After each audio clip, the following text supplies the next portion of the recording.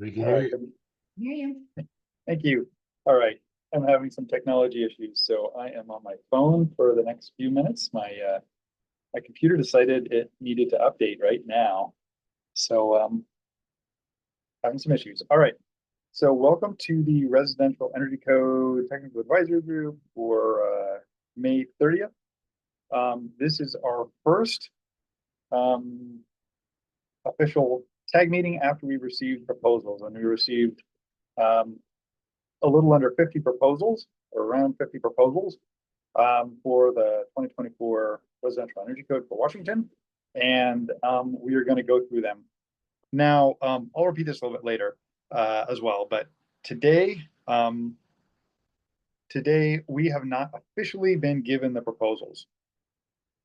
So that means we cannot take any final votes on any of the actions. Nonetheless, I think it's valuable.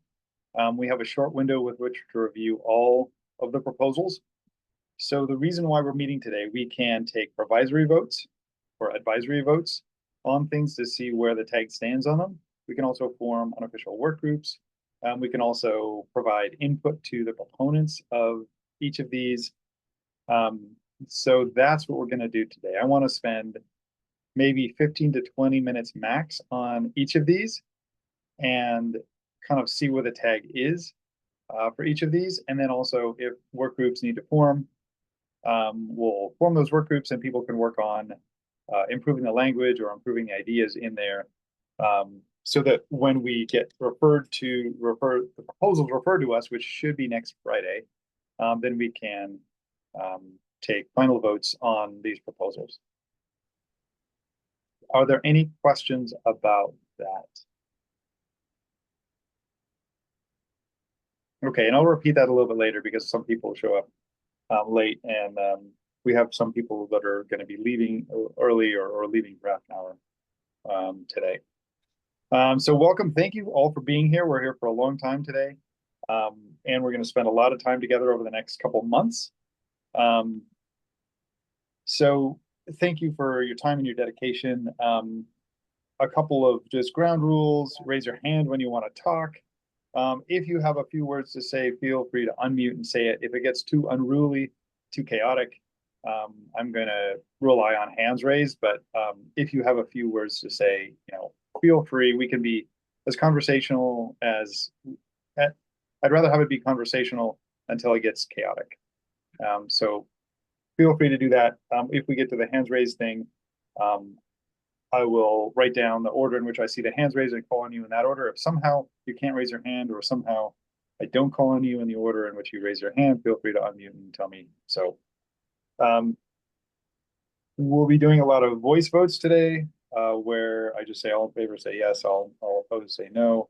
If I hear if I hear two or more dissenting votes, I'm going to call for a roll call vote where we're going to vote by roll. Today, we might not do that because there will be no official voting, but that's just a general rule that I'll follow throughout this tag process. We'll probably finish up mid-July. Some of you probably have vacations in July. I apologize. We're just getting started a bit late on this. All right. Well, I see no hands up, so let's go to... Go ahead. Hand up. Okay, sorry. I'm on my phone. I can't really see very well. Go ahead, Ann. Oh, okay. I'm trying to find my hand up button on your first commentary. I just want to voice a little bit of a complaint that we were given all of this information on Tuesday. Okay, Tuesday afternoon, and it is a lot of information to digest, and then the meeting is Friday. So I would really like to request that we get our information before 3 days in advance. A weekend to prepare would be great. I work as most of you do, and preparing for this meeting in this short of time is just not, doesn't work. So please send out information well in advance. Sure. And this is the biggest inbound of information because we have all the proposals finally come in. You have all the proposals in front of you now. So for all the code meetings we have, you have all the proposals already. So this weekend or next weekend, you can go through them all That's for everybody. And see where you stand on these. And now there will be updates that occasionally are made to these if we have work groups form. I will ask those people to post them early. They may or may not post them early. Some of this needs to be pretty dynamic, and we will have about 5 or 6 meetings to go through all of these. So I understand if people are not as prepared today because it was sent out on Tuesday. The agenda was sent out on Tuesday. But we're not taking any final votes today, and just to be totally clear, we're just taking people's input and going to form more groups or advise the proponents to, hey, this thing could use some work on your proposal. So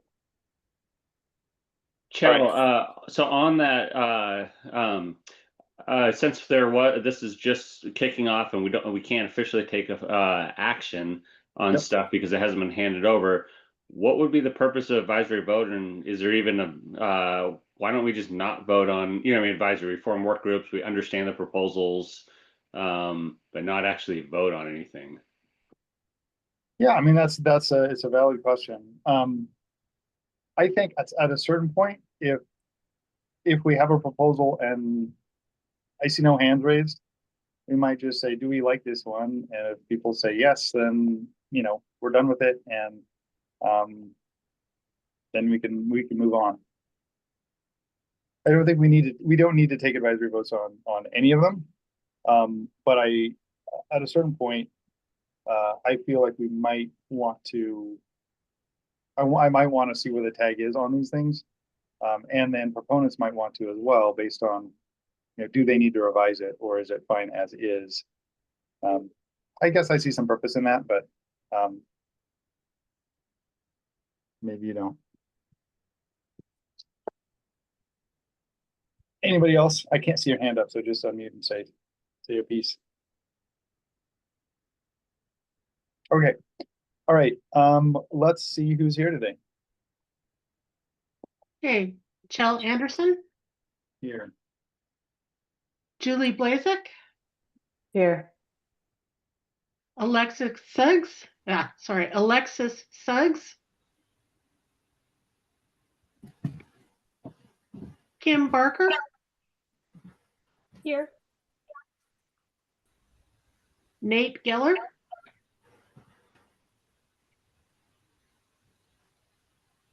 Dwayne Johnlin. Here.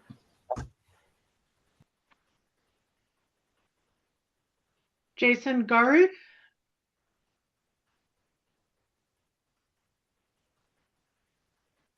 Jason, are you there? You're showing up on the list.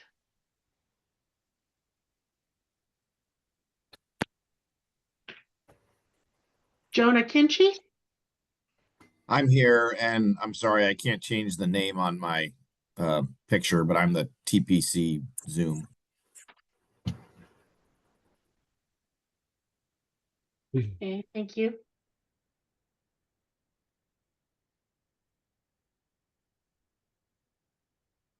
Albert Rooks. Present. Joel Ward.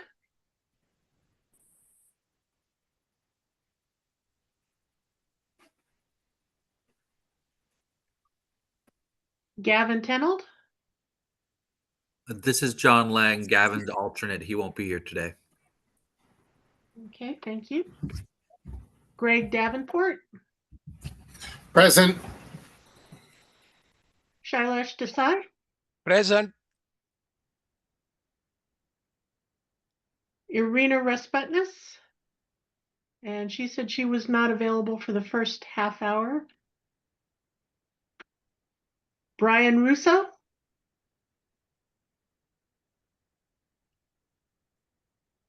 Kevin Duell.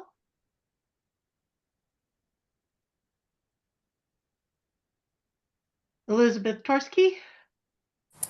Present. Poppy Storm. Patrick Hanks. Here. Wade Craig was not available today. Larry Andrews, Present. Rick Blumenthal, Good morning. Ann Anderson, Here. Tom Balderston, Present. Michael Brazgala, Present. Shane Nillis, Here. Luke Howard, Present. Greg Johnson, Present. Michael Beanland,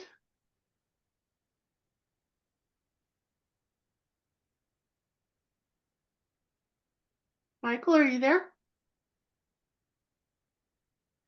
Deepa Savarajan? Present.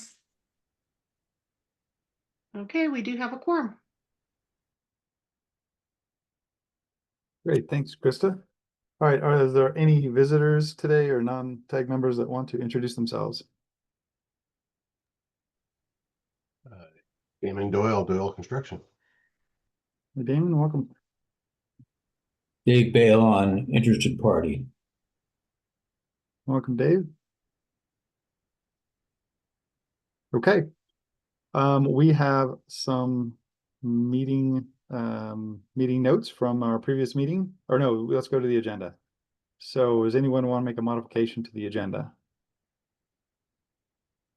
And I apologize, I'm not sure what happened when it got translated into a PDF. For some reason, all the links got shifted up on the first page. So O2 is actually under Code Basics, the link, and then everything else is moved up one. So I'm not sure how that happened, but I apologize. Yep. So you have to click on a different link to get to the right proposal. Now, all the proposals are also in the proposal log that Krista sent out. So all the proposals are accessible. They're just in a link, one above or below where it shows on the agenda. Go Yeah, ahead.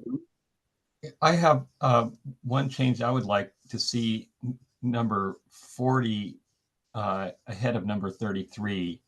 They're both about getting the ERI, but it seems like Kevin's is a lot more customized to Washington State.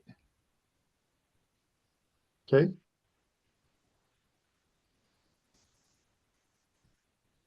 Is there a motion to approve the agenda? Yeah, motion to approve with that change. For a second? Albert Rook, seconds. Thank you, Albert. All right, all in favor of approving the agenda as modified, say yes. Yes. Yes. Yes. Opposed, say no. Okay, we have an agenda. Now we're going to look at the meeting notes from our when we put together the integrated draft. We had our last meeting. These are the notes. So we'll scroll through them and then take a motion to approve them or modify them.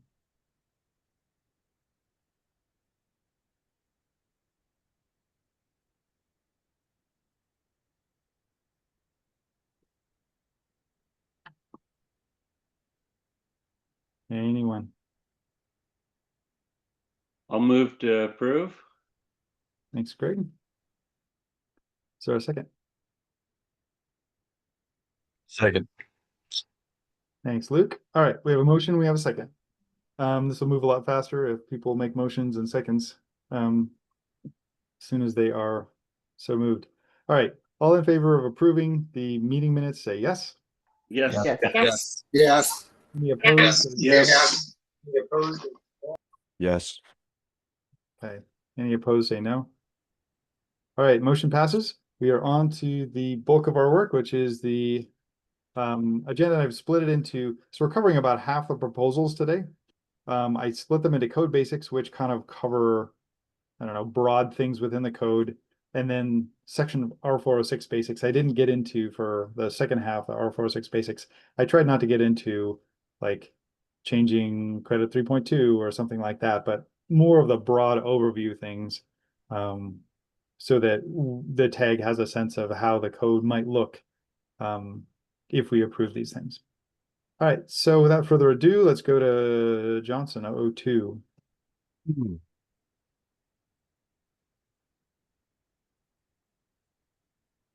So essentially, deja vu is what this is.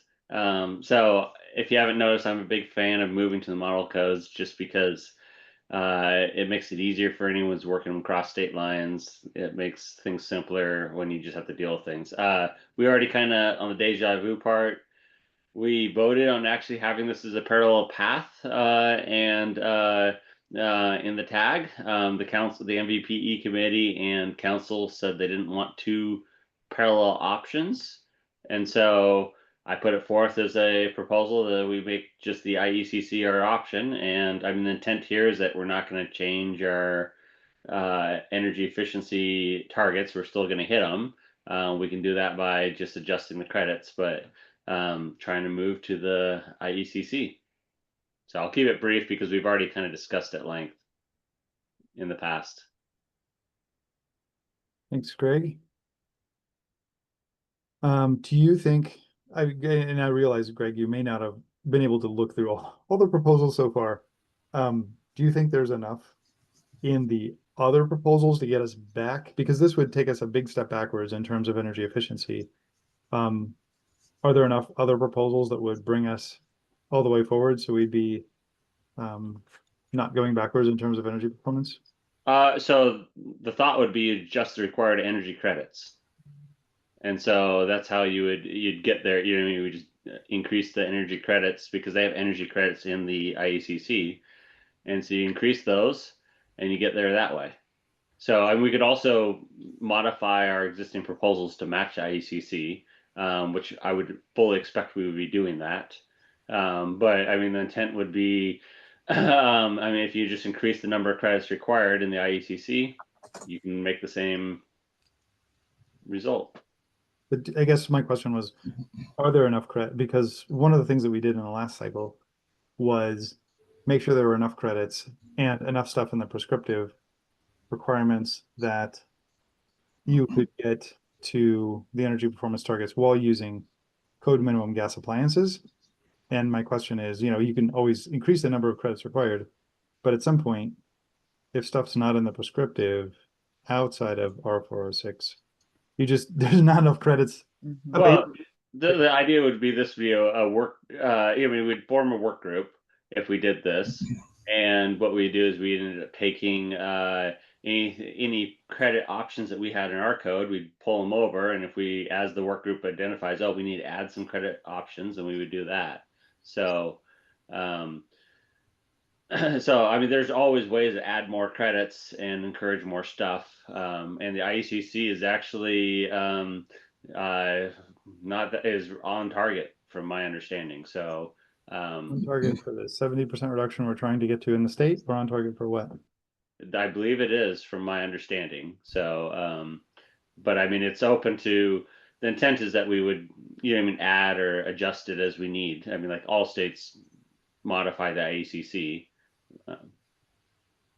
Okay, I'd be concerned that we would end up going pretty far backwards if we went to the base IECC 2024 language. I think the Washington State Energy Code residential is way out in advance of the IECC 24. So I guess I want to caution the tag that there's a lot of work that I believe Greg mentioned right there, which is now we need to create a whole lot of new credits to be able to get to the same level of energy efficiency or beyond it that we have now in the 2021 code and the 2024 code. So I just want to put that caution out there. I believe there's a ton of work there.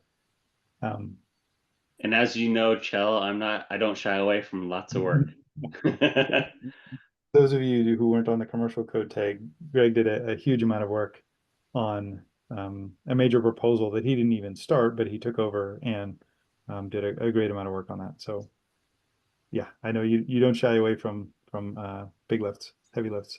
And that was a cross effort. I mean, you had Johnny Coker from RMI, you had Lisa Rosenau from Evergreen. I mean, there's lots of people. We all kind of like teamed together to work on that. So the credit does go to a lot of other people too.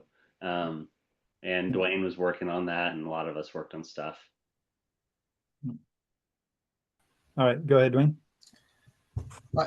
I am not at all interested in trying to go and recreate all the things we've done in the Washington State Code over this last several code cycles. With the enormous amount of work and analysis that would be required for all of us to understand this, with the idea that this would make it easier for out-of-state people to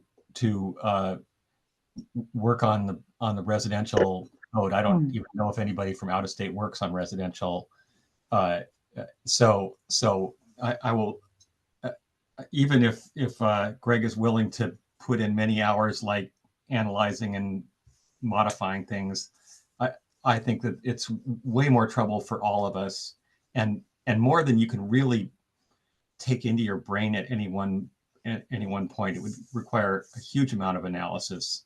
And I think to say you could just even it up by adding some energy efficiency credits is a huge amount of work and a lot of uncertainty. So please, let's not go there. Let's drop this right now.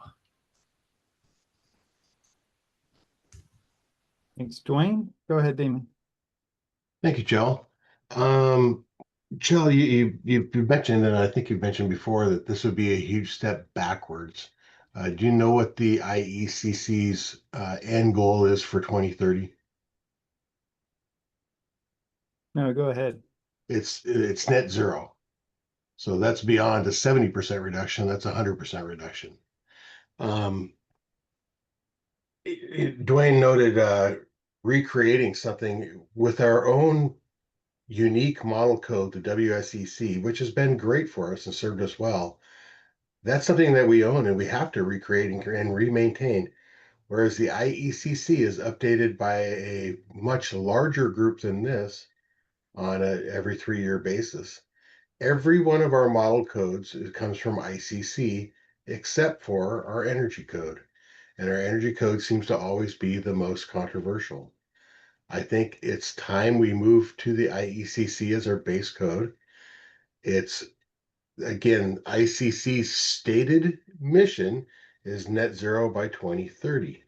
So how could it be a step backwards for our state? I think it's a step forward. I think it's easier to comply with and easier to understand. And I would urge support. Thank you. Thanks. Damon, do you have any, is there modeling or estimation of energy savings that compares the IECC 2024 to the Washington State Energy Code that shows that it's more stringent or something like that? And you're on mute.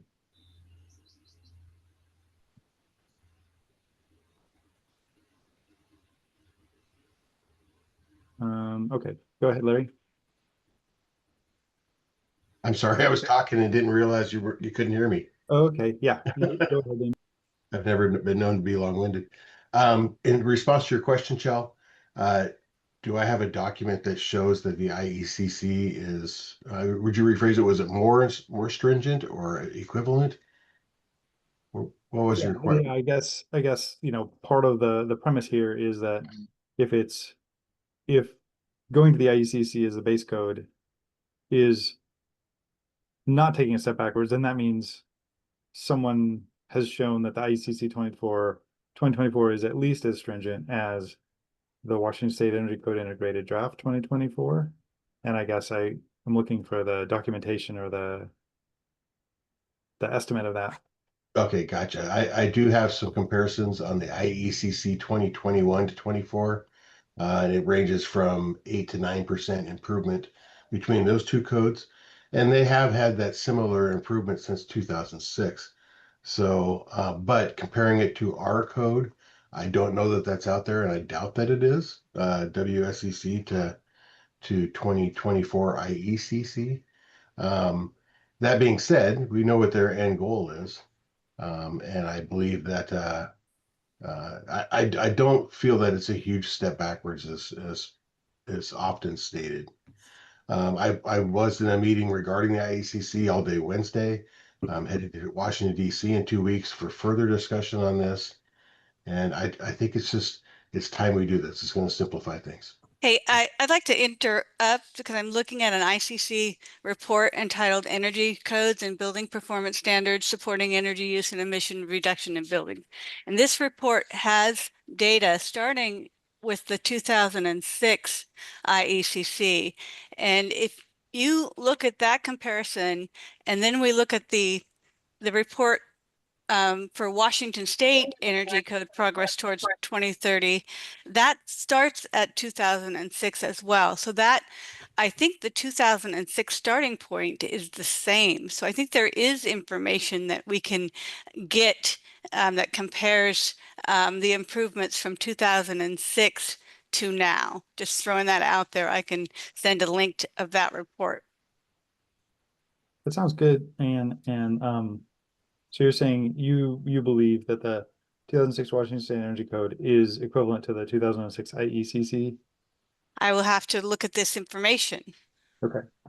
but it is there. I have a comparison if you guys want to know. But I'm skipping line, so I'm going to wait. Yeah, I'll go to Larry and then we'll go just go in order. Can I jump in real quick? I already let Shell know. I just want to apologize to the tag. The BFRW committee scheduled a concurrent meeting from 9 to noon, and I need to jump over to that real soon. I apologize because I have a litany of proposals on the agenda, and I'm hoping that we can wait to discuss those more until I get back. And I have a proposal that's similar to this one. So that there's things I want to say, but I need to jump over to the other call right now. Okay, yeah, and we're not going to discuss your proposals until you get back. So we'll wait for your proposals until your time. Thanks, Patrick. Larry, go for it. Yeah, we have in the Spokane area, we have a lot of national builders that come in and build homes, and like Hayden Homes, and there's 2 or 3 others. And they're working from Idaho into Washington or from some other state. And there's been a lot of problems because they're trying to adapt to our way of thinking when the rest of the country is thinking the other way. And it's time to make the change. And we got to get on the bandwagon. And they're both trying to achieve an end goal. Their end goal is much higher than our end goal. And I think we got to get this change done. It's time for us to let go of the Seattle group and go with the national group. Okay, thank you. Thanks, Larry. Go ahead, Dwayne. Yeah, I'm the chair of the commercial side of the 2027 IECC. There isn't any net zero goal. We have a net zero appendix that on both the residential and the commercial code that jurisdictions are free to adopt, but the idea that IECC is on a track to net zero in 2 more code cycles is not accurate. Thanks, Dwayne. Go ahead, Poppy.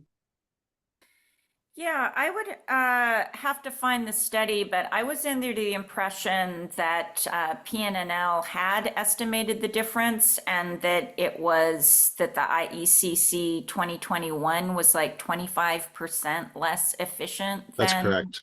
the 2021 Washington State Code. So we can find that information, but it does counter assertions that they are relatively similar. And I was not under the impression that there was a net zero goal for, or legal requirement for that matter, for the IECC.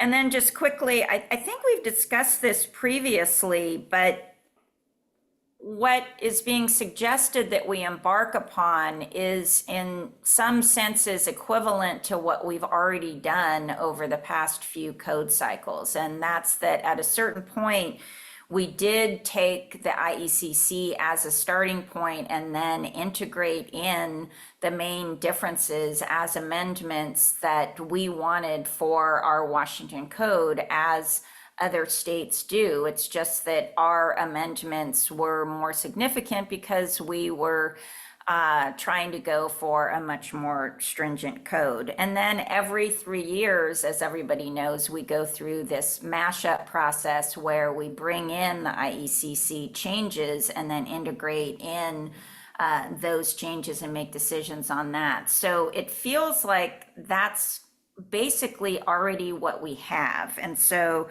I think that what this proposal is suggesting, although I do have sympathy for the intentions at some level, it's a lot of work, but it's actually for vague value or vague change. So there's some comments about it being time that we need to do this, that they're similar, but we don't really have any details on that information, why it's really time and what benefit we would actually gain quantitatively or qualitatively from this shift. Thank you. Thanks, Poppy. Go ahead, Elizabeth. Yeah, thank you. Elizabeth Torsky with Cascade Natural Gas. As someone who has to watch building codes in 8 different states, I definitely support having something that is more comparable to what other states are using.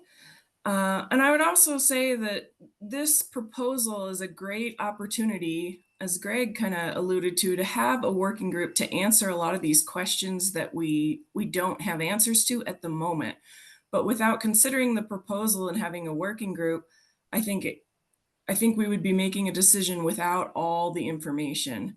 I would also say there's a lot to gain from considering this, and from streamlining a code that is a little more comparable to ICC. You increase the tools that folks have for training, for resources, for understanding. And again, we're not abandoning any Washington amendments to that process. As Greg mentioned too, every state amends these codes from ICC to make it more appropriate. And I think we can both get closer to the ICC residential energy code while still incorporating a lot of quality Washington amendments. Thanks. Thanks, Elizabeth. Go ahead, Greg. Yeah, I was just gonna note that we don't really do the matchup. I mean, yes, we go through and pull things out of the IECC and apply them to the Washington State Energy Code, but the chapters aren't even numbered the same. I mean, things are like you can't even navigate it. So I can just tell you that builders who work in Idaho that we work with quite a bit, they struggle to figure out Washington State's energy code. In fact, even to the degree of I've heard about building officials in Spokane region moonlighting as energy code consultants to help people get through. So, I mean, people can't use res check. I mean, there's lots of, so I mean, really that's the intent, is trying to make this more digestible for the people using the code and making it simpler. But not, I mean, and that's why I suggested working group, and the intent is not to make it any less stringent. The intent is that we're going to make it equally stringent or more so by applying any changes we need to. But I mean, it's just more about keeping the structure easy and familiar for all the people working with it. Thanks, Greg. I guess, is there a way without, if this in fact goes 25% backwards in terms of energy efficiency, by going to the 2024 IECC or something like that? I mean, I just see this huge amount of work and basically recreating the code we have, but slightly different. Is there an option where we simply renumber a few things in the code and get it to have the same similar numbering to the IECC 2024 without throwing out all the amendments that we've adopted over the last couple decades? Well, if you read through all the different sections, I mean, they vary so much.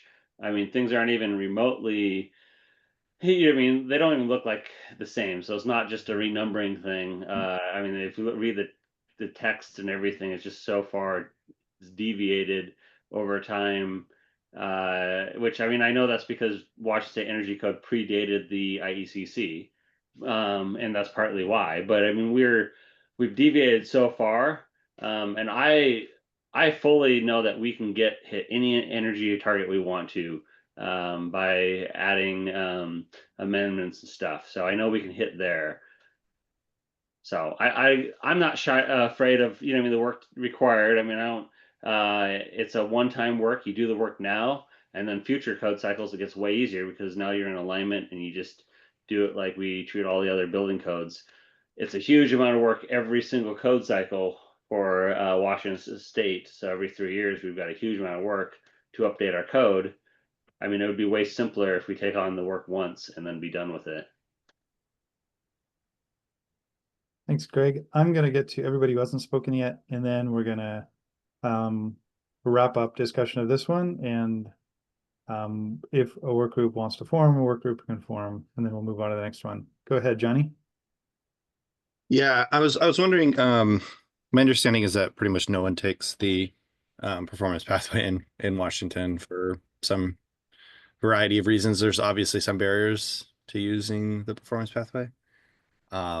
And I think that I think WSU, you know, has a program for the residential code and talks about like which programs are available in order to comply with the performance pathway, and they reference Energy Plus. But maybe, you know, if this work group were to move forward, you know, bringing in people who have an understanding of what the barriers are for people to actually using a performance pathway, it might not be specifically matching it to model code. It might be that there's just some other barriers.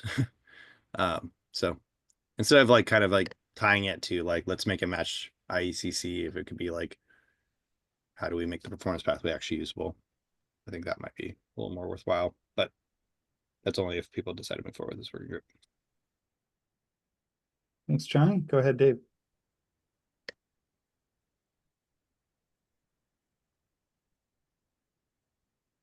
Dave Balon, I do not hear you.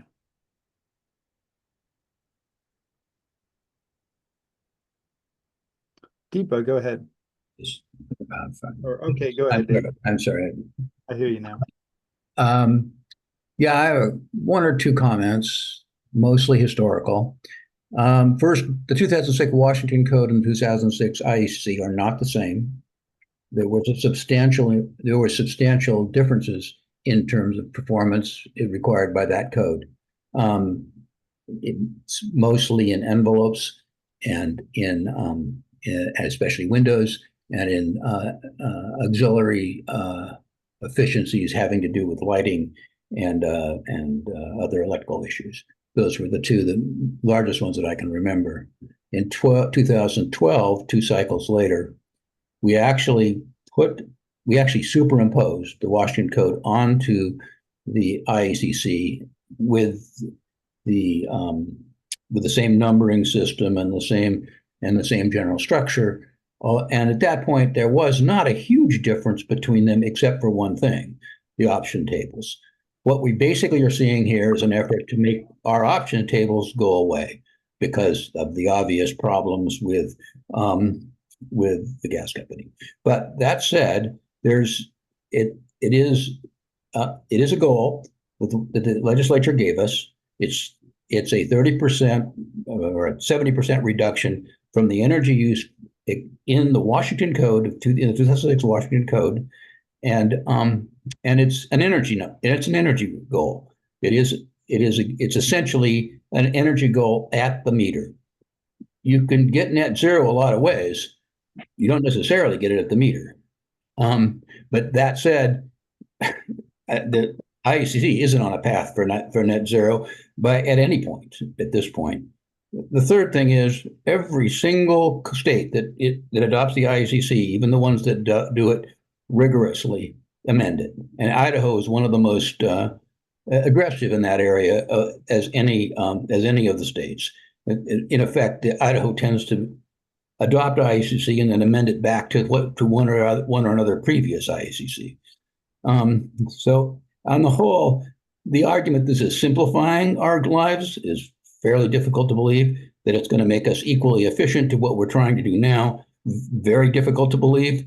And to summarize all the work that's been done on the code over the last decade and a half as something we can whack out sometime between now and the end of the code cycle. It's a bit of a stretch. I don't get to a vote on this. This is essentially the same argument we've heard time and again, and we mostly reject it, and we should reject it again. Thanks, Dave. Deepa. Yeah, thank you. I just wanted to, bring up that no matter how much hard work folks are willing to do, which I really, really appreciate in these work groups, we are still up against a time deadline as well. And to do this work when we have already gone through the IACC and Washington codes to integrate them in that process, to basically, reconsider this as something that is just that we're capable of doing if we just put enough hard work in. I think that's a little bit underestimating what we need to do as a tag for all of the proposals and the time deadlines that we need to meet, as we're already delayed. So I would encourage us to try and make the work that we do as efficient as possible. And I don't think that means recreating the code to match IACC. Thanks, Deepa. I'm going to go to Shailesh.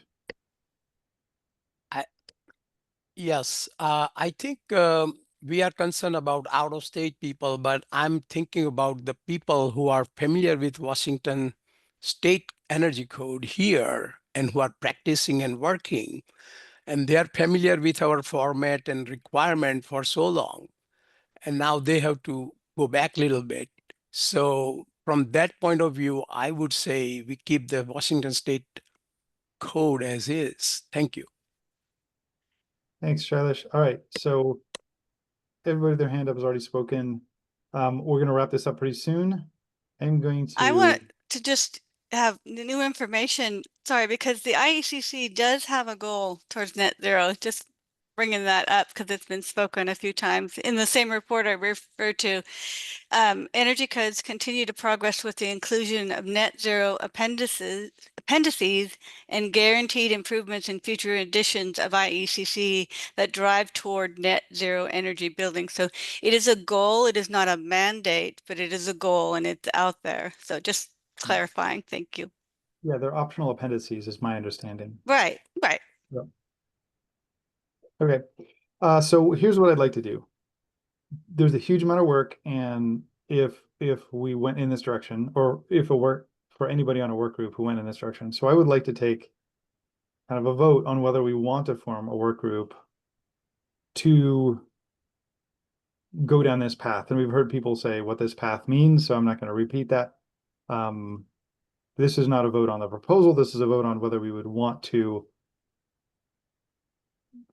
form a work group, and not an official work group, but want to go in this general direction, because I guess I'm just concerned that it's a lot of work to do this, and we have lots of other proposals that would do different things. And to the extent that we're working heavily on one thing, we're working less on other things. So that's what I'd like to do with this. Dave, your hand is still up, and Larry, your hand is still up. Larry, I'll call on you because I think you had something more to say. Here's the problem. Every code cycle, and I've been doing this since probably early 1990s. Every code cycle, we never have enough time to do anything. And we got to make the time, and we got to get on with the national code. And there's no reason why we can't make it add credits to match our credits, at least to have the basic format the same. And the sooner we get on this, the easier it's going to be. The longer we progress, the harder it's going to be. And it's time to make the change. I mean, we're progressing with the ICC codes, and we need to get on the ball, and we need to get it done. Thank you. Thanks, Larry. Okay, I would kind of just like to take the temperature of the tag of how interested we are in having a proposal like this. have a work group and, come back with, the IECC 2024 with a, whatever it takes to get back to where we are and advance the code a little bit more. I think it's a huge effort, but I want to see where the tag is on this. So I guess I'll just ask, how many people think that how many tag members think that this is a good idea to do something like this proposal, form a work group, and then re-litigate, and then kind of go through what's been talked about. So you'll all have this, by the React feature, you already all have a you have a thumbs up, and then you also have this red X, or you have a green check mark and a red X for yes and no. So I'd like to just see how people feel about going down this path with this. And I'm trying to get my view so I can see everybody. I don't get that. But I want to be able to see everybody.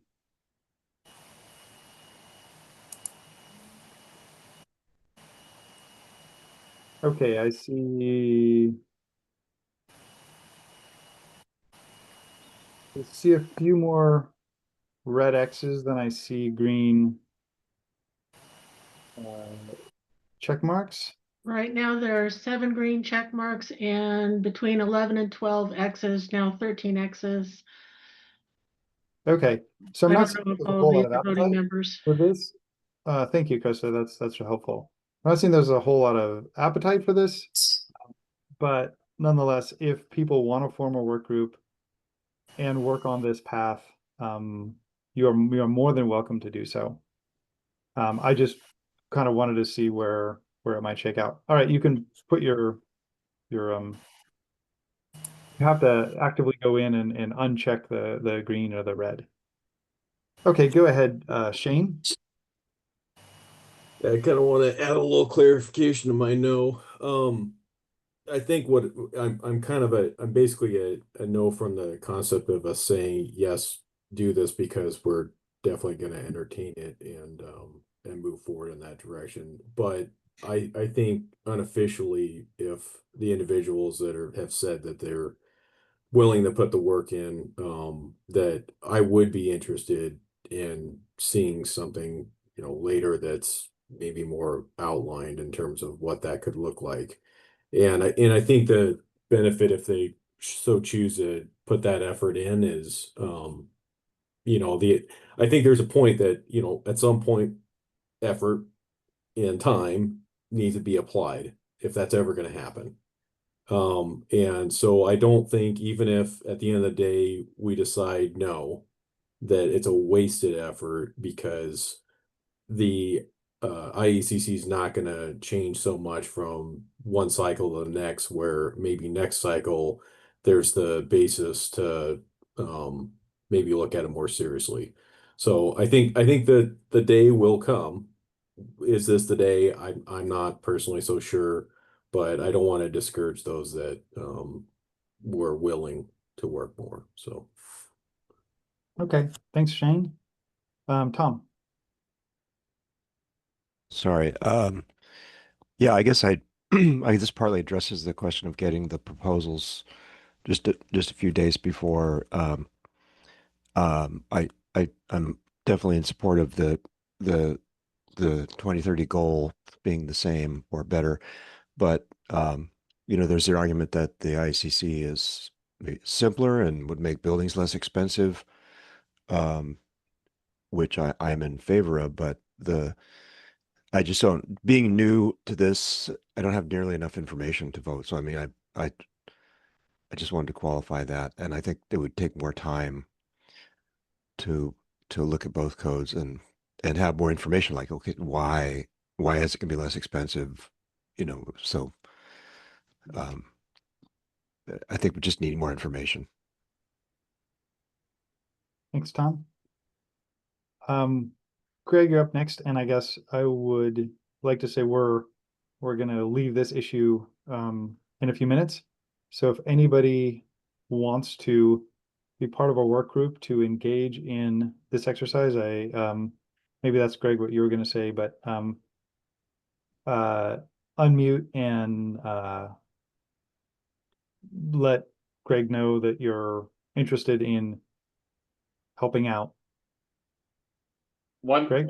I was hoping to clarify. So for those who voted no, I wanted to know, would they be supportive of doing a work group for like next code cycle or, or things like that? Because I mean, if it's trying to understand what is the sentiment, if the people who voted, the 13 who on the straw poll who were like against it, if they're like a firm against it for this code cycle, nothing, then there wouldn't be really any value to, doing a work group now. But if they're like, well, if they see something great, would they support it on this code cycle? Or if it's something more about they'd be supportive of the next code cycle. So trying to understand that. That's a reasonable question. So why don't we I can ask that question. Of the 13 people that voted no, I'm going to ask two questions. The first is, I think these are your questions, Greg.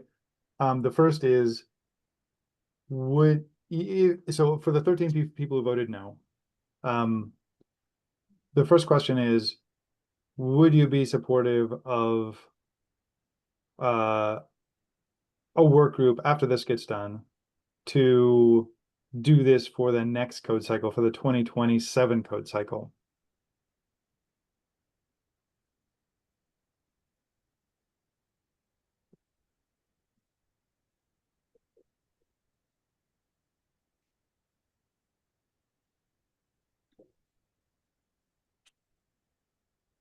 I see a couple no's and one yes. I don't see not a lot of people are answering the question. So trying to. So Greg, this is the answer or the question and line of questioning you wanted. Yeah, I don't know if Julie or Poppy they have their hands up if they're had something to say to help Go ahead, answer the Julie. question. Go ahead, Julie. Yeah, I think for me, it would depend on if the goal was to bring the ICC along to us, or if the goal was to bring us down to the ICC. So the goal of the work group would influence my answer to that. Are you talking in terms of energy efficiency, or are you talking about just energy efficiency? Well, I can tell you my goal personally is to still meet our state's targets. So I mean, that hasn't, you know what I mean? That's kind of a legislative council decision that I don't really have a control over. So yeah, I think if personally, the goal is I'm supportive of the state's legislative goals. I mean, I'm all in favor of making things easier for folks as long as we don't lose ground on where we've gotten. Thanks, Julie. Poppy. Yeah, I just wanted to add some detail. I am not supportive of having this process even after the 2024 cycle. If it is to scrap the current WSEC and start over again, because it's my understanding that that is already what we did in 2012, and that all of the differences are already representative of amendments to the IECC. However, it does sound like there are some real or perceived issues with some differences, and I think it would be better, instead of looking at the whole code and starting over again and kind of likely ending up pretty close to where we are now with the current code, maybe just focusing in any future work group on the specific issues where there are divergences, like Chell said, perhaps with the numbering, If there are other specific issues that could be changed, and isolating it to those, and proposing specific proposals around those, as opposed to just trying to do something that I feel like we have already done in 2012. Thanks, Poppy. All right. And then there was a second question, Greg, and I'll let you restate that. I don't It was just, well, the second question is basically, if we did form a work group and we did come up with the most awesome end product ever, would people even be willing to consider it in this code cycle? And go ahead I think this is for the 13 people who voted no on the initial suggestion. Go ahead and put your check mark or your X up and we can count. Did you say for this code cycle or for next code cycle? That's for this code cycle. This code cycle. If Greg and company came back with an amazing set of proposal that was I don't know, did the things. Hey, Shell, while I see this little check mark voting thing as useful, we we read the roll call. Krista read roll call at the last one. I don't know that people watching this video after the fact can see that happening in real time. Yeah, to be clear, these are not votes on accepting or rejecting a proposal. They're gathering information. And if we were in a room, I would see people's heads nodding and I would say, is this something we're interested in? And people would nod and some people would shake their heads. And since everybody has their camera off, I can't see any information on that. So this is trying to get Greg and others just a bit of information on how popular these ideas are with the tag. If these were official votes, we would do roll call and voice votes, but these are not binding or other kinds of votes like that. So what I'm seeing, and correct me if this is what you're saying too, but I'm seeing that there appears not to be much support amongst those who voted no to consider it this code cycle, but there was a lot more interest in doing it for next code cycle.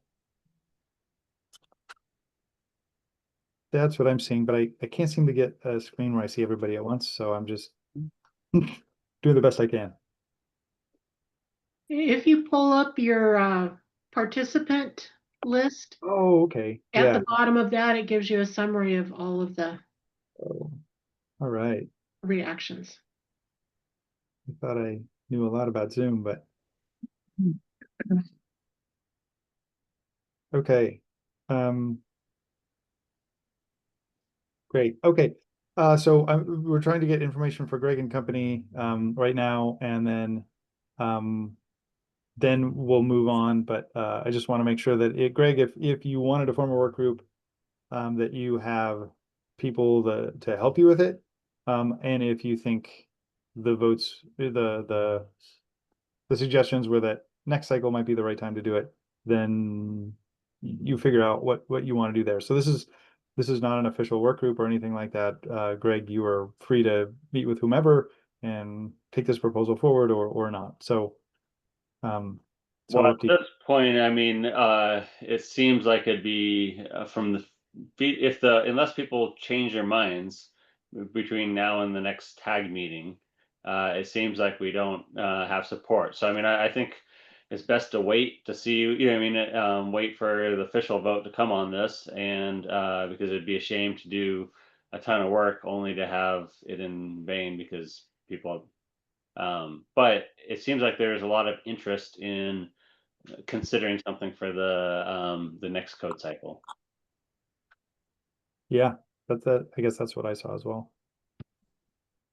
Go ahead, Ann. Yeah, I think that we owe it to this code to look into it a little bit more. I'd like to see the work group if they could just focus on the percentage issue, if we could just get to the bottom of the real percentages of where the Washington State Energy Code compares to the IECC, just get that amount of information. How far off are we? And then if we know what that is, then we can see if it's worth the leap of trying to figure out what it would take to get to the Washington State Energy Code level. I see all sorts of differences in the percentages. I'd like to get a bit more data on that. Okay, there is no work group at this point, so Greg is free to convene a work group, or you are, Anne. To the extent that someone wants a work group, you can form it. You can talk to anyone on the tag and form a work group. I'll just make a general statement. Anyone on the tag can form a work group as long as it is not a quorum of tag members, and work and suggest things for any proposal, whether it's your proposal or somebody else's, and send in ideas. So we can work together, and then as long as you're not forming a quorum, you can email people on the tag and modify or suggest modifications for proposals. The only official action will happen within the tag, but like in the commercial tag, we had, I don't know, maybe 10 unofficial work groups that all did, a little bit of work, whether it was changing 3 words or trying to revise a big part of a proposal. That's a good way to get a lot of work done without taking up a lot of tag time. Krista, do you have something? I was just trying to remember if there was a work group formed for simplification, or if that was just on the commercial side. On the commercial side, there was a work group formed for that. Last cycle, there was a work group formed for an ERI path, and that didn't ever come back with a proposal that was approved. And I think that was going to continue for a while. So I know we'll talk about ERI a lot more, so we don't need to talk about it necessarily right now. Go ahead, Tom.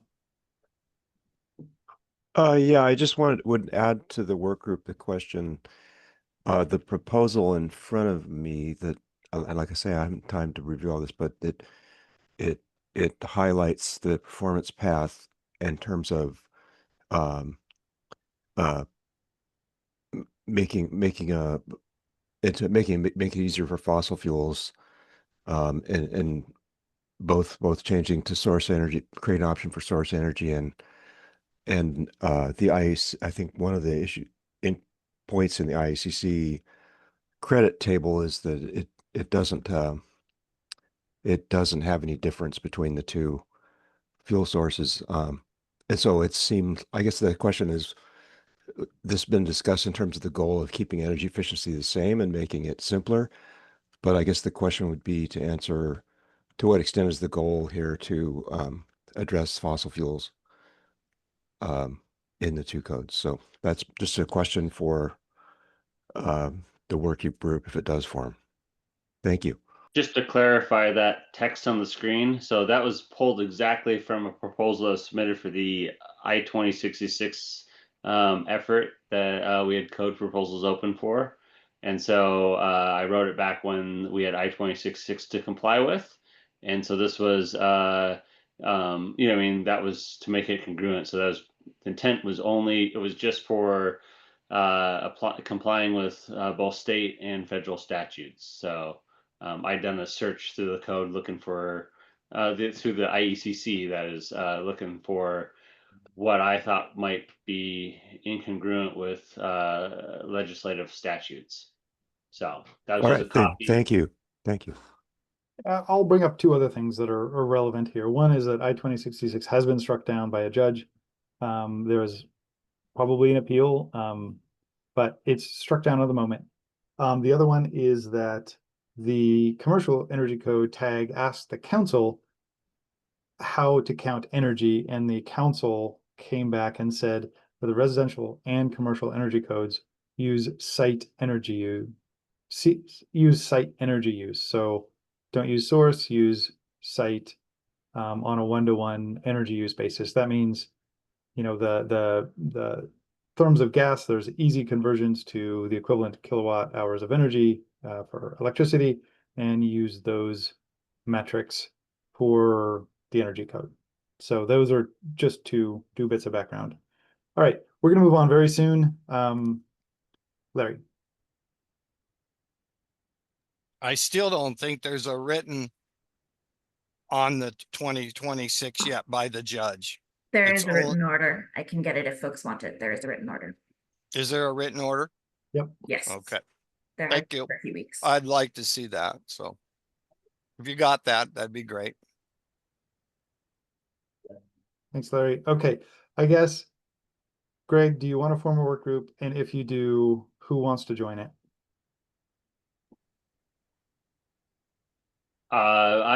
If there's interest, I'm fine. Maybe it might be worthwhile doing a business case first. This might be the focus. So building a business case for the pros, you know, what I mean, the benefit. All right, and just unmute yourself and say if you want to join Greg in this effort. Yes, for me. Yes, this is Elizabeth Torsky. So I heard Ann, Elizabeth. I also saw Larry raise his finger. Yeah, but- yes. Okay.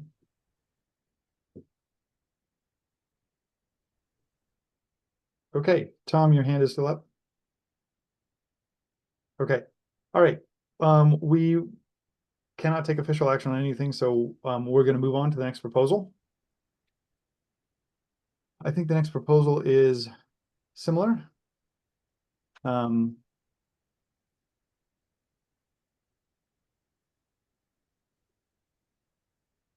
So 026 Hanks, we're going to skip that because Patrick is not in the room. We're going to go to 040 Rose. Kevin, are you here? I am here. Okay, all right, you have the floor. Okay. So this proposal and the one now listed after it are working in a similar area. It's to add an energy rating index or ERI compliance pathway option.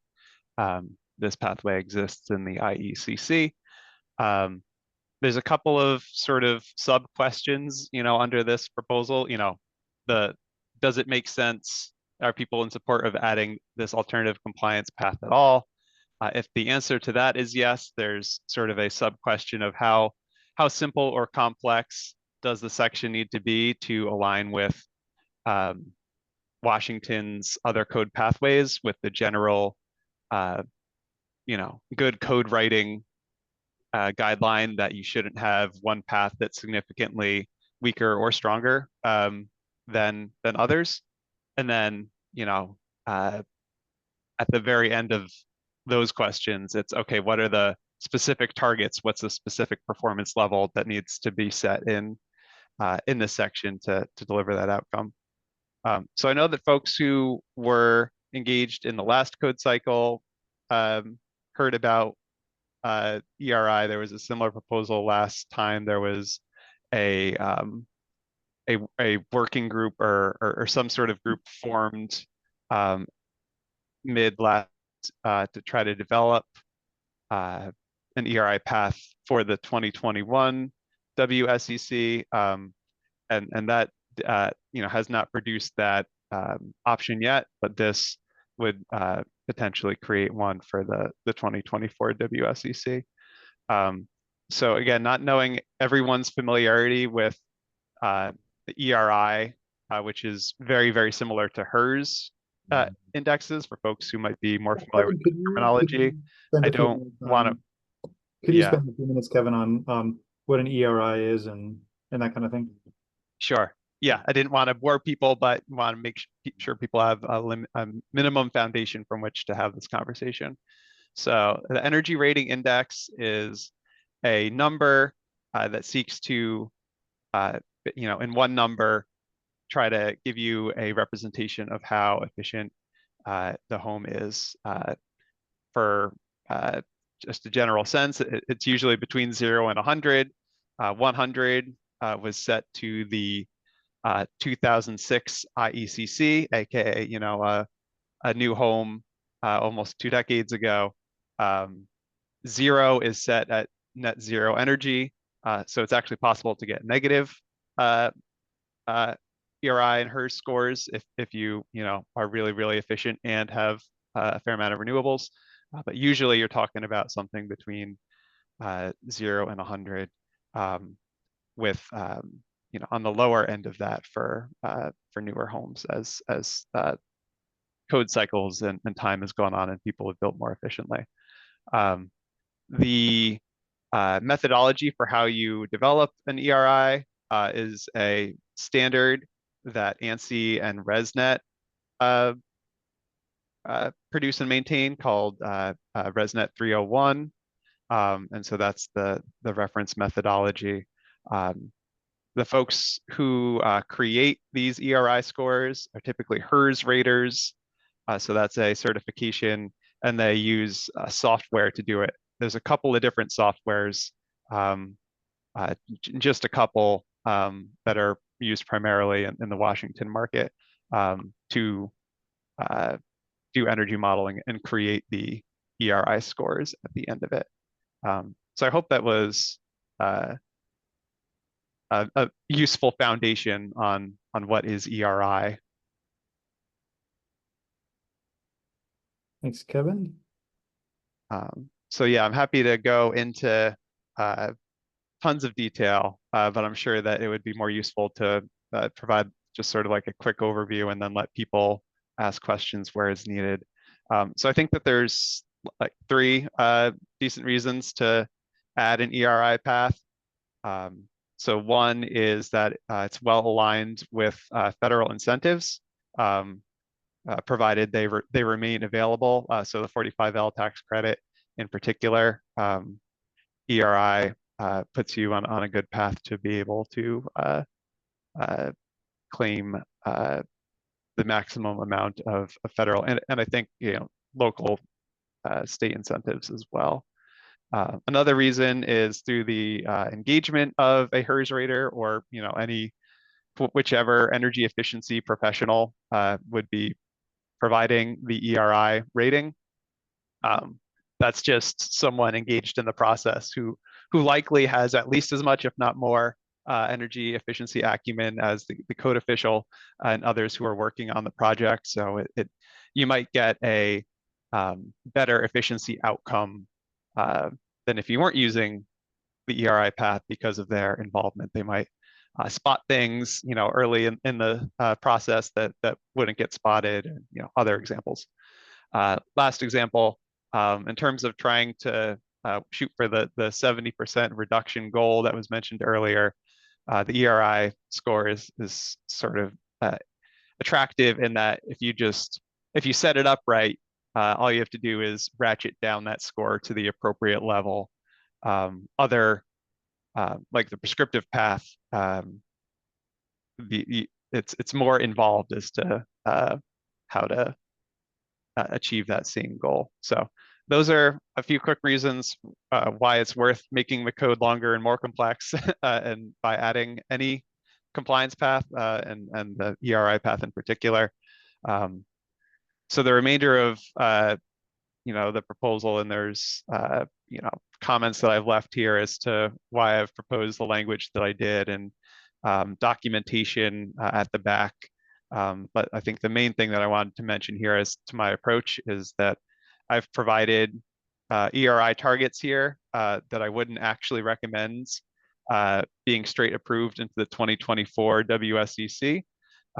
What I did here, and what I should say, what we worked with PNNL to do was to calculate what would be the ERIs for homes that comply with the current code, the 2021 WSEC, so that we have a sense of where we are now. It seems like a really big bite at the apple to try and do it all in one jump to try and propose where we think the 2024 should land. It seemed instructive to know where we are now. And if folks are interested in the concept and the structure of this approach of adding this compliance path, the actual ERI targets could be revised and refined to best align with where the 2024 WSEC lands, in particular where the prescriptive path ends up. So more so than coming to agreement about some of the specific numbers in the boxes that you see before you, now it's really kind of more about, and what I'd be interested in hearing about from the tag members and others is the methodology here, sort of the approach as to how we've looked at this and you know, whether we should continue doing it. So there's the relevant table here. The sort of main event is you see a table that's got the ERI indices. They range from it was 39 to 64, depending on two variables. And those variables are the heating system type and the home type. We had PNNL model a variety of scenarios, and those two elements, perhaps unsurprisingly for those who are familiar with the prescriptive path, but those are the ones that had the biggest impact on the ERI score. And so the proposal here is to have the ERI score in any 2024 WSEC compliance path be a function of those two. We looked at other things like climate zone, foundation type, and found those to have less impact, not no impact, but less impact. And so there's a balance of complexity versus accuracy here that we've attempted to strike by just using these two variables to assign ERI target scores. With that, I'm sure I've said too much and would be best to pause for questions and comments. And I see Dwayne has his hand up. Back to you, Chell. Thanks, Kevin. Go ahead, Dwayne. Two questions for you, Kevin. One is, what's the role of the building official now? Do you just see that HERS rater said it was okay and check it off, or is there still something the building department has to do? And the second one is, I was under the impression that water heating was as much of an energy use and energy efficiency issue as space heating these days, and wouldn't that be equally an influence on what the score ought to be? Yeah, through the chair, if I'm being formal here, Chell, let me know if it's overly formal. Please just answer the question. That's you got it. Until it gets chaotic. Yep. So on the first point, there is language here that's imported all straight from the 2024 IECC, except for where you see red. That's where I've proposed changes. Should have said that up front. Sorry. So there is guidance here around what is the role of the code official, the authority having jurisdiction. So folks can look at that. You know, that it is, you know, review and you know, verification of the information coming in from the HERS rater or whoever's providing the documentation. I believe that there's some amount of flexibility that the language provides as to, you know, how involved the code official is, that's sort of at their discretion, but best left for folks to review that, I think, the language itself. On the water heating part, I think I wouldn't disagree with your premise, Dwayne, but the scope that we did, that I tasked PNNL with, was to look at what the 2021 WSEC was, and the prescriptive path you know, takes into account the you know, the heating fuel type, not the space heating fuel type, and assigning the number of credits involved, and not the water heating fuel type and system type, and setting those requirements. So it might have been a slightly different answer had we looked at that as well. And you know, the tag could certainly try to incorporate water heating into this as well. Thanks, Kevin. And one thing that I just want to underscore and I guess clarify if I'm correct, but the ERI software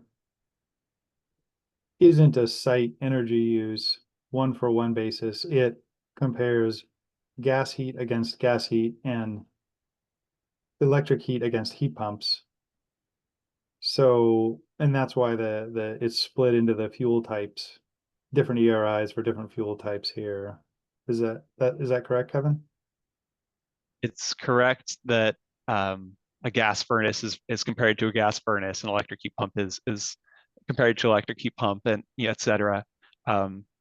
So the difference in ERIs, where I should have said this, oh, I did say this, lower is better, as we're, trying to get towards zero in general. You see lower scores for some heating system types and higher for other. That would be a combination of factors. It's the fact that they have different baselines in the HERS in the modeling software, as well as that we sought to emulate Washington State Energy Code's approach to having different requirements for different heating types. So we didn't try to suss out or attribute what impacts for each of those causes led to these different numbers. We're just providing them. And at the end of this document, is the spreadsheet that P&L provided us, and some assumptions that underlie their models for folks to look at. But yeah, we didn't attempt to tease out why the numbers are what they are. This is just, what came out of P&L's analysis. Thanks, Kevin. Go ahead, Larry. Dwayne's comment that water heating is equivalent to usage as HVAC, the heating and air conditioning, isn't even in the ballpark.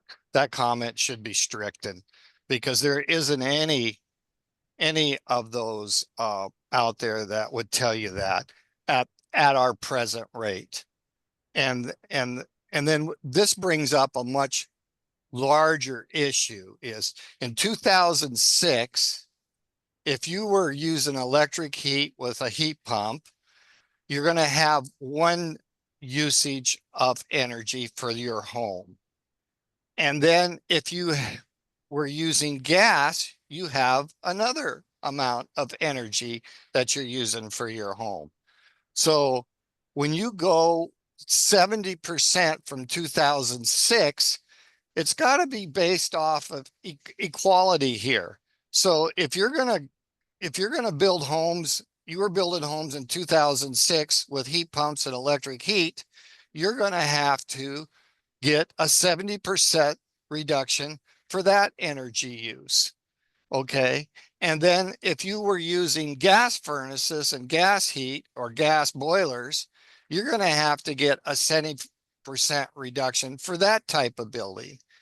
And you can't draw a line between them both, because you're not making things equitable anymore.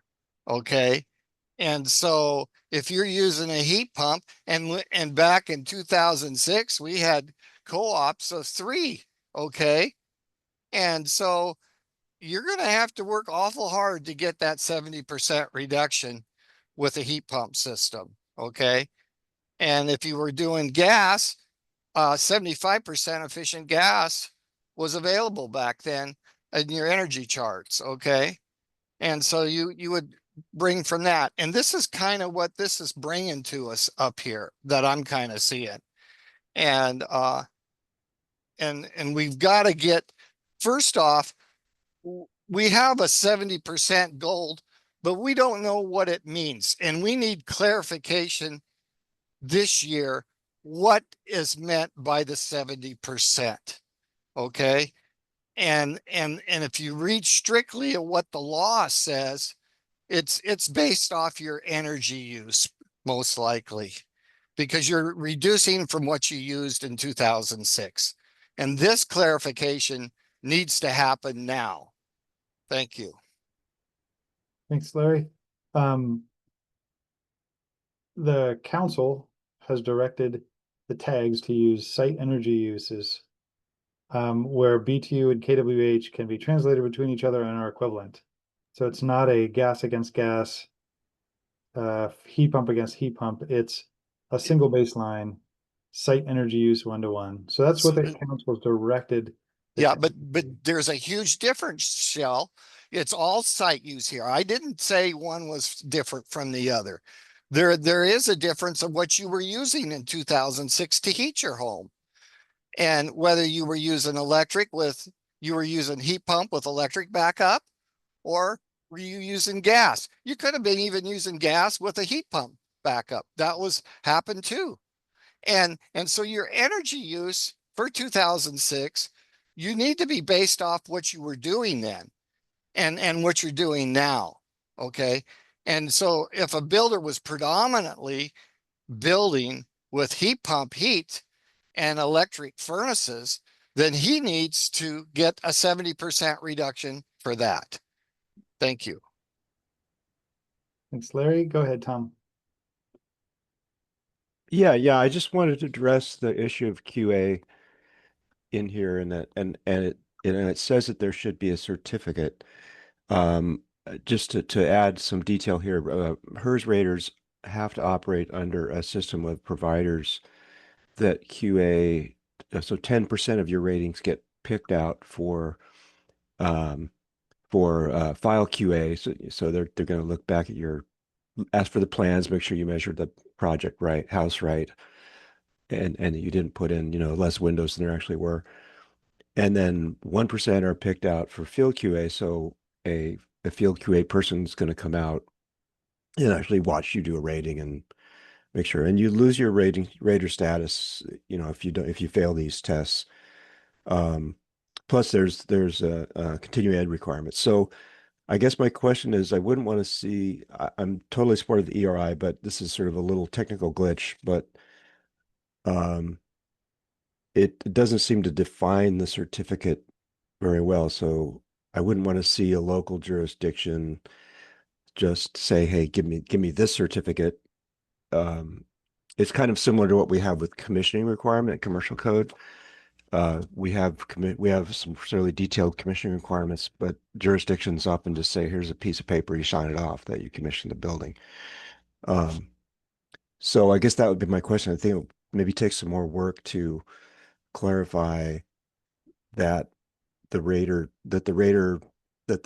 certified rating is used, as opposed to some of our programs like Bill Green program or the energy performance score programs in Oregon use the HERS rating, but don't certify the buildings. And I'm not saying this because I want ResNet to get the $50, but because there is a system of quality control on raters, and I don't think you want raters that are just writing up a certificate because they had a copy of the software. That's my comment. Thank you. Thanks, Tom. And I guess who does those QAs or audits or whatever of the HERS raters? Are there an entity that already does that?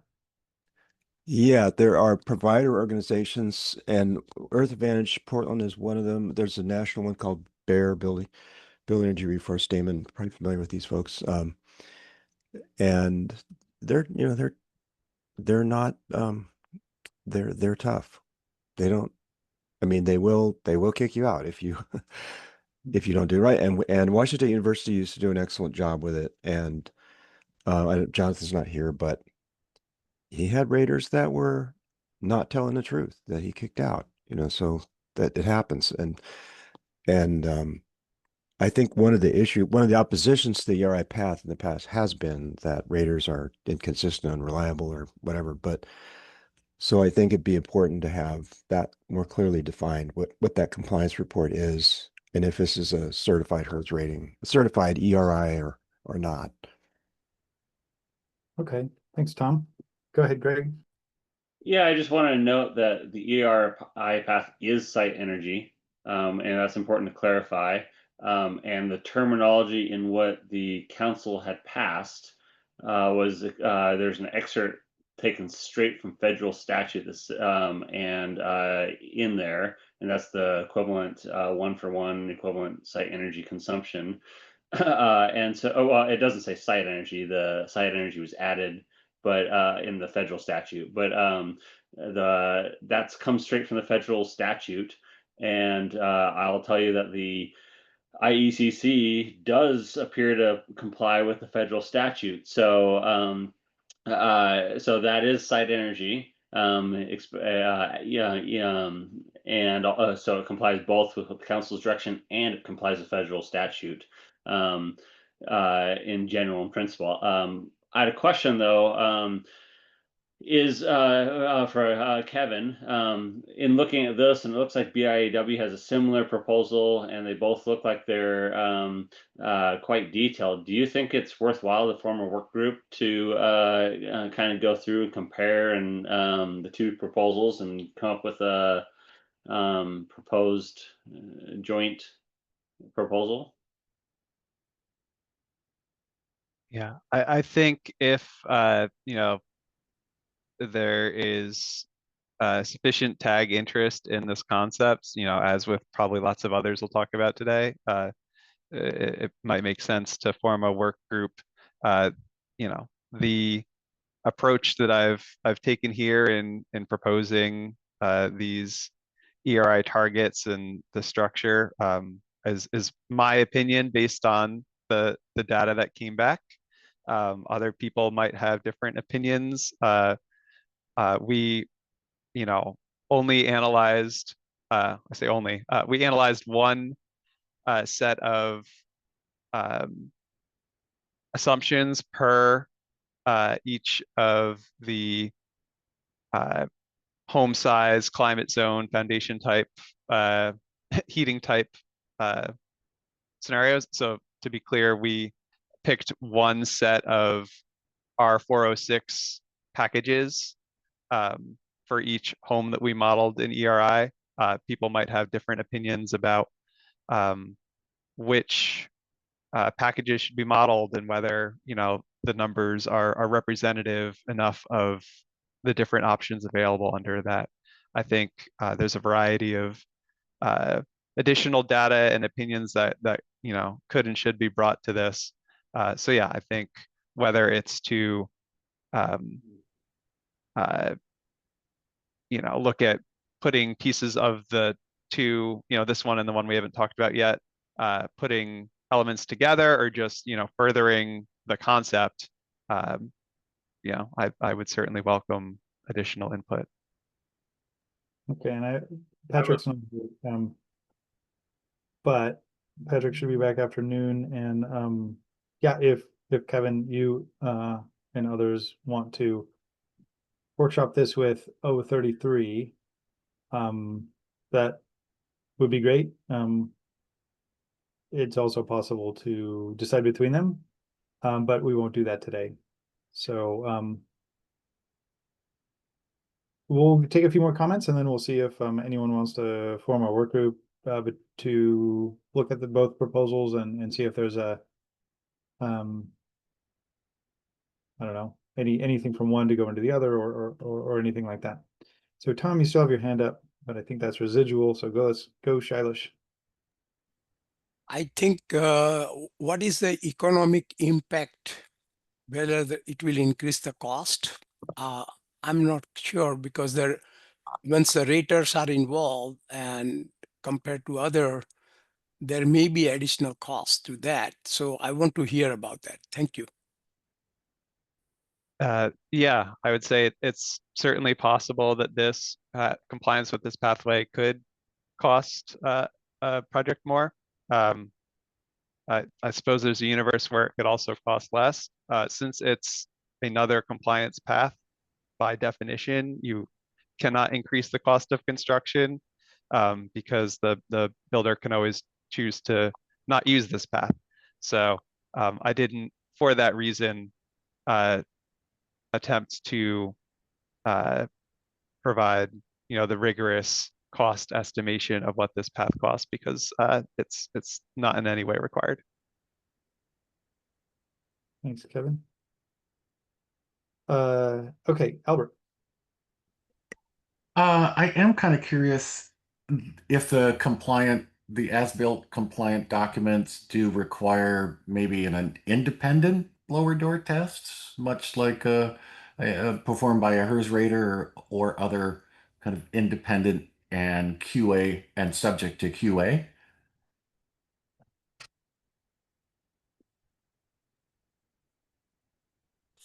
So I'd have to verify the language in here. I forget. I think it specifies third party, but I'm honestly not sure. I know that there's another proposal I saw, I think from Jonathan Jones in this set that's on that same topic of third party performance testing. Great, thank you. If I could jump in really quick on that, Albert, ResNet made a change several years ago that you must be a HERS rater. A HERS rater must perform their own blower door test. You can't farm those out. And there is a rigorous standard for blower door testing on that. So it's not just an HVAC company, others. It's actually, if you're doing a rating, you must perform the blower door test. Yeah, and I was looking for a connection for this to that. Yes. Yeah, so that's all, and that's all part of the whole QA process and everything else. Yeah. Okay. Thank you. Dave?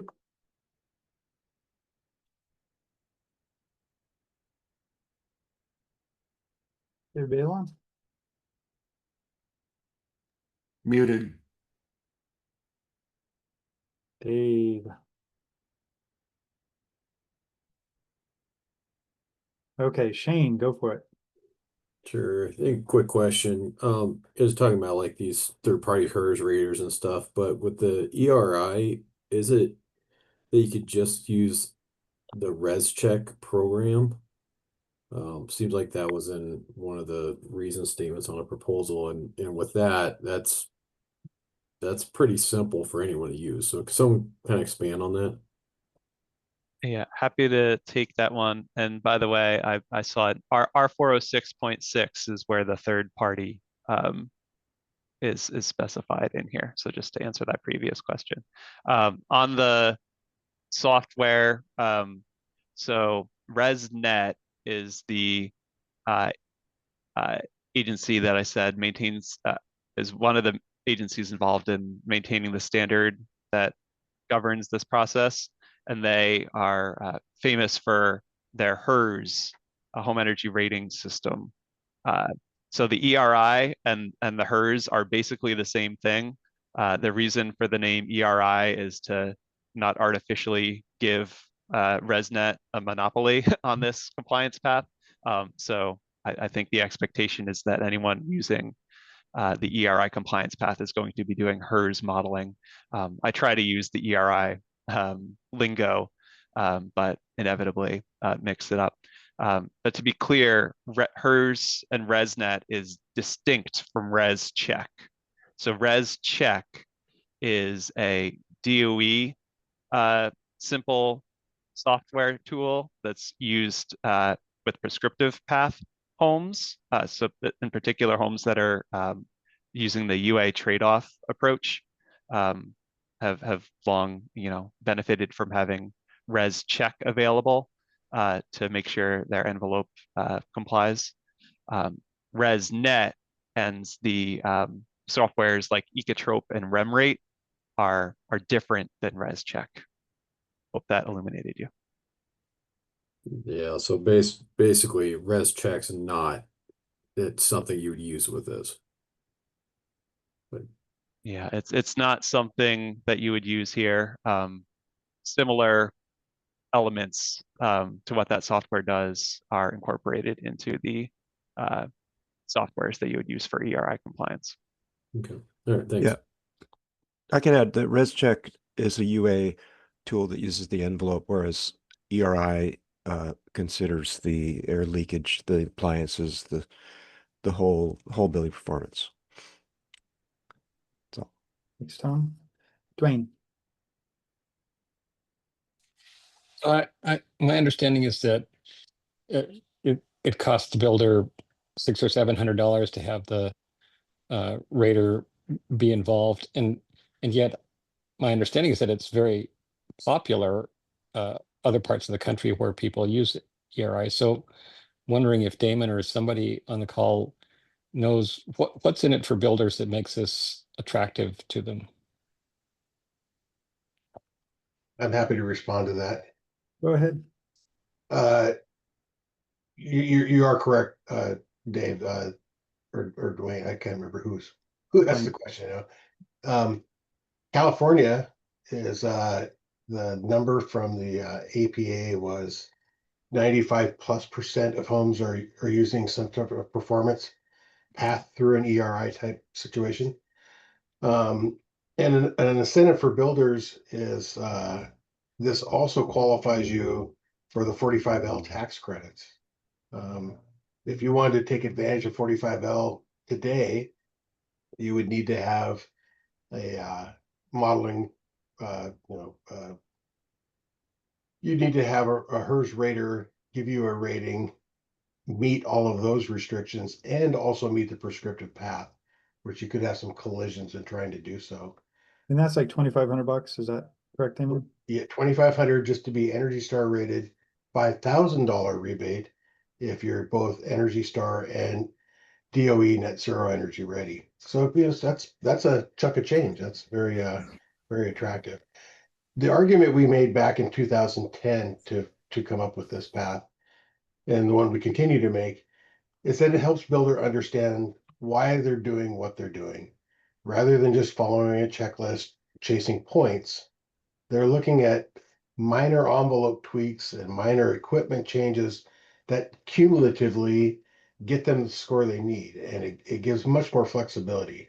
There's something like 180 inputs into REM rate alone. So versus our 27 item checklist. So there's a lot of things. Solar orientation can make a difference in a building's energy performance. So it's a much more robust, and at the end of the day, gets builders understanding building science better. So I've been a big proponent for almost 2 decades. Thanks, Damon. Dave. Sorry about the muting. Actually, I'm more interested. I think that this is a reasonable proposal. I do want to point out, however, that the ratings as they're laid out in R406.3 are noticeably closer to 50% or so of the 2006 IECC, which for the sake of argument, we'll say that's a relevant factor. But you would expect, given the efforts that have been made to assess the Washington State Energy Code relative to the 2006 Washington Energy Code, you would expect to see numbers at least below 40. That is to say, numbers between, say, 60 and 70, or between 50, around 60% reduction, which is what those numbers have always looked like the last couple of years. But what we see here is numbers that are about half on average. So I don't understand how come that is. And I suspect on the surface of it, that's because the way that things besides heating are counted in this particular modeling effort. I'd be interested in knowing that, but I think we should be thinking that these numbers, say the medium dwelling unit, should be in 2030 a number like 30. And I think we're closer to it than this. And I don't really quite understand why at this point we're looking at those numbers that are so much larger than that. So you think the numbers should be lower based on where the Washington State Energy Code has gone? Right. And partly because I think the things that aren't heating and cooling, especially not heating, are not handled in the same way that we have been doing it. And the fact that the way we got to those numbers was energy audits and metering that's been going on over the last, say, 3 decades in the Northwest. But I've looked at these before and I'm a little concerned about that. Okay. And you probably heard that these are based on the 2021 Washington State Energy Code and would need to be updated to Right, match. but we have a 2021 estimate of savings that was done at that time. Yeah, and that's what is it, 50 some percent savings It from was actually 60 in the low 60s, I think, or at least for the medium dwelling. 58, I think, percent reduction from the 2006 Washington. So that should be number like 42 on average for this entire thing, and that's obviously not what it is. Okay. It seems like, David, I'm sorry, a quick chime in. It seems like part of the value here is that you get somebody well-versed in modeling, informing a builder who may not be spending a lot of energy around modeling and envelope tweaks, and then you can get a little bit of third-party verification, which on a net balance, once the energy targets are adjusted to where we'd like to see them go, might lead to better outcomes. I think I agree with you on that point. I'm more concerned about the goal and once we have a goal that we can all agree on in this model, then it's absolutely true that the ERI model ought to be one of the best ways to get to that goal. But right now, I'm a little worried about the fact that the goal is a little overshooting the. Totally agree. Actually. Yeah. Okay, thanks, Dave. We will take a break for 5 minutes, and then I'm gonna get back to the people with their hands up. So keep your hand up, and we're gonna wrap up discussion on this, and please make comments. Well, we'll take a 5-minute break, and then we'll get back and I'll give some instructions as to comments. So, all right, see you at 10:22. Thanks.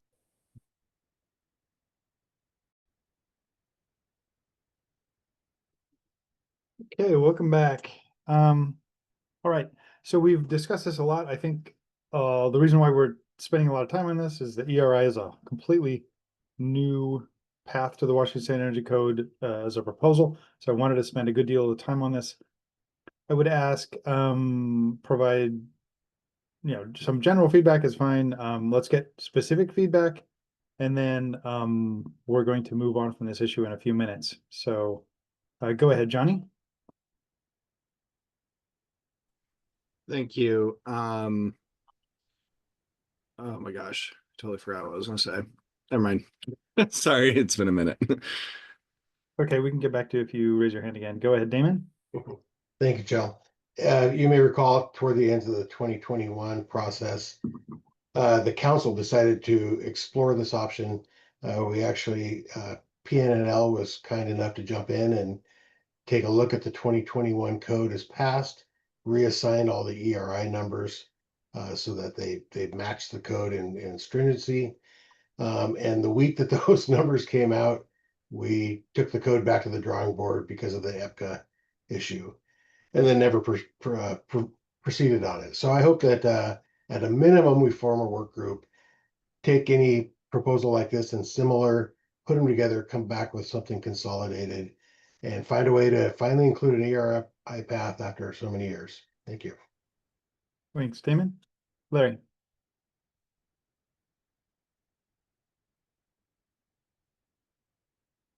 Is it me? Is it me that you said? Go ahead, Larry. I want to get back to what the proponents said for this. The proponents said very clearly that the numbers in the values in the charts needed to be adjusted. And here we are arguing about the numbers when the proponent already told us all that they need to be tweaked and readjusted. So I think we need to look at what we have in front of us as a whole document and not take it apart based on the numbers that the proponent already told us that needed to be adjusted. And if a guy can get $5,000, a builder, to do this, and it passes code, more power to the guy. And that means the consumer gets it for $5,000 less at some point, or some amount less. And that's a great thing. Thank you. Thanks, Larry. Yeah, I think what the proponent said is that these are based on 2021 Washington State Energy Code numbers and would need to be updated. Go ahead, Tom. Yeah, I just wanted to put in that I think the whole rub is in what the numbers are, and that I would caution, I don't think that they would be related directly to, like, her score of 30 is not necessarily a 70% reduction from a 2006 code. I think there's complexities to the way, and that someone like PNNL, obviously can do the details and study of that, but I don't think they're directly related. I think passive house project ratings without solar, often come in the 30s and 40s. So I don't think there's a direct linear relationship, as in to say, that 60% is her score of 40 and 30% is, so anyway, just a caution on that. But clearly there will need to be more work on what the actual numbers are. Okay. Thank you. Thanks, Tom. I feel like I've heard lots of support for this, not much opposition for it. We can't take a final vote on it today. But I would suggest that I haven't heard actually that many kind of critical comments about changing parts of it. I heard something about making the documentation clearer. Maybe there were a couple other things. If you want to work with Kevin or others on this, please unmute yourself and say your name. Damon Doyle. Greg Johnson. Poppy Storm. Tom Balderston. Okay, and Kevin, if you want to work with these people, feel free. You can get email addresses by asking Krista, who is staff on this energy code, for their email addresses, unless you already have them. Work groups are informal, so Kevin, if you want to, go ahead and work with them. Otherwise, Kevin, do you want to work with them? Yeah, happy to do so. Thanks everyone for volunteering. I don't think I ever said this up front. This is Kevin Rose with NEA, the Northwest Energy Efficiency Alliance. So that's whose email to look for. I'll reach out to y'all. Thanks. Okay, and I'm going to add Patrick Hanks to that list because I believe he is also interested in this, the ERI path. Okay. All right, well, let's move on to the next one is 011 Blumenthal.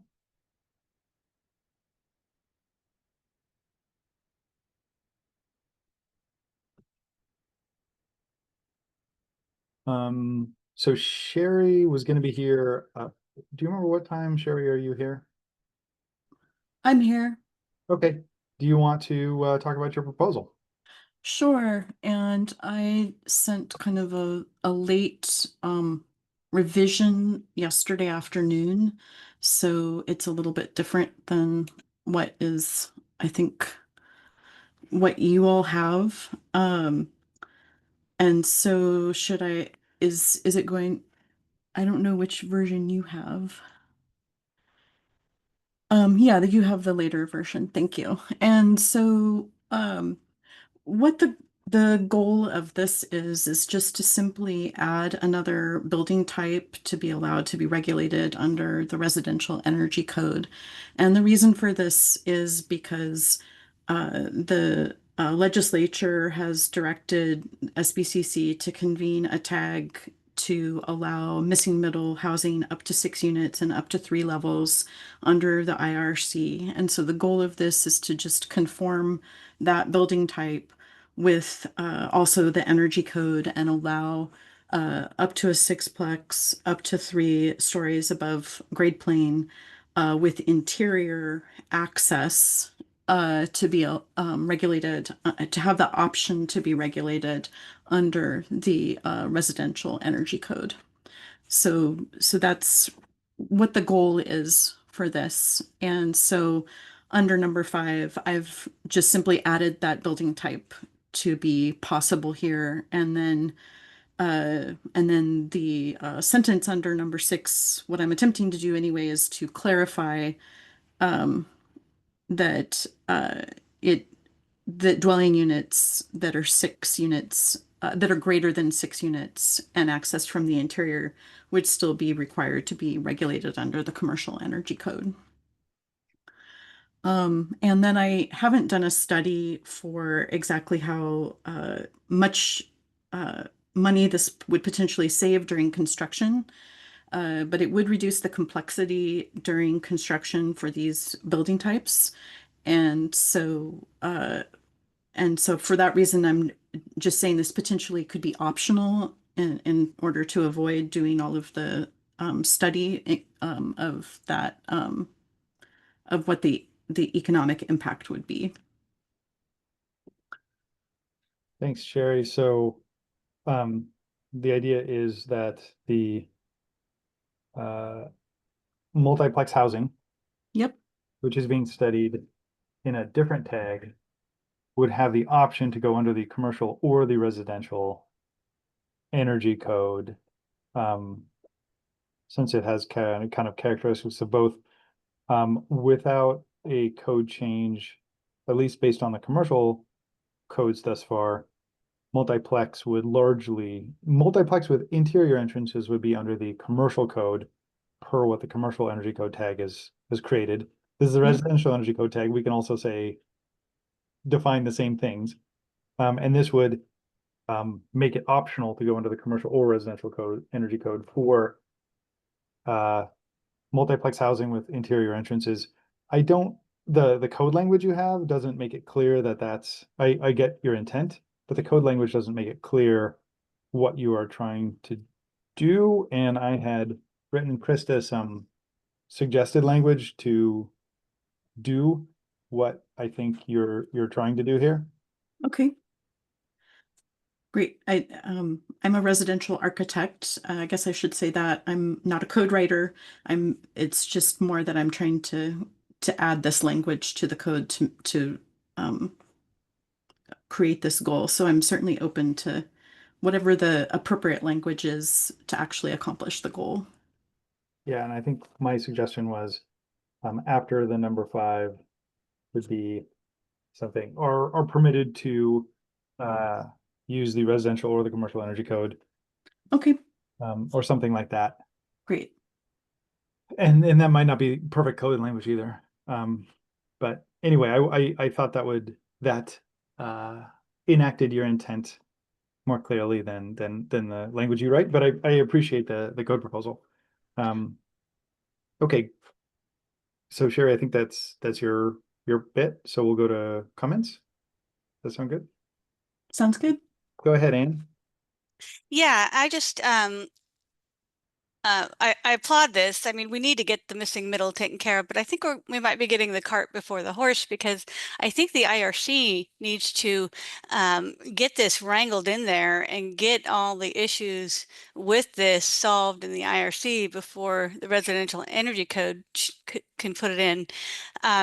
So I was just in Orlando. I serve on the IRCB committee for the 27 code, and at the code hearings, one of the first proposals was to get a 3 and 4 family dwelling into the IRC, and it failed. And the reasons were the fire people,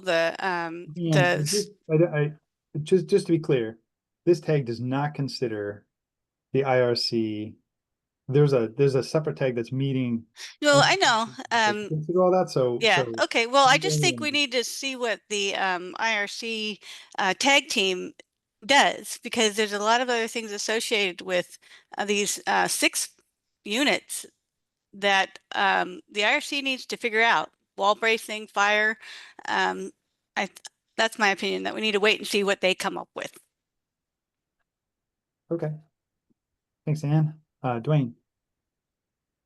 Yeah, I'm not currently in favor of this because the claim is made that this is being done to make one type of housing more economical, but with no investigation or justification that it would make things more economical. So we're adding a bit of complexity to the code for a very specific building type without knowing why. And as far as I can tell, when we looked at this as we moved multifamily into the commercial code, was that for a lot of little reasons, it was actually more economical to be in the commercial side of the code. So I think this is unnecessary unless we see some serious backup that indicates that it is in fact making housing more affordable. Thanks, Dwayne. And from the commercial energy code discussion on a somewhat similar topic of residential versus commercial for certain buildings that are smaller. In 2021, the TAG voted overwhelmingly to move interior entrance multifamily residential into the commercial code.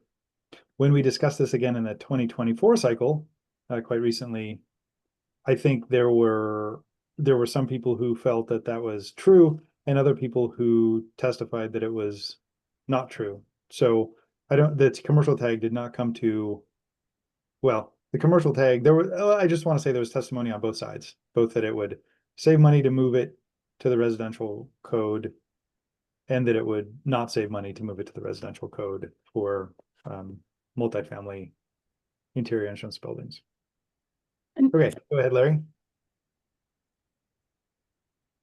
Once you break the 3-story mark, don't you have to fire sprinkler the building for residential? I mean for three. I thought that's why we build 2.5 stories. We bury the half of it in the ground, but we keep it below that 3-story mark. So if you go to 3 stories, aren't we required to put sprinklers in too?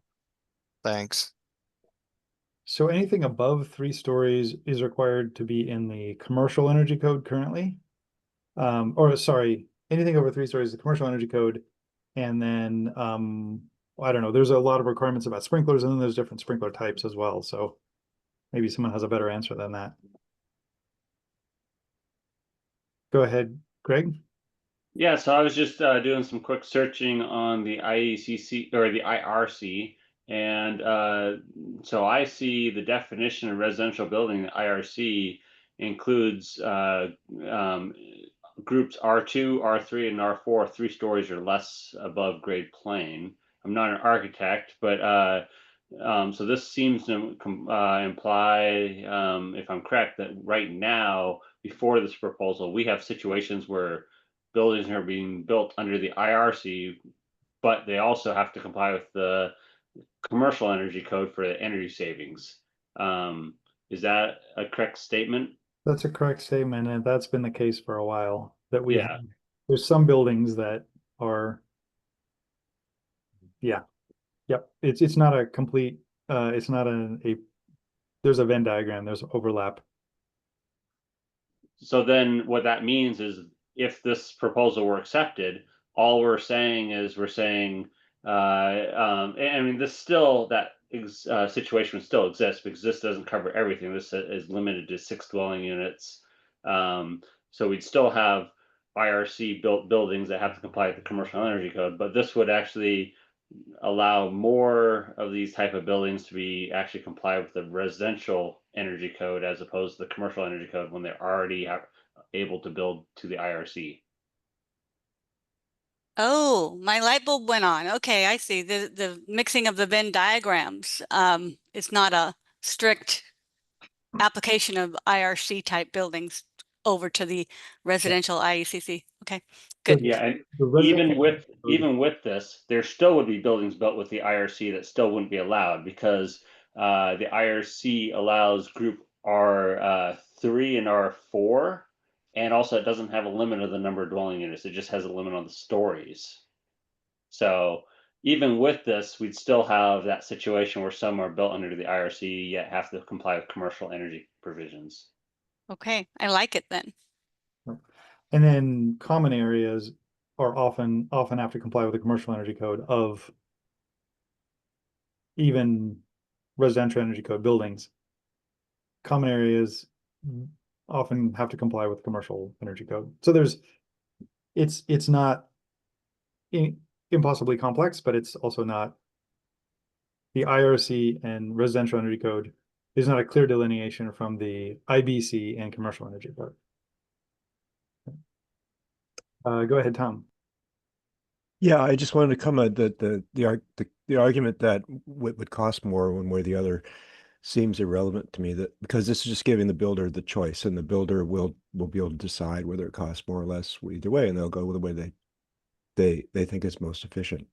So it makes a lot of sense to me to have you know, where this Venn diagram overlaps. We get this all the time with the certification programs, you know, which program do they go in, to have flexibility in that gray area there, because the builders can decide which way is the most sensible and least expensive.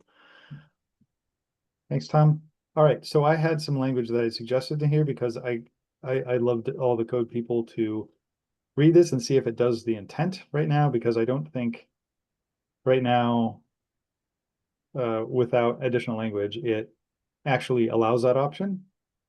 So I'm trying to figure out if there's better code language, and I suggested some that would make the intent of the proposal into code language. Shane? Yeah, I just wanted to add one more thing just for consideration of the proponent to look at. Because this would change the scoping to not just look at interior corridors versus directly from the exterior, and rather, you know, incorporate this number of unit threshold. I could see there being a potential issue where through an addition, someone gets to that 7th unit and then it pushes them into a commercial code versus the residential energy code. So I just think it's something to consider, looking into the existing Chapter 5 provisions and trying to incorporate something into there to give the building official direction on what actually would apply. Because I do just see that as being maybe an owner's challenge for the addition of 1 unit and suddenly trying to get the whole building to comply with a different code. Thanks. Okay, what else do we need to say about this proposal? We can't vote on it today. So I'm suggesting some slightly revised language. The proponent can probably take it back, revise it, and bring it before the tag again with this revised language or not, or other revised language. Tom, do you have another comment? No. Okay. All right. Seeing no more comments, let's move on to the next one. Thank you. Thanks, Sherry. 048. Okay. Rick Blumenthal had one that we skipped over. So, Rick, are you around? Layer. Yeah, we skipped over that. Yep. So 11, do you want to talk about that one? Yeah, one sec. I'll be right with you. Just 1 second. I got to shut something off. Okay, great. Thanks. Let's see on your screen here. Yeah, thank you. You scroll up a little bit.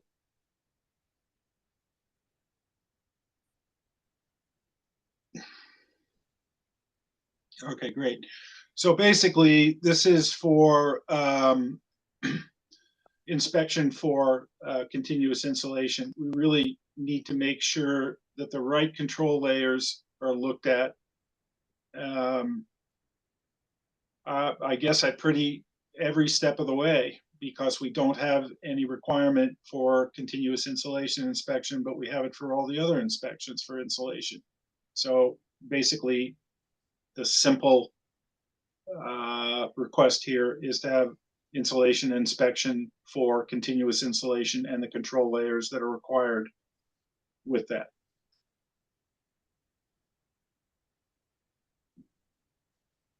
Thanks, Rick. Are there comments for Rick on this? This is Albert Rooks. I have a question. So, bullet point 3, CI fastening meets manufacturer and structural engineers requirements. There's an echo that's going on. I don't think it's me. Yeah, sorry. go ahead, Albert. I don't like to hear myself once, let alone twice. Yeah, so should it be manufacturers or structural engineers requirement in residential energy code?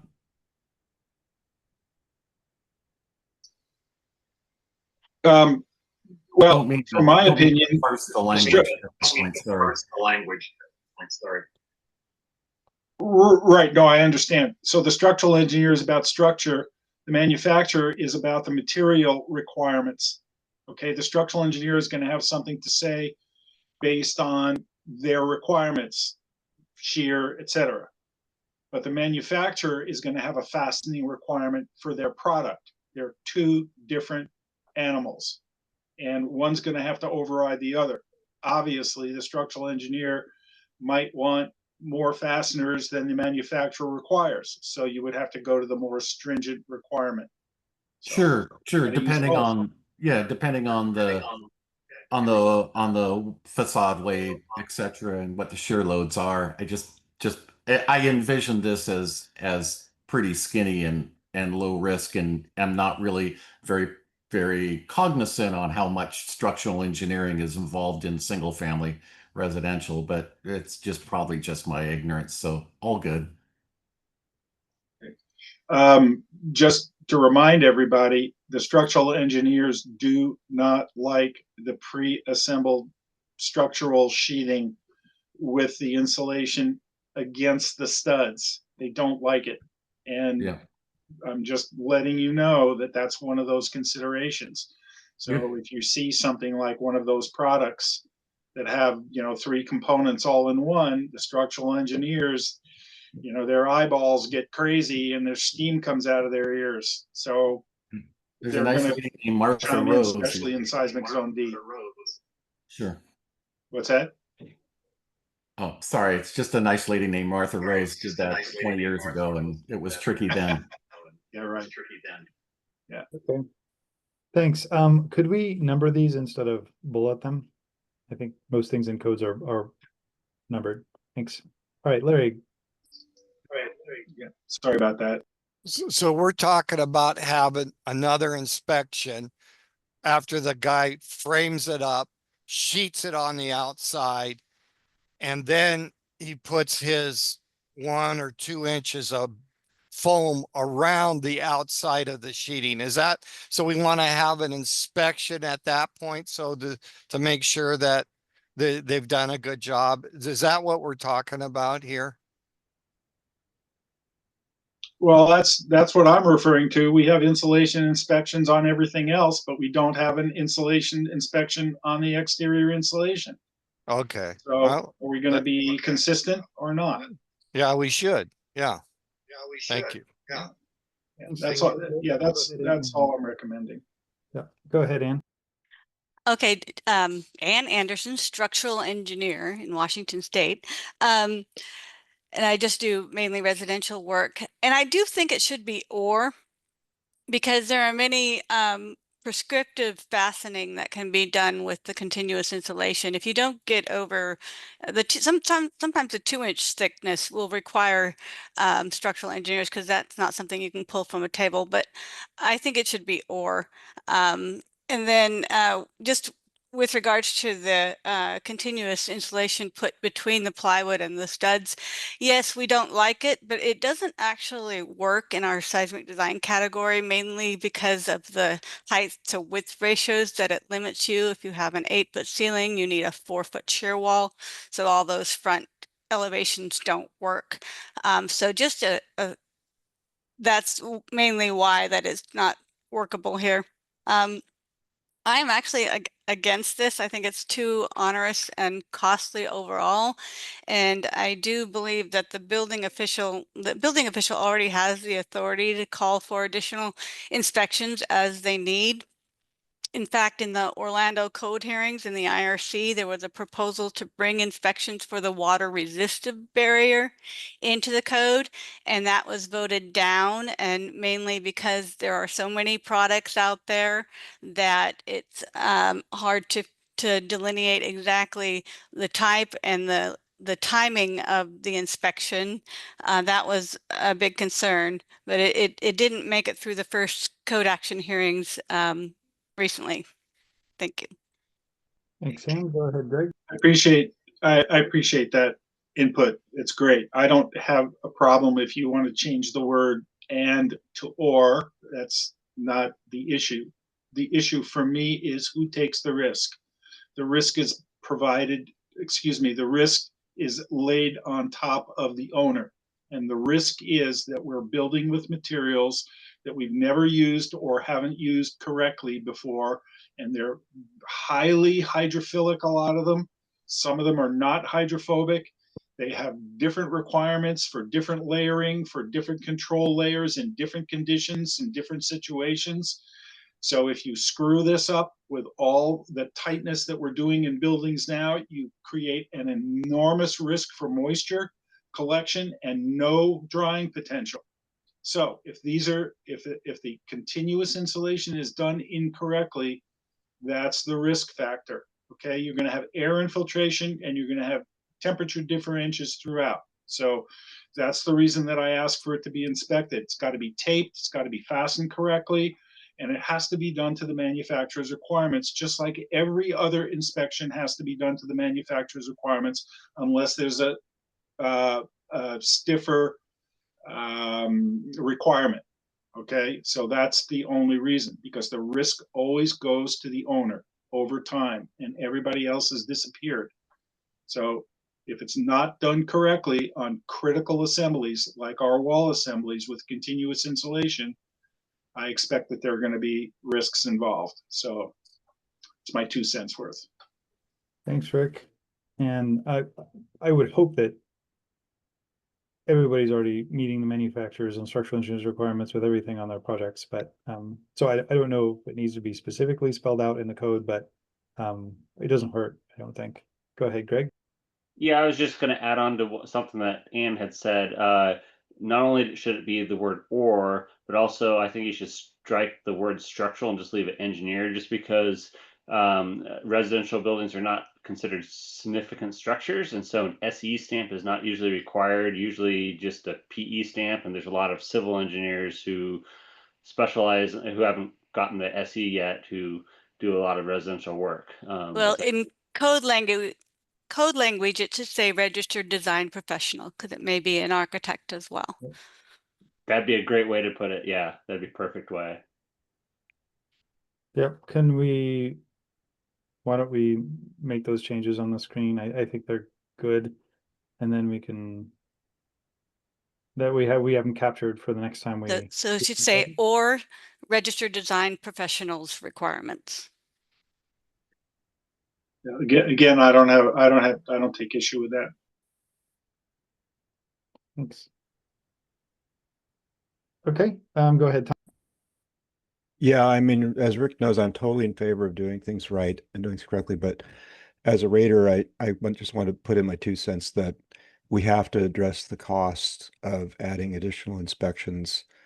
If we have a project in Anacortes, and we think it's going to be 15 houses, but then the market changes, the builder decides to build them one at a time, that means 15 additional trips, and in more rural parts of the state that can be 45 minutes each way, and it's a significant change in the cost for inspections. In passive house, we don't always actually inspect the exterior rigid. We have to inspect the interior for what we call HERS grade 1 standard, but we often have the builder send us photos.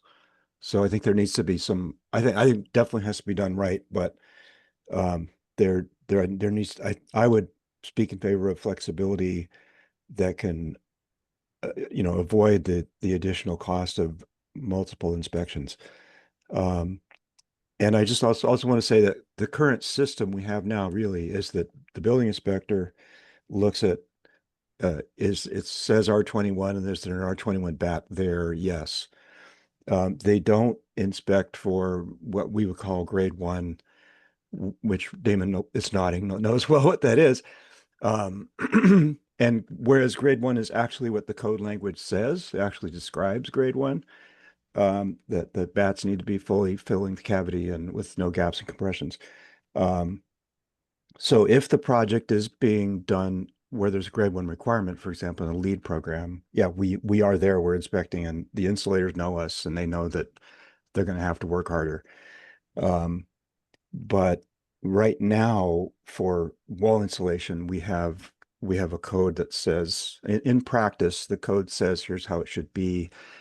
The inspectors don't necessarily enforce that. Tom. So I think, anyway, that's my caution. I think we need a way to ensure it's done right, or at least state that it's done right, and address the inspection cost. Okay, and what I'd really like from everybody here is, I mean, if you think you would vote against it, great. Say that you'd vote against it. If you have things like, oh, I would vote for it, but I don't like 4, 5, and 6, or something like that, say that, because that's really helpful. If you talk about specific code language in here, if you don't like any of it, go ahead and say you don't like any of it. But if you have specific comments, please make them, because that's what we're going to ultimately vote on, is specific language. Go ahead, Damon. Thank you, Joe.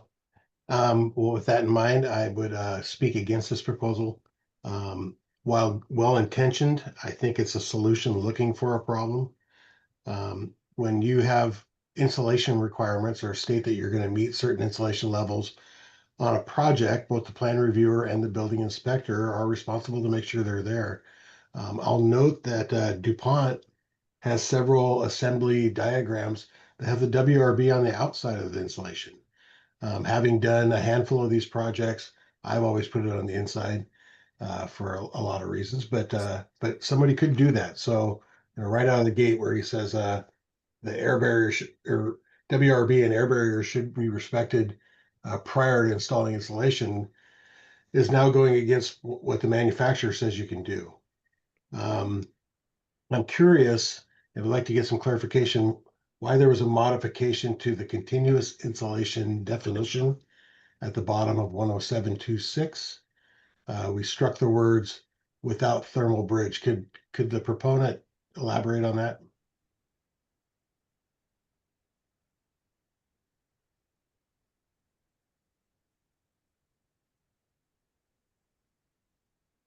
Go ahead, Rick, if you want to respond to that. Rick, I don't hear you if you're saying something. I'm sorry, did you, I'm sorry, I lost you for a second there. Could you repeat the question? Rick, yeah, I was asking, I see that the modification to the definition of continuous insulation where the words. Okay, the only thing I added was of the building. Did you strike the words without thermal bridges? Yes, I did.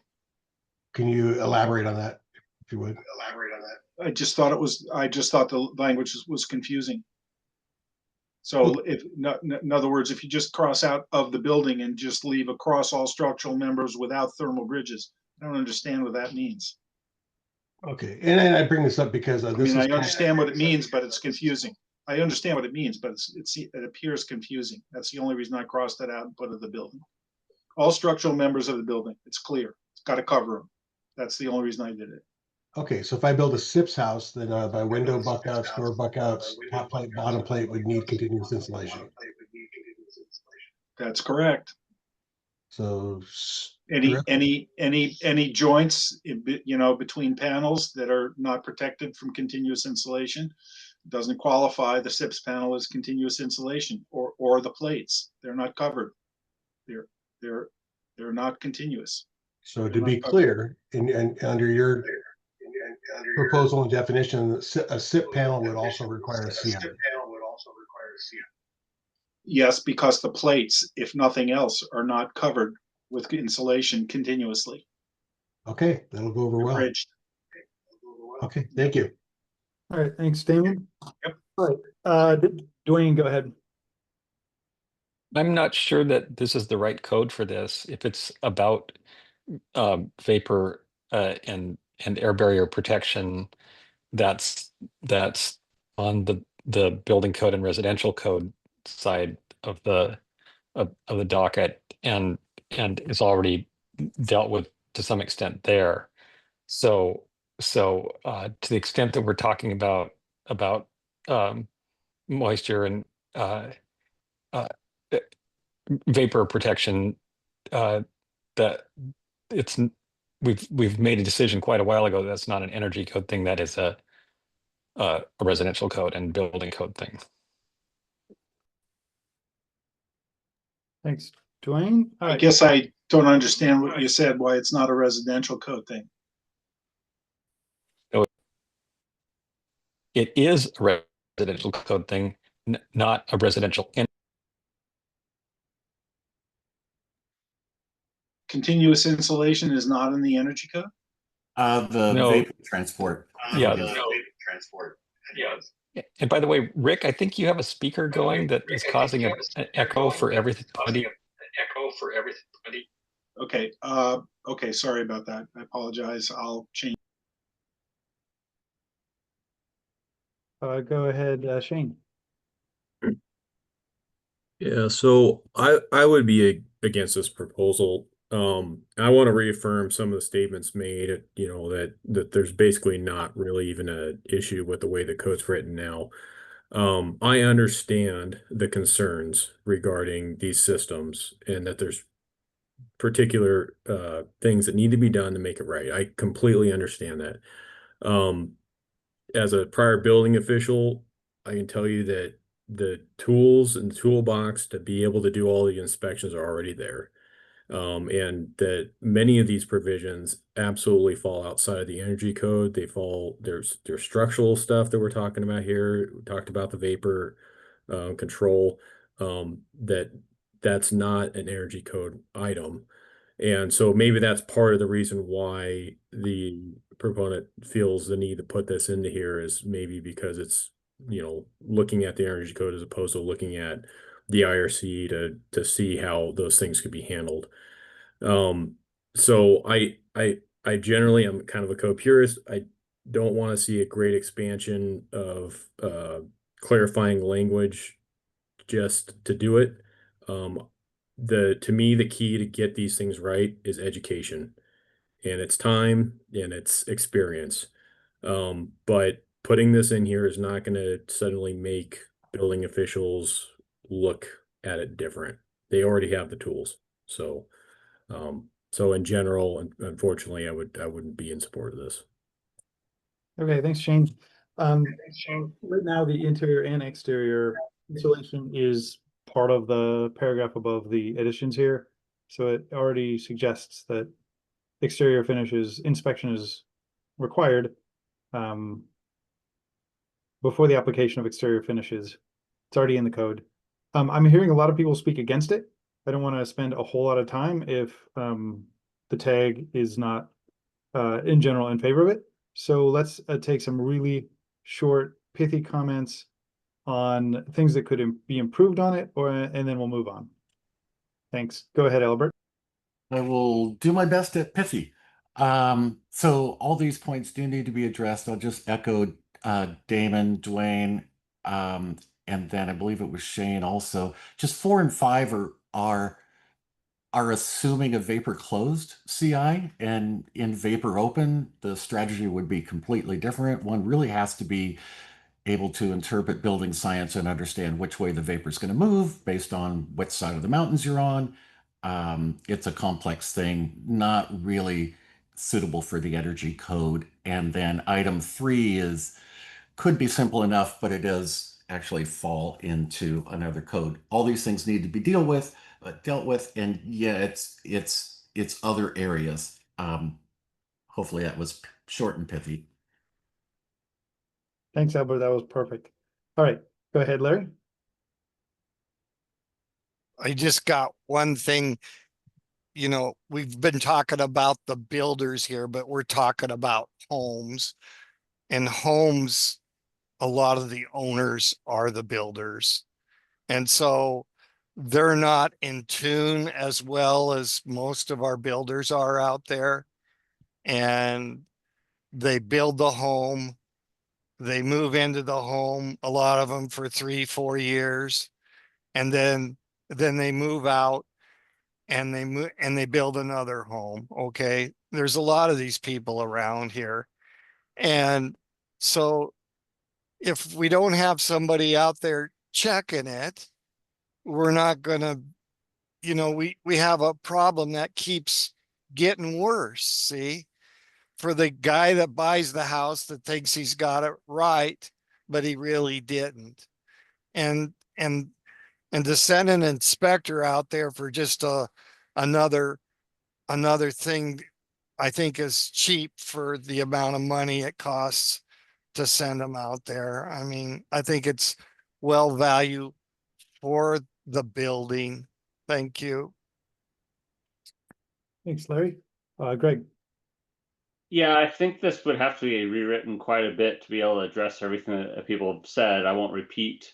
I mean, just to mention, like the WRB, there's multiple ways to do it, and this would lock you into a single way. And then also, I have big concerns about the thermal break, removing that, because you're basically changing how what's currently allowed is no longer allowed for different types of construction. So this would have to be completely rewritten first before considering. Okay, thanks. Go ahead, Rick. Yeah, I just wanted to remind everybody some of the comments that a lot of these things are not in the code, but I totally disagree with that.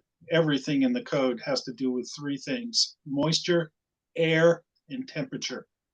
That's what the code has to deal with, because it has to deal with efficiency on those.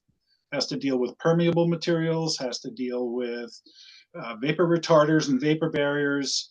It refers to sections of the IRC for fastening. So all these things are already in the code and referred to moisture, air, and temperature. The only thing I'm requesting is to make sure that these have some kind of eyes on them. I do understand the challenges for cost. So that's all I wanted to say. I'll leave it up to the committee to make the decision. Thanks. Okay. Thanks, Rick. And we can't vote on this today, but I hear a lot of people speaking against it.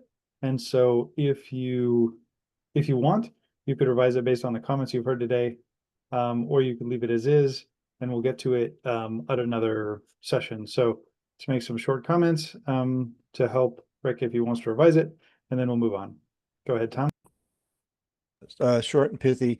I did speak against the cost of inspections, but I'm looking at table 402.4.1.1 installation, and there isn't anything about continuous installation there. And since we are looking at requiring it in walls, we really need to have some language there. So that's my comment.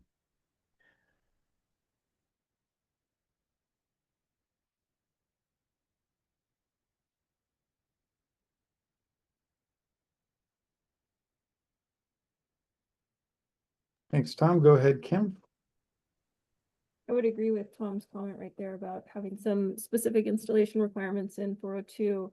And I do overall like the intent of this proposal. As a code official, there is kind of a gap in the code requirement versus the inspection requirement. And so I think that the concept of this is a good idea to provide some clarity to both builders and inspectors. Thanks, Kim. Okay. What I heard the last two comments was some of this language might be better in C404.2.1 or something like that. Sorry, R 404.2.1. So that might be a modification that the proponent might want to consider as well. Okay, we are moving on. We are going to 008 Jones. So Jonathan, is this a Jonathan Jones? Yeah, Jonathan's not around today. Sorry. Okay. Rick, are you gonna cover this or? I didn't pay too much attention to it, but he's basically looking at third-party testing for air barrier testing. So Okay. I didn't propose this, so I'm not that familiar with it. So not a good idea for me to We'll comment. delay discussion on it until another time. Okay, so the next one up is 018, John. Next one is 018, Johnny. Johnny, are you around?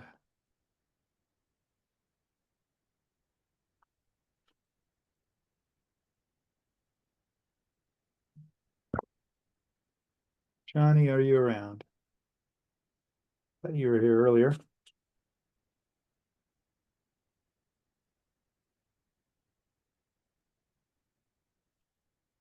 Johnny, I don't hear you if you're talking. I don't see him on the list right now. He's on the list. Really? Yep. There, yep, there he is. Okay. We'll come back to that. 038, Rose.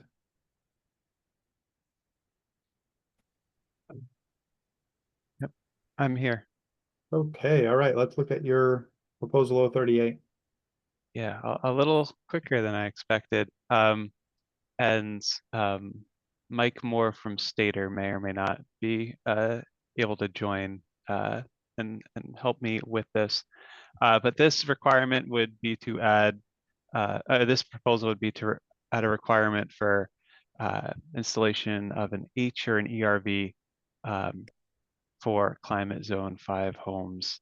The reason for that is there's a cost effectiveness analysis done in support of a proposal for the 2027 IECC to essentially do the same. And cost effectiveness was demonstrated for climate zone 5, but not 4. So that's why I'm only proposing it there.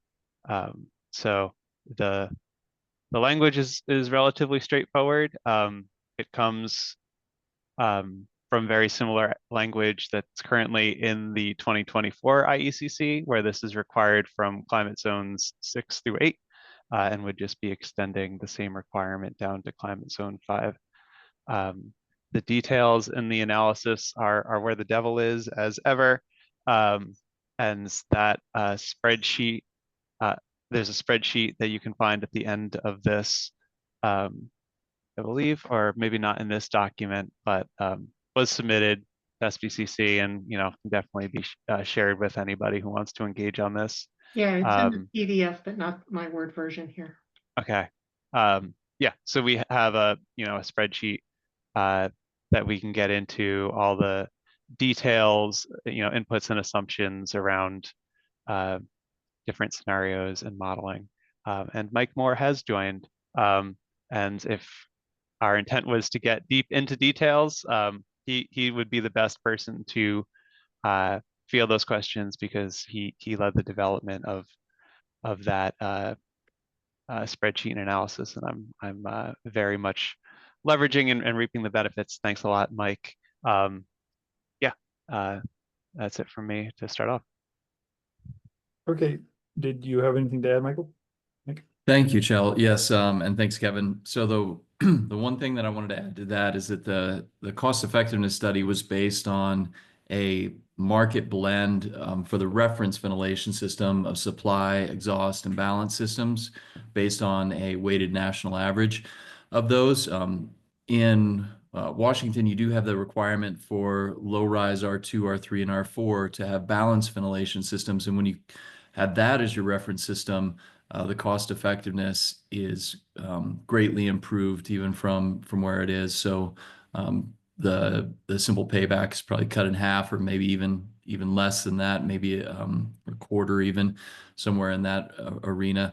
So happy to answer any questions on all this analysis, as Kevin said. Thanks. Thanks. All right, go ahead, Greg. Yeah, so I mean, I agree with that. ERVs and HRVs are very beneficial, especially in climate zone 5. The challenge I have is like when you add a new requirement, there's no accounting for that's just applying to the east side of the mountains. There's no accounting for the additional energy savings that we get back. So I mean, I would like to see, like, if you're going to add this as a requirement, to also do an adjustment factor in the energy credit, saying, well, the east side's putting in ERVs, and so we're going to give them some energy credits to adjust for that, or something along those lines, so that the east side gets due credit for doing an additional energy efficiency that the west side doesn't have to do. Sounds reasonable. Thanks, Greg. Larry. I got several problems here. I'm a proponent for HRVs and ERVs too. But first thing is the place has to be tight, tight, tight. If it ain't tight, tight, tight, we're just wasting our money. We're throwing it down the drain. Okay. And then on top of it is his pricing here. There's no way possible that you can install these things for anywhere close to what he's put here. You why don't you take a multiplier of 5 to your numbers? Maybe not for the cost of the unit, but by the time you get done, because you got the electrician involved, you got the wiring involved, you got the controllers involved. So his numbers isn't even in the ballpark, and we put them in lately, and I've been even losing money at the money I've been pricing them at. So there's no way you can put them in for this kind of money. Am I a proponent for it? Yeah, but your costs are not even close. Okay. The person's gotta pay for the time to go out there, the trucks and everything. You can't even think about doing it for these numbers. These numbers are ridiculous. But if we're gonna do something like this in the Spokane area, the place has to be tight, tight, tight. Otherwise, we're just wasting our money. Thank you. Thanks, Larry. And I think those are code proposals to get 3 air changes an hour instead of 4. Is that what you mean by tight, or do you mean tighter than? Tighter than that, Shell. Okay. I mean, you got to be tight, tight. Okay. Otherwise, you're getting the air coming through anyway, and this is just a waste of time. Thank you. Okay. Thanks, Larry. Larry, I got a question for Larry. Are you talking about cost to add this to a house that's already built, or are you talking about cost to where it's just part of the original construction of a new home?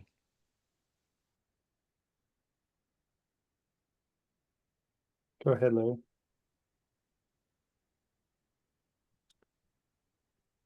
Larry, on mute if you're answering.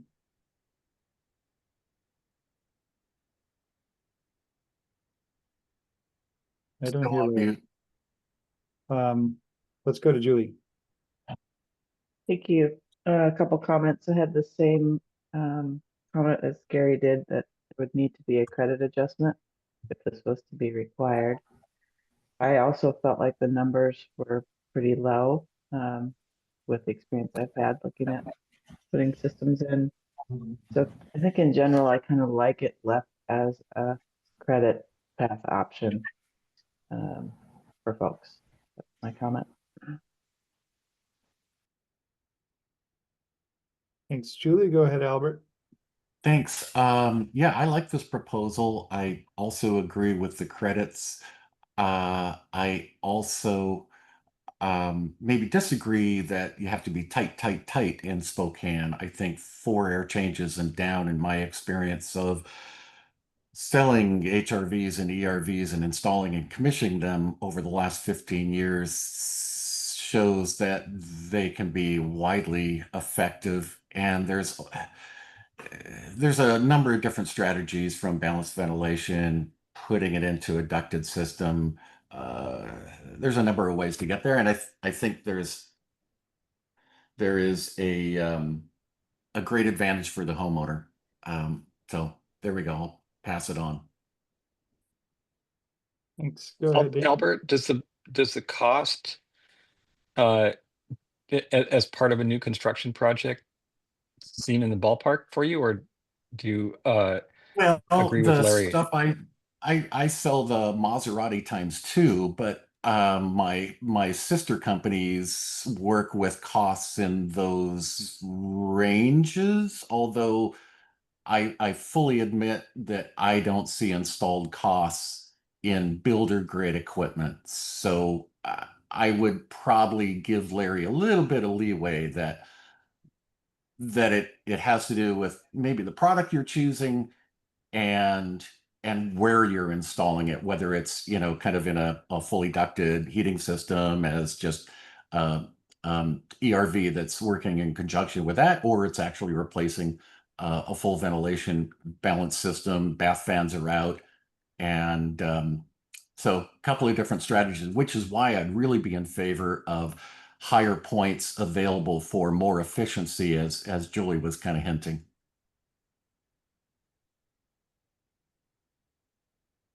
That would offset some of the increased costs. Thanks, Albert. And I guess this is also not just the cost, it's the incremental cost over some other system. So it's not like you could do it for this cost. This is the cost if you're doing it instead of or over something else. That's Larry and Albert, your hands are still up, but Damon, what are you? Thanks, Shell. We started looking at ERVs, HRVs back in 2005, all the way through the middle of 2015 and on. And at least in our climate zone 4 Marine, here in the Thurston County area, where we got an annual delta T of 8 to 10 degrees, the energy penalty of just the unit running made up for the gain in the heat gain you got back. That's changed somewhat. The units have become more energy efficient when they're running full time. But I don't know that that's factored into this equation. That, you know, some of these units, even with ECMs, are pulling 200 watts. Okay, so there's one concern. And granted, climate zone 5 is going to be a little bit different, but not a dramatic difference in delta T. The other thing is the installed cost premium 725. Wow. And Albert, if you can find me somebody that's in that range, I will give you $500 and have them install, because I'm installing these units, and I agree with Larry, nowhere near that. There's ducting involved. And now at the next council level, we're going to consider having to insulate or deeply bury all that ducting in order to comply with code. So it's that the costs are not correct in this table from what I've seen. Granted, this is 36 pages of report. I'd need several hours to go through it in detail, but I think we're way off base. I would speak against it. Thanks, Damon. Dave. Yeah, you can hear me. I don't want to actually go through the details of this proposal in and of itself. I think in general, the proponent is right that it's a potentially useful thing, and it's particularly useful in colder climates. That all said, we already have this as an option, and the main detail that's different about that option is it does require 2 ACH 50, not 3, not 4, not 1. But and that was based on the cost-effective analysis that was done when this table was put together about 10 years ago, or maybe 15, I don't remember. But at this point, I would say, sure, let's do this, but let's allow, at least in Zone 5, that they can take the option credit. It may be mandatory, but they can take the credit, so that in effect they get a credit off the original goal, whatever the goal is for that building. It is, but the main thing is that what you get with the credit is you get a tighter envelope. And this, I don't understand from looking at this spreadsheet what the basic infiltration level was in using in determining the cost effectiveness of the equipment. Mr. Chair, I could respond to that. It was 3 ACH 50, just code minimum was used in this. So we're just looking at the performance of the HERV and not improved building air tightness as well. So if we use the option table, what we would say is, yes, you can do that. You'll get the point. You got to get to 2 ACH in order to do it. Right. And otherwise, you don't get this point. So to be clear, what we're talking about is in the option table, we have option 2.1, 2.1, And then we also have 2.2 and 2.3 that have heat recovery at various 0.65 and 2.1, 0.75 and 2.2, and 0.8 and 2.3 that you get 1 credit, 1.5 credits, or 2 credits for the other than the R2. And they're much tighter in those in those higher credit numbers. Yeah, and we have yeah, and then we also have reduced tested air leakage to 0.25 CFM and 2.1, 0.20 and 2.2, and 0.15 CFM per square foot at 50 pascals and 2.3. So we already have credits for these. So I guess if you make it mandatory, you should always also be able to get the credit for it. That would be unfortunate if we didn't have that. Yeah, moving it great. from an option to a mandatory would make a difference. Sorry for the quick chime. In the past, we have done this, at least, especially in the first round when we bring it into the code. We've actually allowed them to double dip. After a cycle or two, we take that either it goes into the main code, or anyway, we basically don't allow that after a while. But especially with this kind of requirement, I really think that allowing them double dip would help ease the path. The real question is, well, if we do that, leaving aside the question of what cost effectiveness means in all the different climates, could we do that for both zone 1 and zone 2? E4C and 5B. Okay, so I heard that this probably should be allowed to get energy credits, even if it's prescriptive.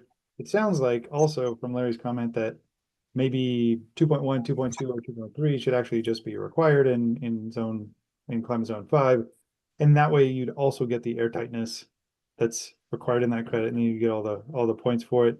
Or we could do something else with this. I'd like to hear short pithy comments on this, and we'll move on in like 5 minutes. So go ahead, Johnny. I'm back. Sorry, I didn't know about my proposal. I'm We'll just get to letting your you know. proposal. After this is done, I'm back. Okay, cool. Go ahead, Tom. Yeah, just pithy to address the cost issue. When the credit says 65% efficient and it does not say ducted, it could be met with a spot ERV similar to like the Whisper Comfort fan.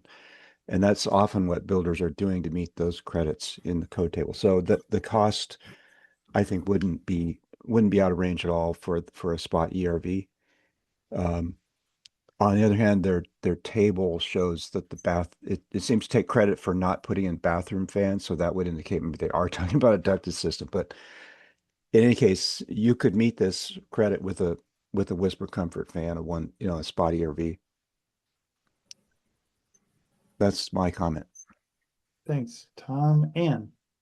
Yes, I just want to relate that this proposal is based on the 2027 IEC proposals, RE79 and RE80, and I just want to point out that those proposals have been disapproved so far in the HVAC subgroup. And the committee member that I spoke with said that issues were raised about the cost effectiveness analysis, additionally for ventilation, air, and comfort issues or complaints. And neither of the proposals have come before the consensus committee, but just wanted to relay that information. Thanks, that's good information. Thanks, Ann. Shane. So just in general, I agree with comments about being as an energy credit, or that's effectively already there. But I want to point out that with the way this is written currently, there's nothing that ties this to the whole house ventilation provisions in the mechanical section of the IRC. So when you look at the credit options, they all specifically call out those sections and make reference to the whole house ventilation. So I would suggest a proponent look at that language and try to incorporate that if they want to try to continue with this. And because as is, it's just saying you provide it with one anywhere on something. So there's my feedback. Thanks, Shane. Kevin. Yeah, figured I'd sort of batch a couple of responses. some great comments. Ann is absolutely right. That's the status of these proposals. But we brought it to Washington, even though it's unlikely to be part of the 2027 IECC. On the topic of what's the infiltration, part of leveraging some of the national work is that there is some potential model mismatch. So as you heard Mike chime in, this is based on a 3 ACH 50 baseline. We currently have 4. I do have another proposal to lower that to 3. Happy to go lower if folks want. But yeah, obviously that determination is a key dependency on this one. So hopefully we figure out the air leakage proposal and then maybe come back to this one after. But yeah, it would also, to the most recent comment, it probably would make sense to more strongly backstop what the home's air leakage is, so that we are in fact getting the energy savings we think we're getting by installing this. Yeah, I think those were most of the ones that I wanted to respond to. Oh, the last one was credits versus required. Yeah, there's definitely an argument, lots of different approaches. The current structure of the credits, have the climate zones combined.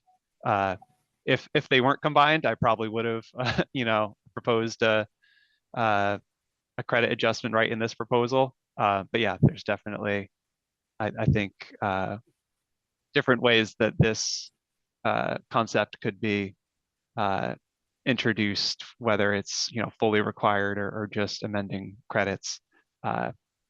Open to all the above options. Thanks. Okay, thanks, Kevin. I'm ready to move on. I think we've taken lots and lots of comments on this. If you have something that's really important to say, go for it. Larry. Yeah, I'm familiar with the Panasonic, but we use that in spot places like bathrooms and stuff. But that doesn't do you any good in a bedroom. And that's where you sleep. That's where you want your fresh air going in. You want to keep your CO levels below 400 parts if you can in the bedrooms. I mean, below 600 parts, excuse me, not 400, but below 600. And so that kind of defeats, I mean, the Panasonic has its place, but I don't consider it as a whole house heat recover ventilator. Okay. And that's what I'm talking about here. I mean, you could put one of those Panasonics in every bathroom. Yeah. And you'd have some effect, but we're trying to make the house more energy efficient, which that would do somewhat, but we're also trying to make a healthy home here. And if we got to, in order to get any efficiency out of these things, it has to be tight, tight, tight. Because if it ain't tight, tight, tight, you're moving the air in and out, and you're actually going the other way because you're spending the money to run the thing. Okay, thanks. Thanks, Larry. All right, Mike, go ahead. Just wanted to respond to Mr. Doyle's comment about the energy performance of these in Climate Zone 4.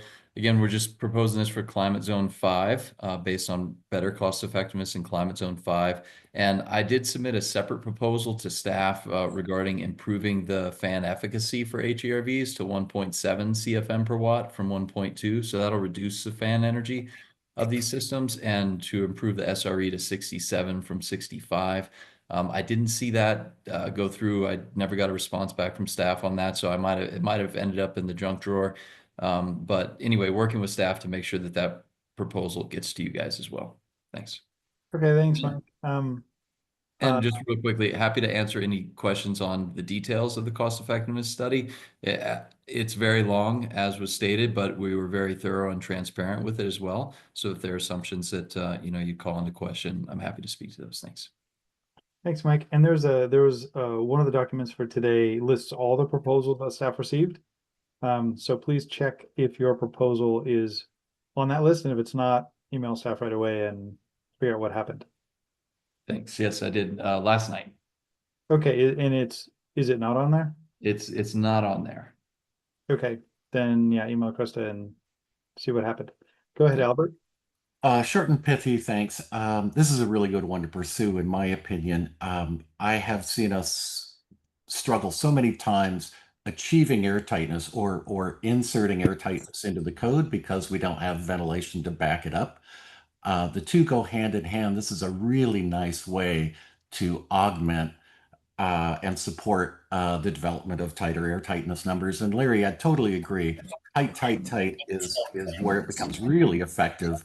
But let's just make it a norm and tighten it as we go and get better as we go. Thanks. Thanks, Albert. Go ahead, Rick.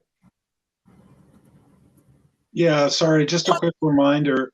Remember that we need to have balanced systems now.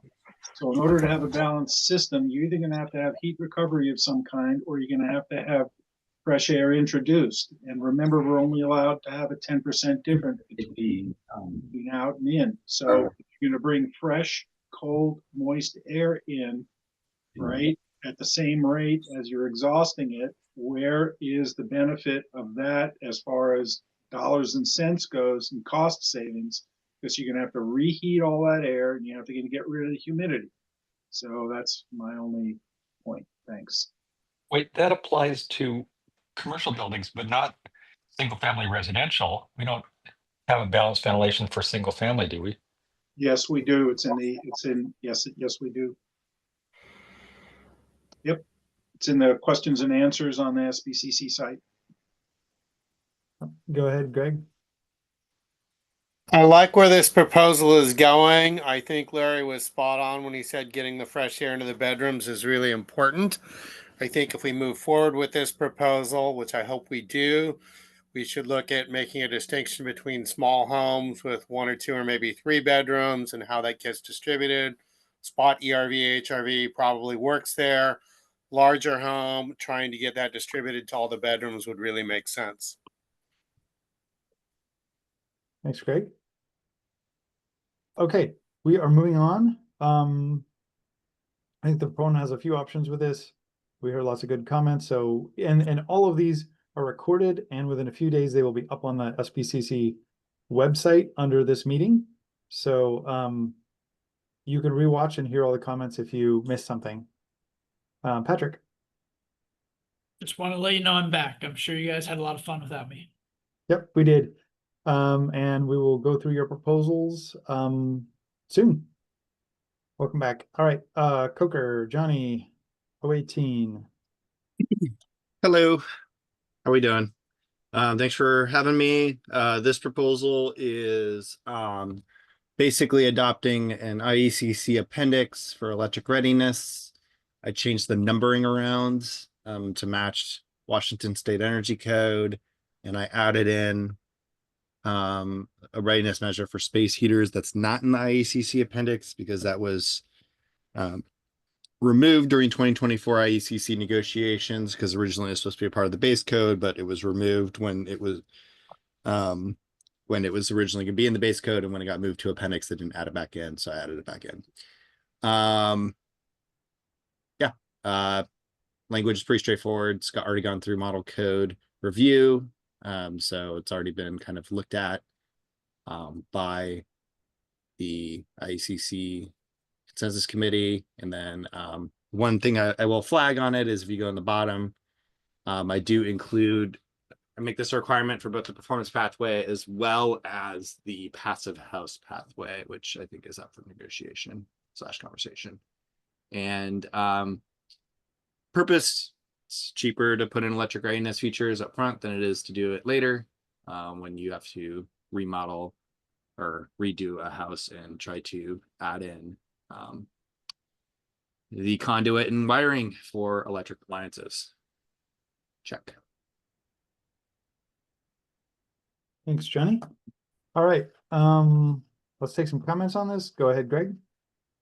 I just wanted to note that yes, while I-2066 has been stricken for the moment and is being litigated, EPCA is still full force, and I believe this to violate EPCA. So I think this is there's a serious challenge with this actually conflicting with federal statute. Greg, could you elaborate on that? So to elaborate on that is this has nothing to do with energy use. So if you were to install additional conduits and wiring and space on an electrical panel, it doesn't make your energy use go up or down. And so you're adding additional cost that has no impact on energy use. And the presupposition here is that we're going to eliminate natural gas appliances, which the Berkeley versus the Restaurant Association Ninth Circuit of Appeals ruled that you can't do that. That is a violation of federal statute. So, and EPCA requires a 1-for-1 energy equivalency. So when this has no impact on energy use, and then you're adding costs and adding requirements that doesn't impact that, that comes in clear violation of EPCA. I guess I don't follow how it violates EPCA. Well, if you're adding a requirement, so just to explain that, if you're adding a requirement that increases costs or causes some sort of penalty to those installing federally covered EPCA appliances, and it has no impact, it has no relation to energy use, then you violated EPCA per the Ninth Circuit of Appeals ruling. So if you have a added I mean, there's a bunch of different factors that you have to follow in EPCA to be compliant, and just arbitrarily saying we're going to add this extra cost to gas appliances is that's with no link to energy use, then you violate EPCA. I guess I don't see it that way. I see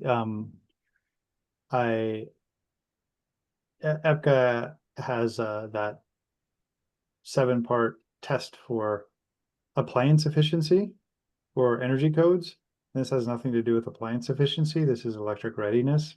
So I guess I don't see how EPCA has anything to do with this, because this has nothing to do with appliance efficiency. If you did gas readiness for electric appliances, so there's parity on both sides, then you'd be okay. But the fact that you're requiring it only for one type of federally covered appliance is where you run afoul. I guess I don't see how EPCA as a law covers that.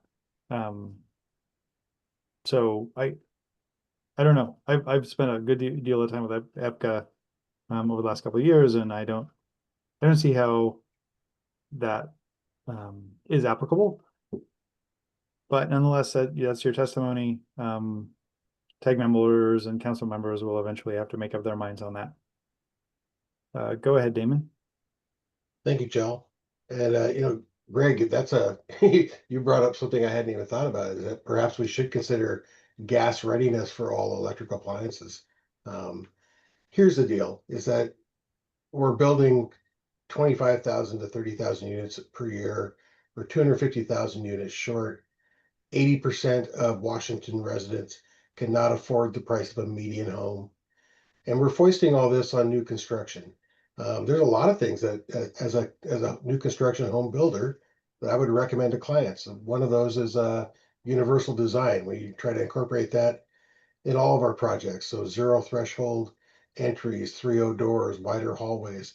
I'd like to think that everybody should have their kitchen granite ready, even if they're choosing laminate. I would recommend additional lights, or at least have the circuits for additional lights, even if they don't want them right now. But where do we draw the line? We have to address home affordability at some point, and we can't just keep layering on this to new construction, because it affects all housing prices. So I would speak against the motion, or excuse me, the proposal. Thanks, Damon. Go ahead, Ann. Yes, I'm against this. This goes against the scope and intent of the code. Both the Washington State Energy Code and the IEC Model Code states, this code shall regulate the design and construction of buildings for the effective use and conservation of energy. And these proposals, as Greg said, are requirements for electrical wiring, and they do not contribute to the effective use or conservation of energy. And this has come up twice now in the model codes. In the 21 code cycle and the 24 code cycle, these similar proposals were put into the code and they were appealed. And the Board of Appeals upheld the appeal and they were removed from the code. And I'm just That's going to not read. true. The board appeals did not. Or The board did. the The appeals board rejected it. Okay, well, let me read the outcome of the 24 appeals. It says the International Code Council Board of Directors determined that the scope and intent governing the 2024 IECC prohibited the inclusion of measures that did not directly affect building energy conservation within the base of the draft 2024 IECC, as the intent of both the commercial and residential 2024 IECC codes is limited to, quote, providing minimum efficiency requirements for buildings that result in the maximum level of energy efficiency that is safe. Blah, blah, blah. Blah, blah, blah. Anyways, it's outside of the scope and intent of our code. Thanks, Anne. And whoever said blah, blah, blah, let's be respectful of others, okay? Shane, you're up next. Yeah, I won't repeat a bunch of stuff. I think there's others I agree with, but I absolutely agree with Ann and Damon. So yeah, I wouldn't support this in any way and couldn't even offer constructive criticism. Thanks, Shane. Go ahead, Larry. The only way I could support something like this is if you had an electric, then you'd have to put in a complete gas infrastructure in the place too. And I don't think we want to go down that and put that burden on top of the consumer. Thank you. Thanks, Larry. Go ahead, Patrick. Yes, thank you. I'm not aware of a statute that requires that we do this for this code cycle. And to me, it just feels like a roundabout way to discourage homes from using natural gas or new construction from using natural gas. It seems like a false dilemma where, we're saying, well, putting in golden doorknobs at first construction is cheaper than retrofitting for golden doorknobs, but there's no requirement to put in golden doorknobs. Now, obviously, that's this isn't golden doorknobs per se, but there's nothing that says you have to retrofit to go all electric. So adding in a significant cost of construction and electrical load for a building just because they're using natural gas seems out of order to me for this code cycle. Thank you. Thanks, Patrick. Sorry, I was next. I don't know why my hand went down. Oh yeah, went down and about. Go ahead, Jen. A few things. So first, doorknobs don't use energy. They don't produce carbon. I mean, I guess you could say that it would cost energy to make a doorknob, but whatever.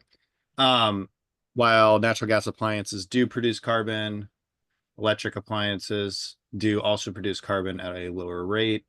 I think when you are putting in electric readiness measures, what you are doing is you're preparing the state for its transition to reach the energy and carbon goals that are required, and that you need to be preparing those buildings in the future to be able to comply with future regulations as well as existing regulations. Think about, on the commercial building side, you can think about the fact that we have, building performance standards. Wouldn't be surprised if we start seeing things like that on the residential side soon.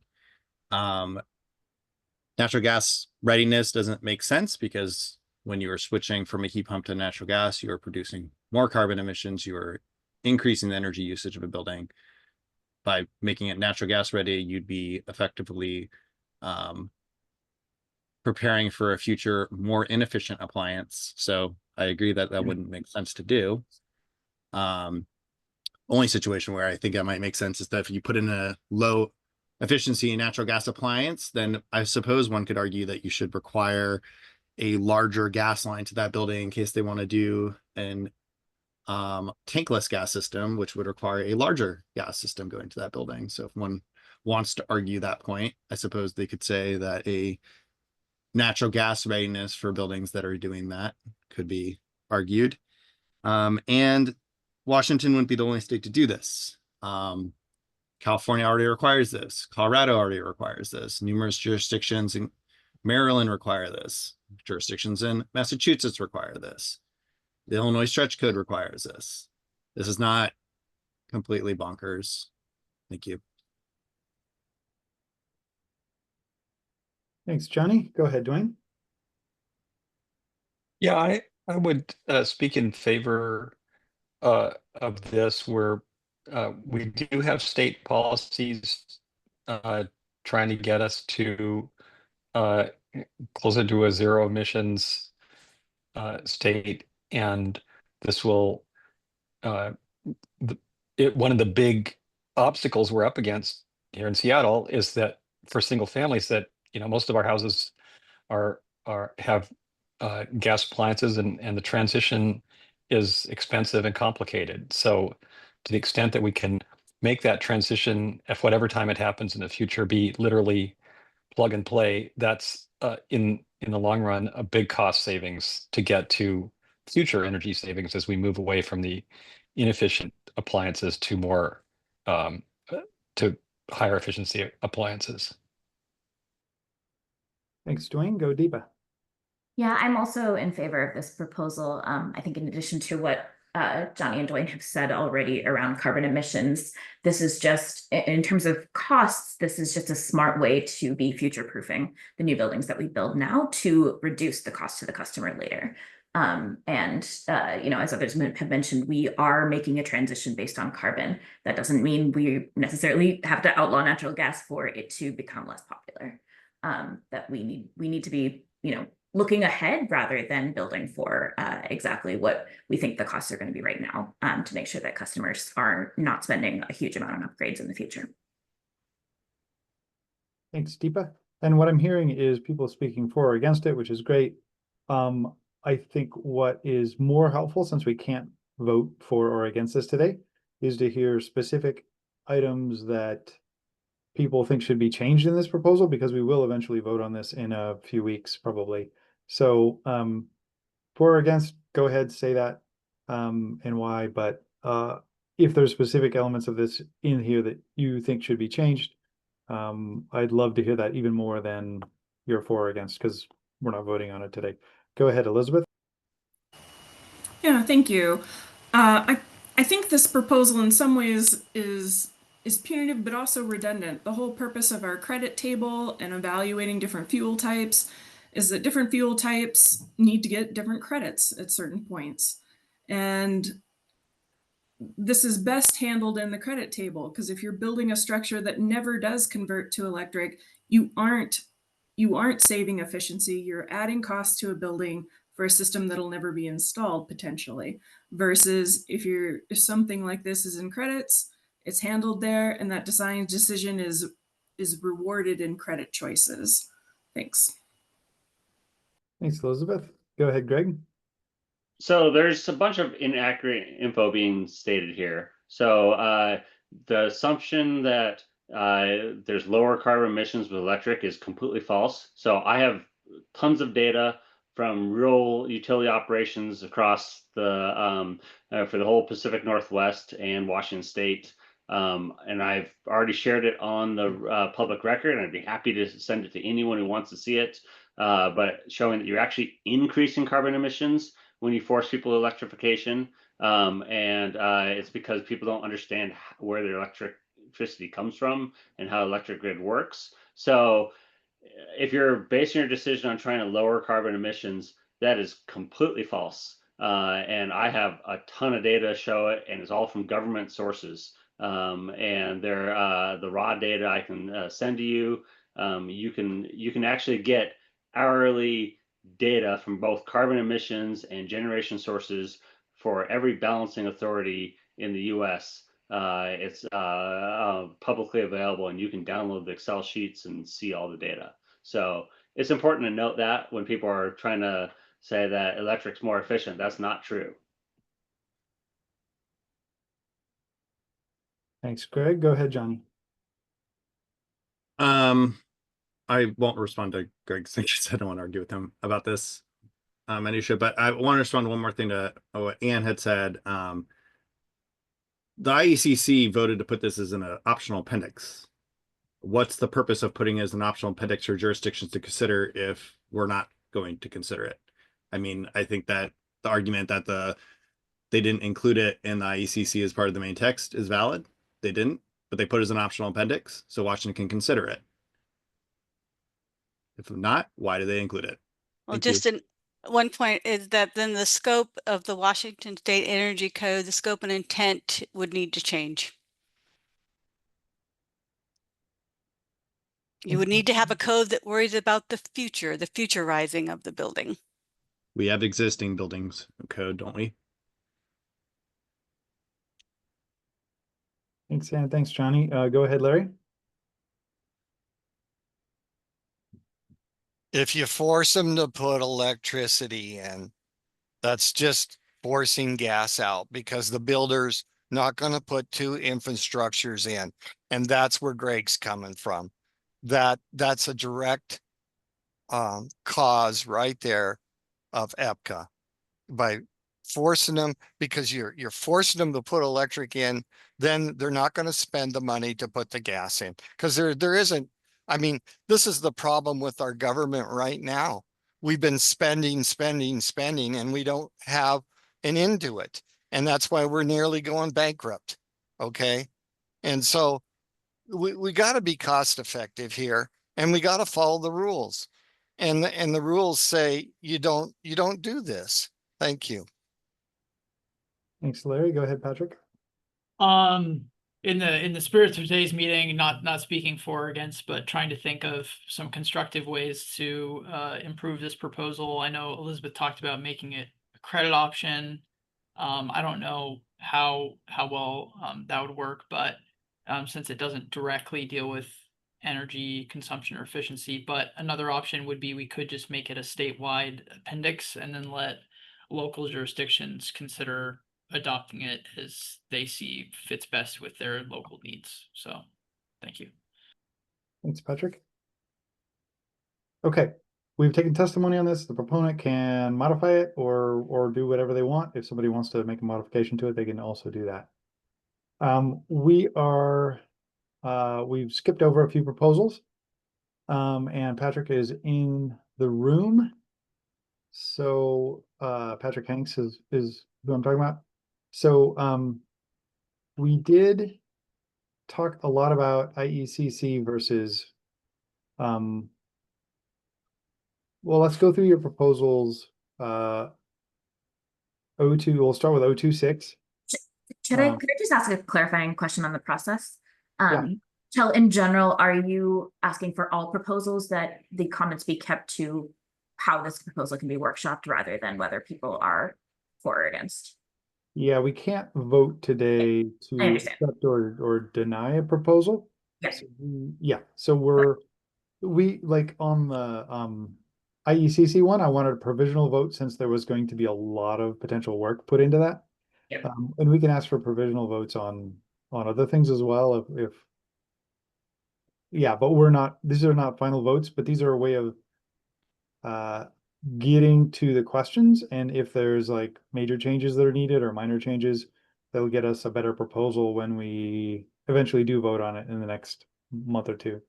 I understand. Yeah, that makes a lot of sense. I just wanted to make sure that everyone was on the same page about right now we're looking for feedback, not just for or against.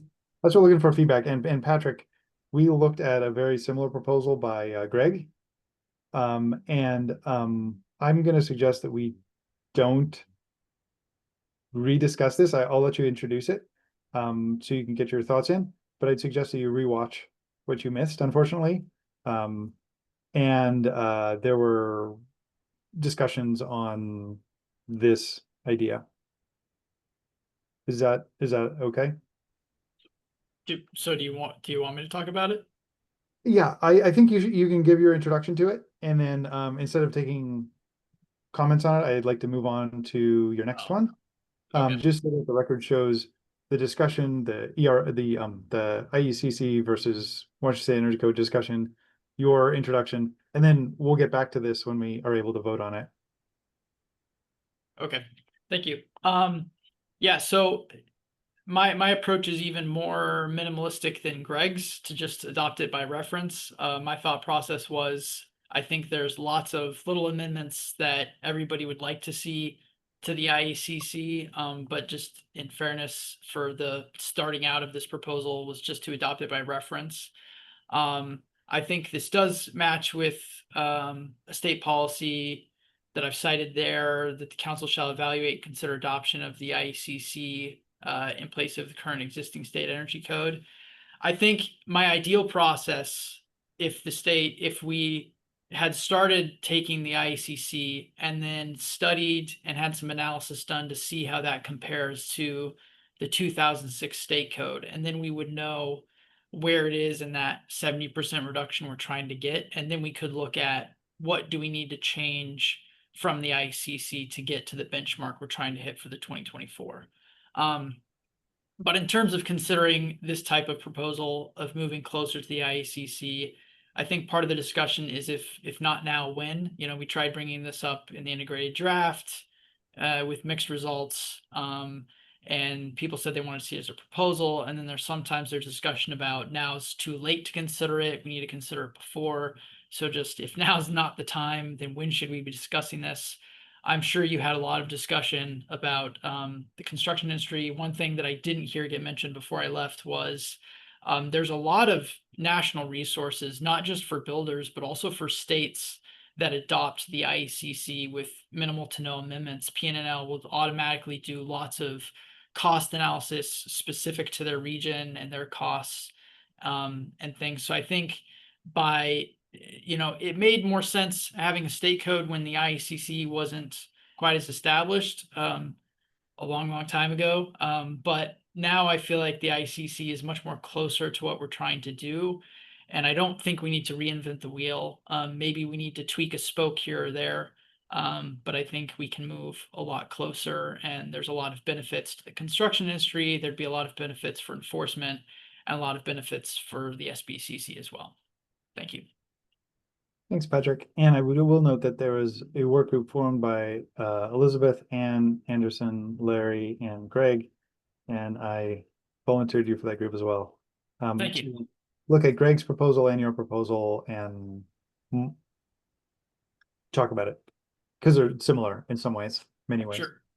And just to catch you up, I mean, the sentiment was basically, right now maybe we'd more focus on what's the benefits and the kind of building the business case around it.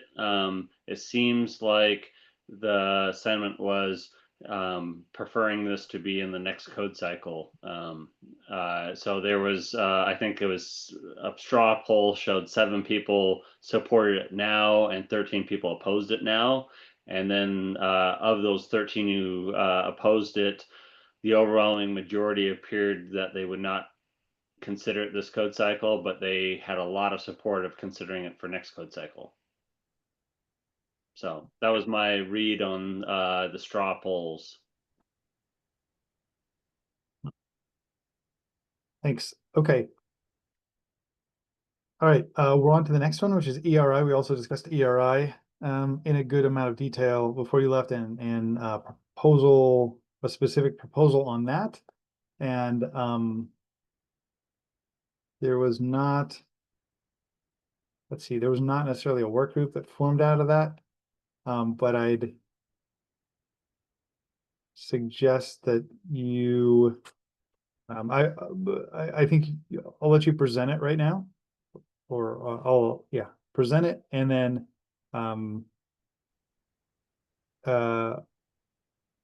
there was a different one. Did we have a work group come out of that? There was a work group. Kevin Rose was going to lead something. Yes, we did. Yeah. Okay. Sorry, I didn't write down the names on that, but yeah, a bunch of people volunteered, and you can watch the recording and see who that was. And so, Patrick, I'll give you the floor and present this, just so it's on the record, and then you could join the ERI work group as well if you wanted. And Patrick, before you start, you should know that there was general pretty good support, I think, among the whole tag for moving forward with some variation of what we saw. Do I have that right, Chell? Yep, I would say that that's what I heard as well. I'm glad to hear that. I'll try to adjust what I was planning on saying accordingly then. Yeah, because my main goal is I'd really like to see this get included in this code cycle, and we can have discussion about how to do that, but I hope we can and it sounds like we have general consensus of getting it in there, but just figuring out how. And I know that Kevin Rose has a similar proposal, and I'm happy to correlate ours together. His seemed a lot more customized from the ICC. I tried to change as little as I needed to. I tried to just change based off my review of it, try to get it to fit inside of the code. I left the numbering to be determined. My preference would be rip the Band-Aid off now and match the ICC numbering, but if there's a lot of opposition to that, I'm fine if we, make it 408 or whatever.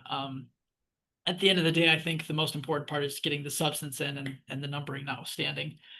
What I tried to do is, because I know that when we talked about this as a tag, I'm just assuming that everybody understands what ERI is. If somebody has questions about that, please raise your hand so that we can make sure that we're all on the same page there. But that the real pushback was mostly against the score targets in the ICC. So what I tried to do is, I know that we're trying to achieve 70% reduction from the 2006 code by 2031, and then incrementally have so much percentage change per code cycle. So we contracted with an energy rater to have models performed of homes built as if they were built in 2006 to the 2006 code, based off the market and the federal requirements and the state requirements. Then what would they have scored on an ERI, and then average that out. And then I just did some relatively simple math to figure out, based off that, what our target should be.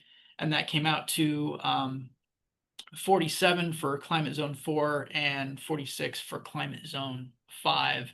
So that would be greater than what the model code requires. And anecdotally, I talked with, we have a member who builds Energy Star homes exclusively, pretty much, and they do ERIs for all of their homes, and he said they tend to score in the mid to low 40s depending on various things. So, and because that's above code, I think that that makes sense. So it should result in a greater efficiency than what the 2021 code is at now. It'd be greater than what the ICC is at, and the intent is to have it match where we're trying to get the 2024 cycle to hit along that 70% reduction. And if people want to see the actual modeling reports, you can email me. I'm happy to share those with people. I did show I have a table with the scores that they got to review there. Is there any questions that people have?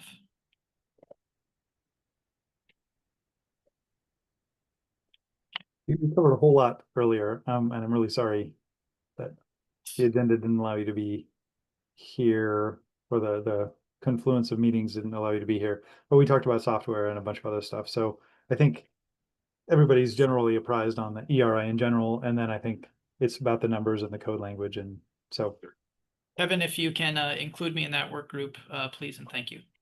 Yeah, Chell already volunteered you for it, so we're all good there. I presumed your interest. I guess the rest of this meeting will be just me finding out how many things Chell volunteered me for. Nothing else. Just those two. All right. So thank you, Patrick. We have another of yours coming up, 24, which is about permit valuation. And then we're going to take a lunch break in about 5 or 10 minutes. So let's just talk about this, take a few comments on it, and then we'll break. Awesome. Thank you. And yeah, and I want to state all of the proposals that I submitted came from BIW held a town hall with our members, and we sort of a listening session, and we heard from them what issues do they have with the current code, what are issues they see with the integrated draft, what are things they'd like to come change. So all the proposals that I made came directly from based on their feedback. And this was one issue where our members didn't feel like this was necessary, and also because it matches the IBC language instead of the residential type of language for this type of thing, that it would require more than what's typically required of residential, allowing the building official to, reject a permit if they disagree with the valuation. And so our members didn't feel like this was necessary and could be removed from the integrated draft. Happy to answer any questions people have them. Dwayne. Yeah, I'm you'll be shocked, Patrick, thinking I might be in favor of this. Because there isn't any such thing as an energy code permit. People apply for a permit under the building code or the residential code. And so anything, if we have anything in here that is different from or contradicts the residential code itself, then it's probably not a good idea. So something like permit valuation would seem to be belong in a different code and not here. Okay. Shane. Yeah, so in general, I am supporting, I agree with the statement about, permits aren't really covered through the energy code. But there's provisions in there. So as much as I don't like maybe that it's necessary, they exist. And so just from the standpoint of avoiding conflicts, which inevitably create confusion, I would rather see valuation language stay, but it be in alignment with what's in the IRC. So that basically just trying to avoid unnecessary arguments at the front desk of the permitting centers. So. And I'd agree with that too.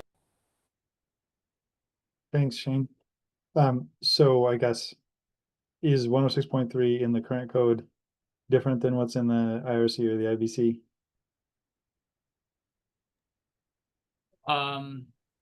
Off the top of my head, I think the main difference is whether or not the permit can be denied if the building official disagrees with the assessment, but I'd have to triple check the language between all the codes. Okay. Okay, so that seems like the comments on this one. Okay. Well, let's take a lunch break. So 15 minutes. We'll see you at 12. What is that? 12:28. See you at 12:28. See you then.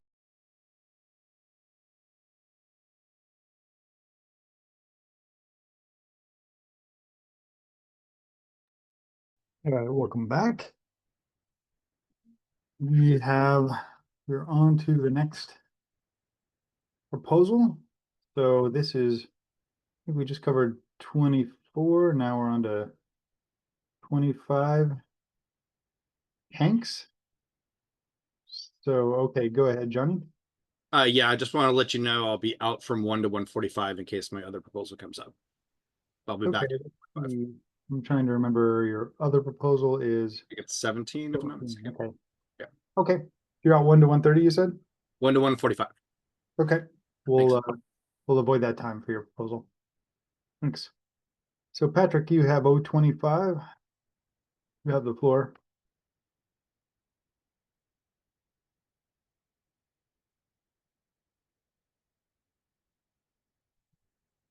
Patrick, are you available?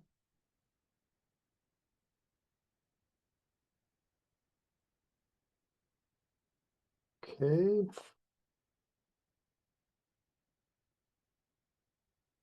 And we don't have Jonathan Jones for the other one, so I think we've covered all of the proposals under the code basics section today.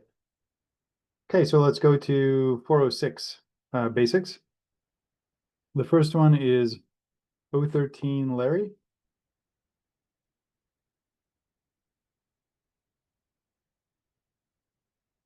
So Larry, are you around?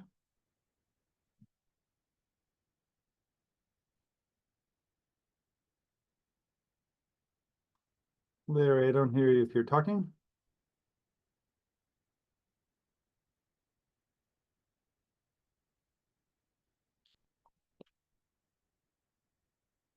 Okay, we'll come back to that one. Patrick, are you here? I'm here. Do we have are like most people back yet? Because I don't want to start talking about something if there's a lot of people away.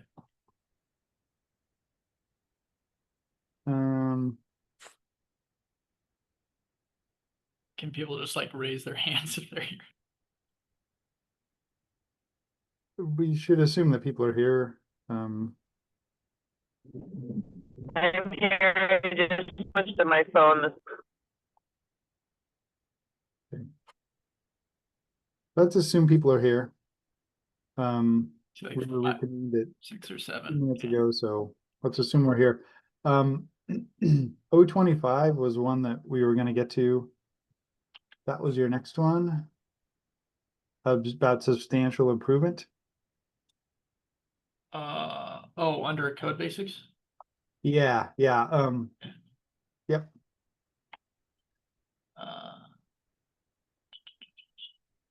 Yeah. So it looks like this is a definition that was in the IECC, but it went with another section, and it looks like we didn't adopt that section in the integrated draft. So I'm just proposing removing the definition because it's not going to be used. Just trying to condense the code and clean up things that we're not using in it. So you're saying we didn't use the word substantial improvement in the residential energy code? Correct. And if I miss something, I'm happy to be corrected, but Sounds good to me. Like we have it in definition, and then we have it in the definition, and then, yep, it's nowhere in the code, so that's awesome. All right. I see no more comments on that, so we'll be able to vote on that next time we get there.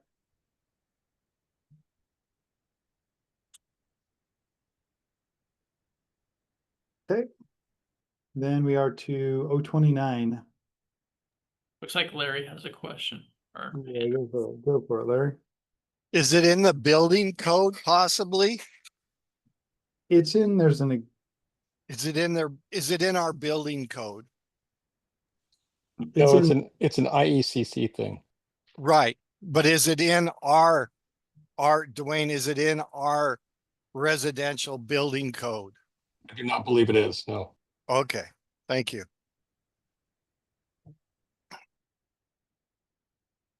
okay. All right, so Larry, do you want to cover your number 013, which is about removing the R406?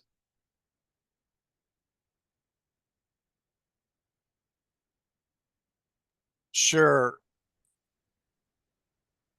I gotta find it here now. It's up on the screen as well. Yeah, I'm opening it up. Well,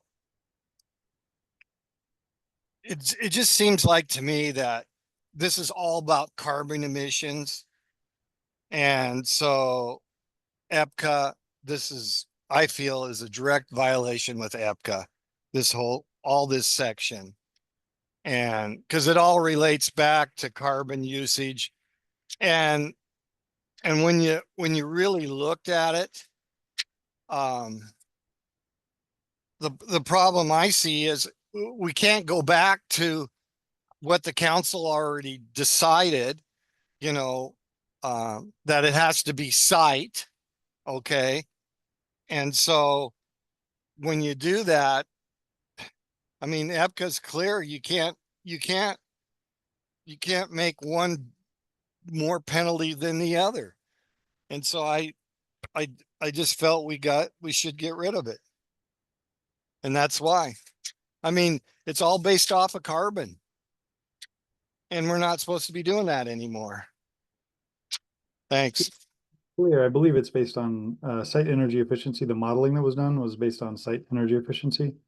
But it's carbon emissions, R406.2, carbon emissions equalization additional energy efficiency requirements. Yeah, that word is a leftover from when it was a carbon table in the earlier pre-EPCA version of the 2021 code, but all the numbers and underlying data.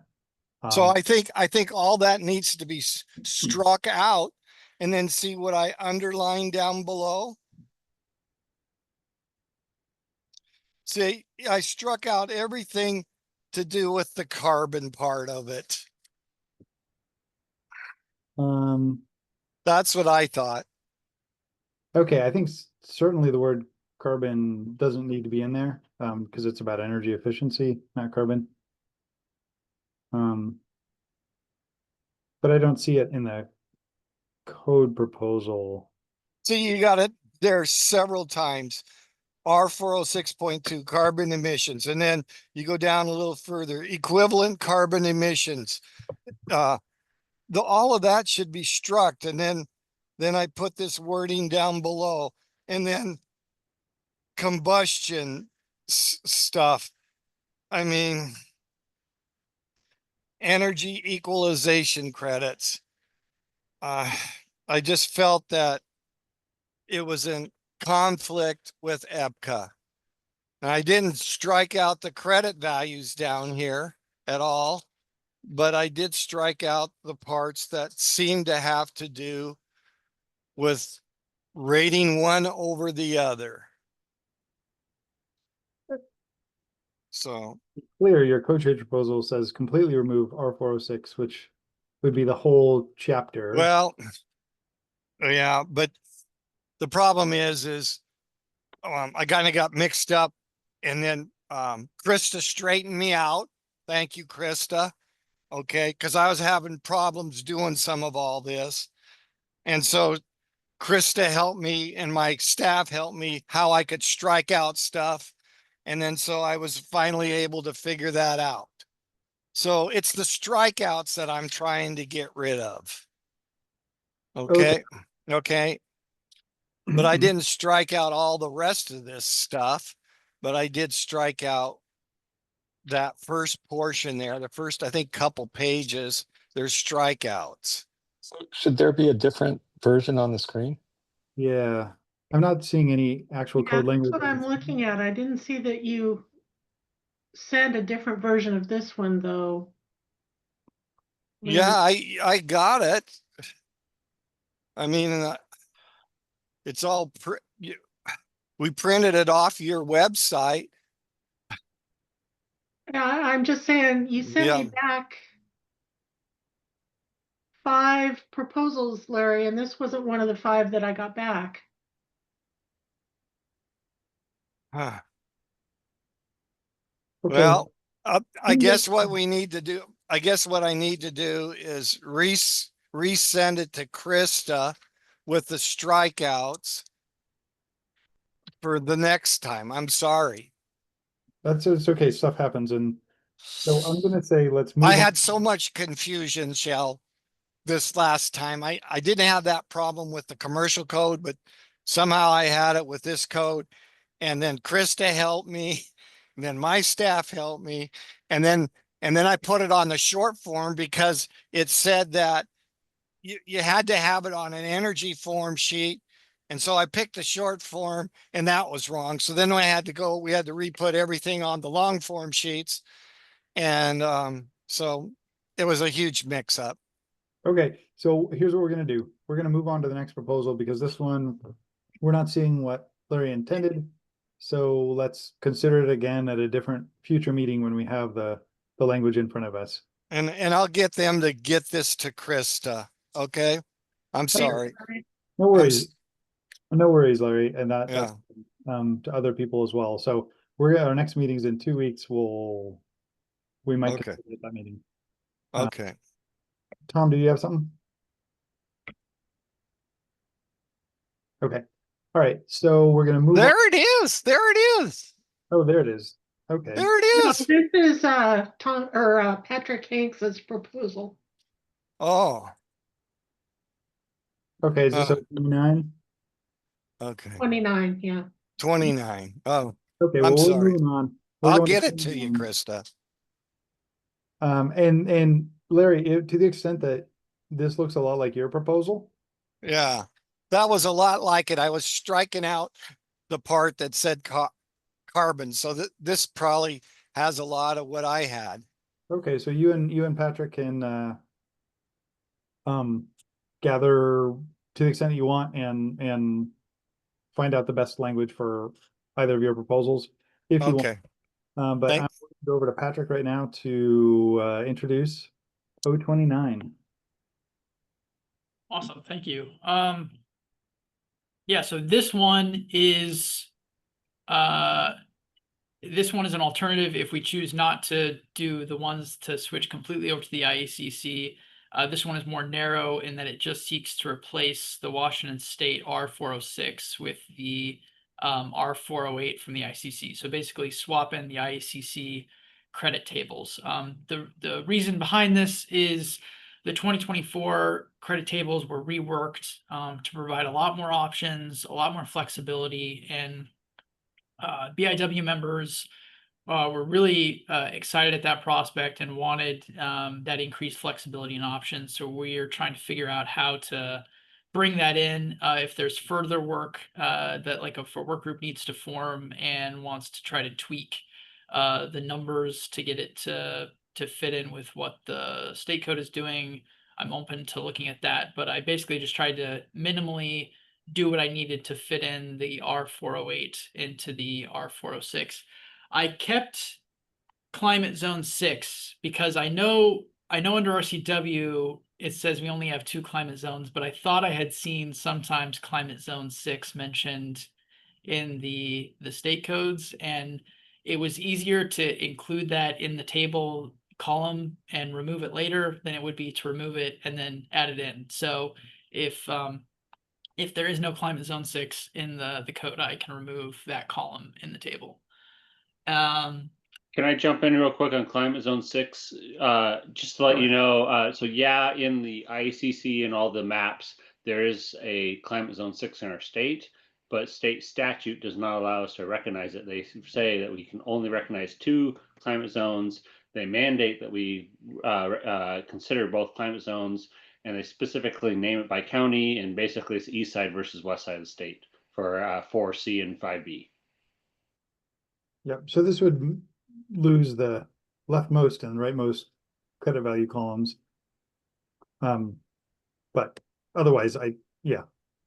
Thanks, Greg. Go ahead, Patrick.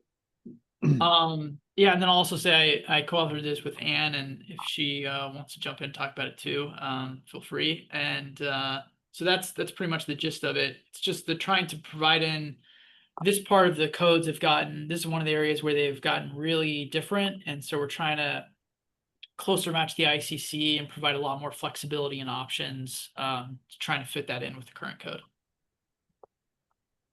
Okay, thanks. And do you have a sense of the efficiency difference between what we had in 406 and what this would be? So for some of my other proposals, I found some studies where they each reported site EUI for those, but there is assumption differences. And for those proposals, I tried comparing that, but I didn't see anything that was just that for the credit section. So I don't know exactly but that also could be adjusted if you change the credit values to get it to match the state code. Okay. Thanks. Go ahead, Damon. Thanks, Joe. I like this idea. It gives us quite a few more options to consider than the 27 options in our current chapter 406. Whereas our options, I believe, are a savings of 600 kilowatt hours per year per half a credit. Is that correct, Joe? That is correct. Then, and I don't know, I know that these numbers are somewhat similar. Okay, whereas, something worth 10 credits versus something worth 5 should be twice as efficient or twice the amount of savings. Maybe Anne can enlighten us as to where these numbers come from, but I suspect it was PNNL.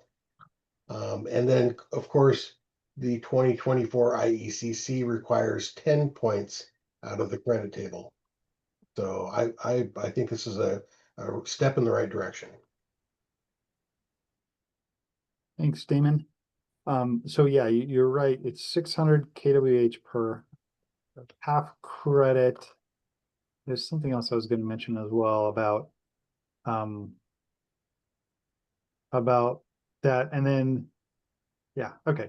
We'll go to Dwayne. I'll come back to that.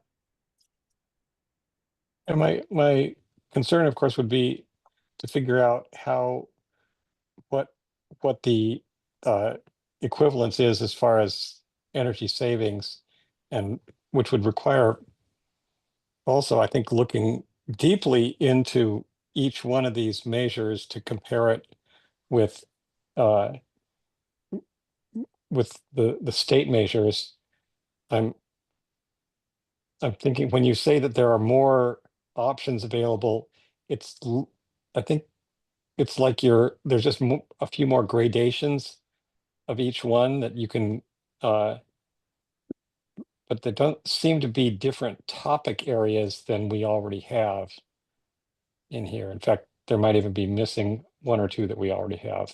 So I'm not sure that this really provided more options for builders or cost savings, and I'm not sure how we would accurately compare and adjust these factors or requirements to get to the equivalent amount of energy savings that we already have. Thanks, Dwayne. Go ahead, Ann. Yeah, I not to repeat, but the feedback from NHV builders is it does provide a lot of more options to meet the requirements of the energy code. So that I'm a huge fan of. And I also think just moving this section in alone is a good way to work towards aligning the IECC with the Washington State Energy Code, rather than doing it full on like the first proposals. Thanks, Ann. Go ahead, Tom.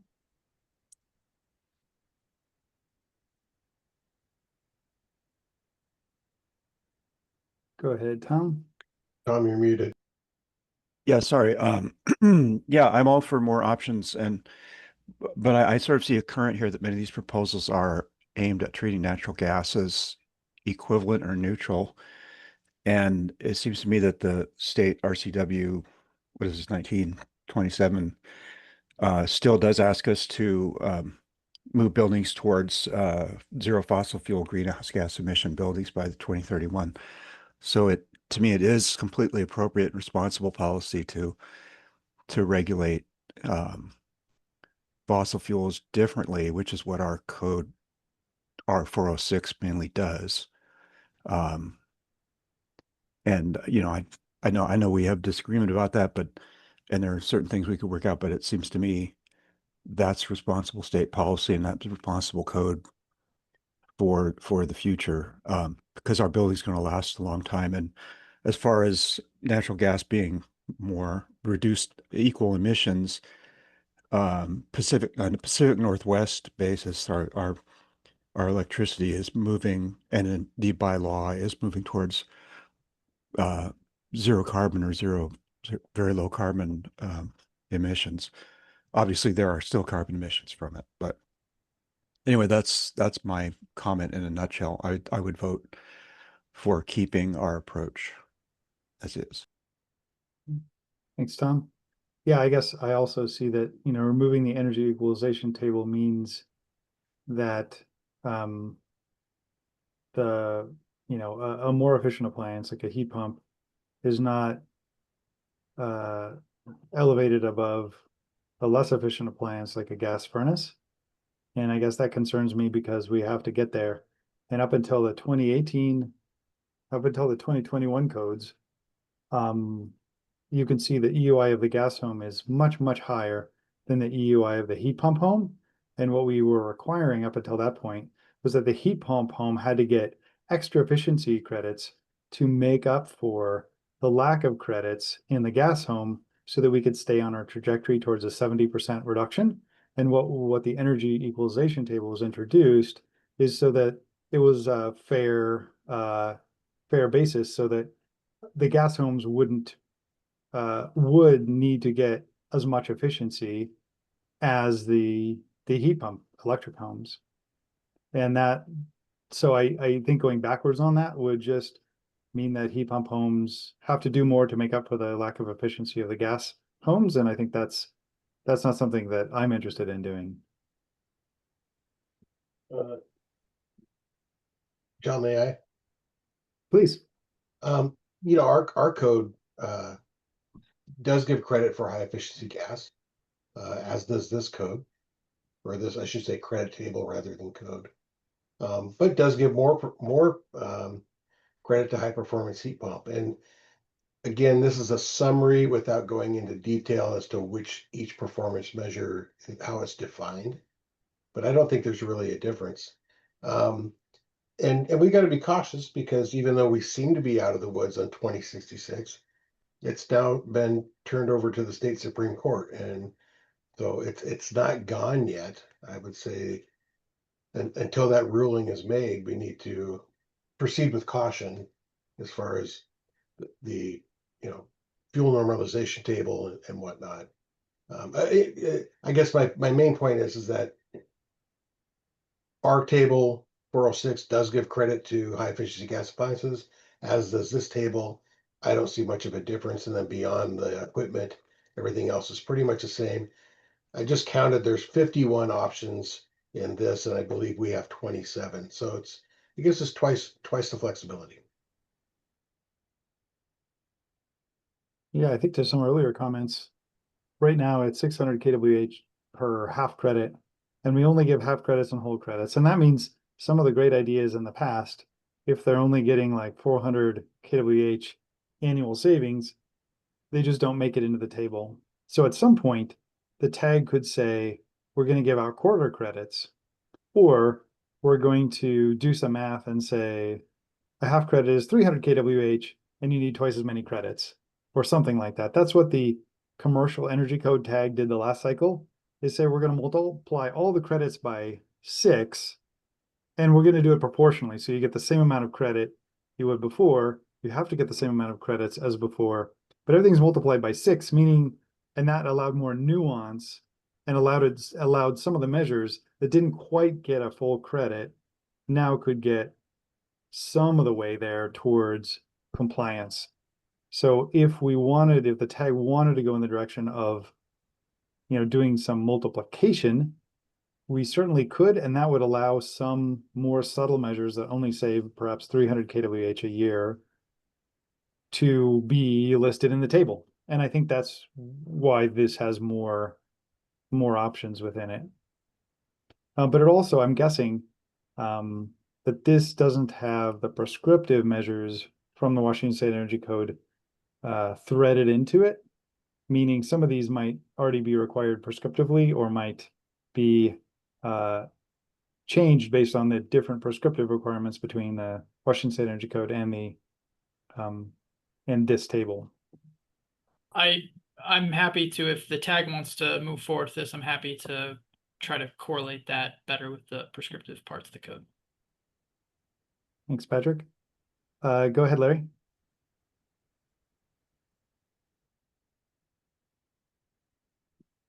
Go ahead, Larry. You're on mute. There was a statement here that said that we have to have 0 emissions by 2031. That's for automobiles. I didn't think that was for heating equipment. I thought it was 2050 for heating equipment. Okay. And I can see the heating equipment getting to gas heating equipment, getting to 0 emissions real soon. I mean, I've already shot 100% efficiency on some of the equipment, and it's coming down the pike. But so I'm just going clarification that 2031, that you can't have any emissions on gas equipment for buildings. I don't think that's correct. Thank you. There is a RCW in 1927A that was struck by 2066, but since 2066 has been stricken, now it's back in the law, and it requires 0 zero greenhouse gas emissions homes by the 2031. 1927A020, I believe it is. 160. 160. Okay. 0 new buildings. So we don't, Yes. we can wait until the 2030 code to address that. We could. Yeah, it's a little bit vague. I mean, it says help buildings help achieve the broader goal. So I mean, obviously there's some leeway in the language. It doesn't mandate it then. It doesn't mandate it.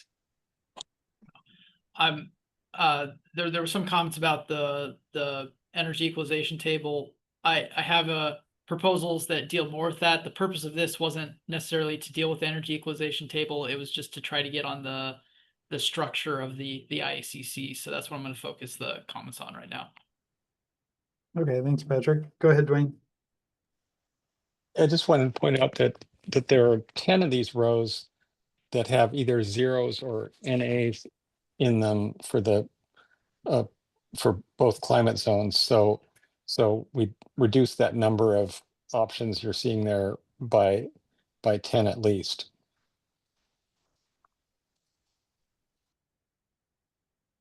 Thanks, Dwayne. Okay. So I'm also seeing in here that a bunch of them have, 7s or 8s in them, so that if you simply put in a high performance gas furnace and heat pump, you could get 8 credits, get 11 on the east side. So it seems like it's easier to comply with, or you'd have to do less efficiency measures to comply with this than our current credit table. So I think I assumed that you would probably have to adjust the number of credits required to achieve. I figured I'd let the tag provide feedback on how they want to get there. And I just tried to minimally bring in the IACC language. So if we can focus the comms today, not too much on the values of the numbers, because I think those are adjustable, and more on the substance of if we can move forward this and how the tag would want to do that. Okay. And for the commercial energy code, we requested PNNL to do a bunch of modeling to change all the credit values based on some criteria, and that effort is starting right now. So it's possible. We just have to make sure that PNNL is funded to do that if we want, or some other modeler to do the modeling to change all the values, or something like that, or compare the values to our current code. We just have to get a little certainty that we could pay for that or have that happen. Go ahead, Deepa. Yeah, I just wanted to clarify the RCW on fossil fuel free buildings by 2031. That is it's part of the same sentence that says construct increasingly energy efficient homes and buildings by the year 2031, and then says that help achieve the broader goal of building zero fossil fuel greenhouse gas emission buildings and homes. So my interpretation of that is, just as we are trying to achieve incremental energy efficiency gains towards the goal in 2031 of 70% reduction, we should also be working every code cycle, which there aren't that many of them left, to get towards zero fossil fuel buildings. Thanks, Deepa. Go ahead, Damon. What happens after 2031? Do we disband this tag? I'm kidding, of course. I'd be curious, and I'm hoping that you might have some input as to where these values came from. I know you sat on the committee to do the IECC. I did not sit on the committee Okay. for IECC, just IRCB. So, but I do know several people that could answer that question for you, and they'll be in DC. So. Okay, well, I'll be there too. So, Okay. whereas, the values in our table, came from some proprietary software by a consultant. I think these might be better measured, is my thinking. That's all. Thanks, Damon. Go ahead, Gary. Yeah, just quickly, PNNL did the analysis to provide the credit values in the table in the ICC. They are on a site energy basis, but as noted, they do compare electric to electric and gas to gas, with a couple of exceptions where heat pumps with gas furnace backups are included or allowed. I don't recall off the top of my head what each credit value is worth. I know what it was in the commercial, but I'm not 100% sure what a point represents here in the residential. It'd be easy enough to determine, though. Thanks, Gary. Good information. Okay, so I guess we've presented this, we've discussed it. If there are specific comments for the proponent that they should modify to do something, great. If there's a work group that wants to form to workshop this, that could happen right now. I'll leave a few seconds of silence to see if anybody wants to do any of those things. Otherwise, we're moving on to the next proposal. I think that this may be folded into the existing work group, possibly. The one on the first proposal to just IUCC. jump. Yeah. Okay, if those people want to, that's you, Elizabeth, Larry, Greg, and Patrick. If all of you also want to consider this. Sounds like a great stepping stone to propose, yeah. Okay.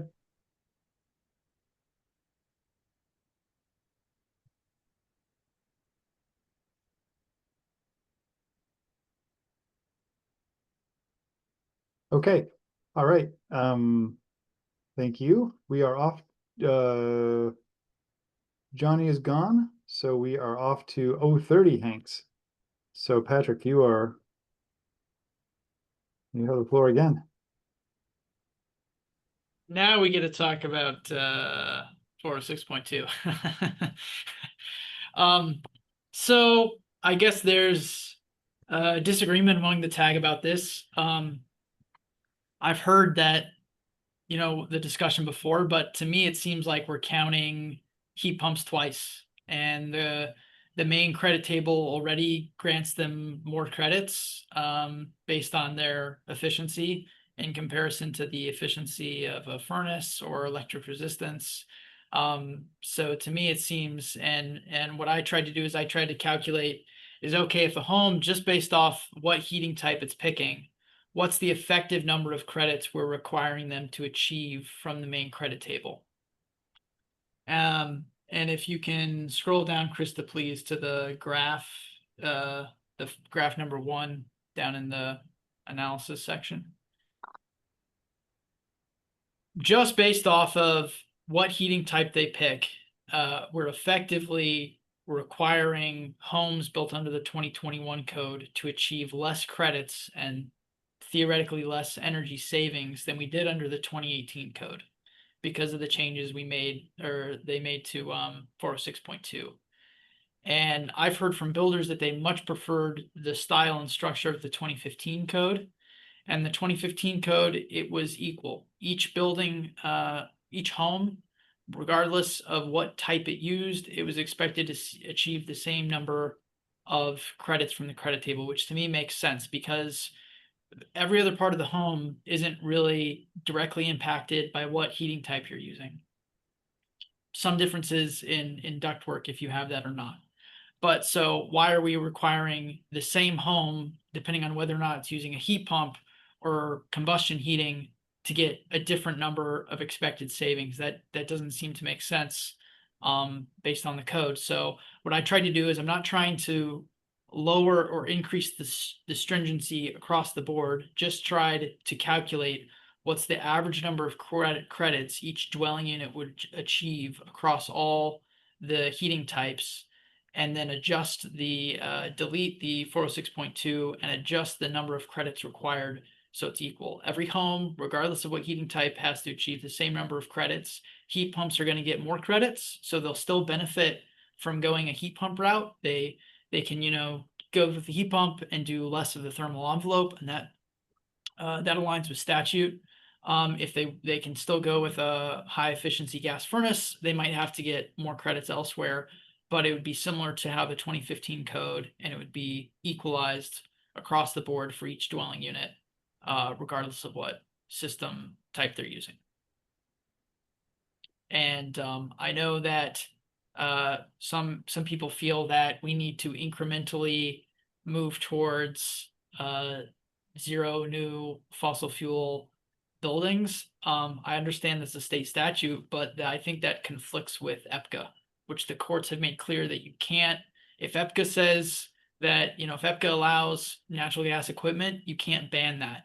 So the legislature might have to do some work in figuring out how to balance those two conflicting things, but federal law overrides state law. So I think in order to comply with EPCA, and because effectively what we're doing with 406.2 is we're making gas buildings, or a home using gas has to compare itself to what a heat pump could get. And that goes beyond the exceptions allowed for EPCA, where it has to be within a certain percentage. And the difference in efficiency between a heat pump, you can't compare a gas furnace to a heat pump. It's too big of a gap under EPCA. So we can still have a stringent code, still meet all the other state statutes, but just balance the credits required across.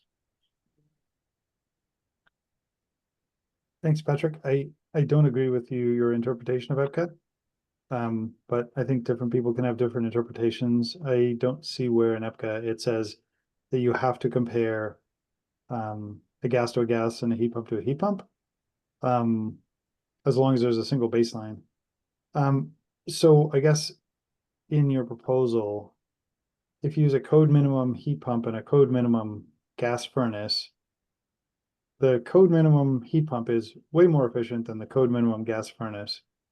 But does your proposal include that efficiency in it, or does it ignore that efficiency? That efficiency is still in the credit table. You can get 1.5 credits for heat pump, and you get 1 credit for gas furnace. So and that's based off, I didn't do the calculation for that. So if there's an error with the calculations in the credit tables, then that's an issue that came from what analysis was done for that. But assuming that the credit tables are calculated correctly, we're counting the heat pump efficiency twice instead of just once. I guess I don't understand the double counting, because my understanding of the R406 that we had before was you get credit for the system, and that gives you a certain amount of credit in the energy equalization. And then if you get an even more efficient gas furnace or an even more efficient heat pump, then you get more credit for that. But you don't necessarily get, yeah, I'm still reviewing your proposal. So I see. Why would we give credit for federal minimum efficiency appliances? Well, a federal minimum heat pump is way, way more efficient than a federal minimum gas furnace. So that's what I'm saying is you're making a gas furnace be compared effectively to the minimum efficient heat pump, which conflicts with EPCA. Yeah, I don't see how it conflicts with EPCA. I have the citation if they want to pull it up. Please share it. 1-to-1 site energy use basis, that's EUI, and the gas furnace has a much higher EUI than a heat pump building. And I don't see how that could be disputed with facts.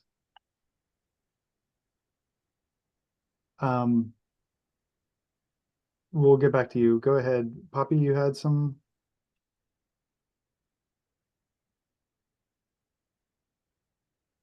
Okay, go ahead, Tom. Well, I just wanted to, I think clearly the credits table or the fuel equalization table is partly meant to address the carbon emissions question, but it also is the efficiency that the table needs to, I mean, it seems like if we're reaching range of efficiency, we need to address the fact that the heat pump is usually about 3.5 times the efficiency of the gas furnace.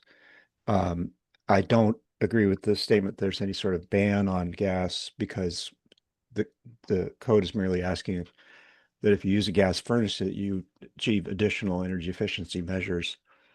There's nothing in it that says you can't use a gas furnace. So anyway, that's my comment. Thanks, Tom. Go ahead, Greg. I was just gonna note, like, it's a little more complex than everyone's making it out to be. So if you're talking about in springtime in the May, yeah, your heat pumps are going to be more efficient. But if you're talking about winter, they're not. And so it's a lot more complex. I mean, and I don't know if it's really valuable to get into all that right now, but just to note that it's not as simplistic as everyone's kind of making it out to be, and electric's not necessarily more efficient than gas, and other states compare, like Oregon compares gas to gas and electric to electric. So it seems like Washington's an outlier for how we do it. So I should just note that it's not really exactly how some of the comments that were made. Thanks, Greg. Go ahead, Poppy. Yeah, there are different energy uses at different times of the year, but the efficiencies that are estimated for the equipment are based on annual energy use. So just wanted to clarify that. So overall, annually, they are more efficient as they're calculated for the table. And then I also just wanted to confirm that we are using an EUI baseline for 2006, and both the code minimum gas and code minimum heat pump are compared to that EUI. And so to the extent that the heat pump is more efficient than that EUI, that common average EUI, then it needs to be, that efficiency needs to be recognized. And that's what the equalization table is doing. So if we remove that, we are removing that additional efficiency and requiring those homes to get more efficiency above and beyond what the gas homes would need to get. Thanks, Poppy. I also want to mention that there is another proposal on that we're going to get to when Joni comes back that removes the energy equalization table and basically puts it into the energy credits. So you would start out with 0 credits as the code minimum gas appliance, and then you get credits for the same kind of things that are in the energy equalization table. So it's a reformatting of that, and then we'll get to that a little bit later. So that's a different way of looking at, I think, the questions that Patrick is bringing up. Go ahead, Dwayne. Just responding to Greg, if you look at all the heating hours of the year in both climate zones, the heat pump is dramatically more efficient. And in fact, you already know that.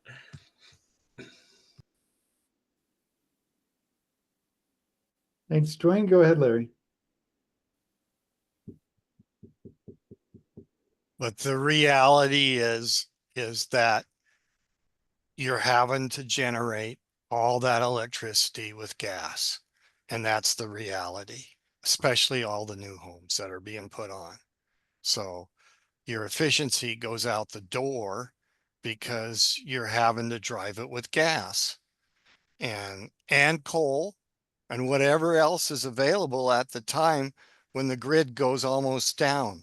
And then the rate that they're getting to charge is over 10 times, a lot of times, what they currently buy it for. And then that reflects back to the customer that has to pay that penalty for not using the gas, and he's having to use the electricity. Thank you. Thanks, Larry. And the council decided we are going to use site energy use. So while I appreciate the idea of going to source or talking about source energy use, that's not what the council directed us to do. So we could spend hours on that. we don't need to because it's been decided. Go ahead, Greg. Yeah, I was gonna say something. I mean, our hands are tied by the council's decision, but also there is a fallacy when people keep saying that one's more efficient throughout the whole year, because if you actually look at it and if you're producing more carbon emissions totally, is it really more efficient? Because there's many ways you can actually set up the scenario on how you measure it. So some of that stuff should be taken with a grain of salt, because you can easily define it on paper as more efficient when it's really not. Produces more CO2. So, but we don't necessarily. I mean, maybe we're getting down too much in debating that. Maybe we should move on to more of the merits of, or where there's aspects for other parts of this proposal. Thanks, Greg. Okay, go ahead, Ann. Yeah, I just want to speak on the bans idea. Basically, the credit system prefers heat pumps over gas.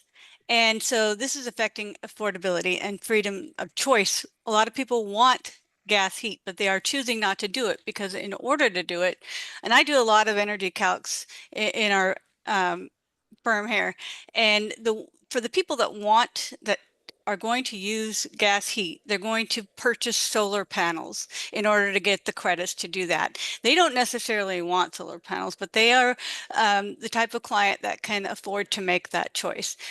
For people that don't have an endless supply of money to build the house that they want, they are being forced to use the heat pumps. So I just want to bring that forward, that it's very hard to get the credits required with gas in an economical manner. Thanks, Ann. And we discussed this when I-2066 was the law, that even I-2066 didn't require gas be the cheapest home. It just required that the fuels be treated equally. So some people, and maybe you're getting at this, think that the gas home should be the cheapest home out there, that like somehow we're required to do that, and that's not the case at all. The home that is cheapest may be the heat pump home because the heat pumps are way more efficient than gas.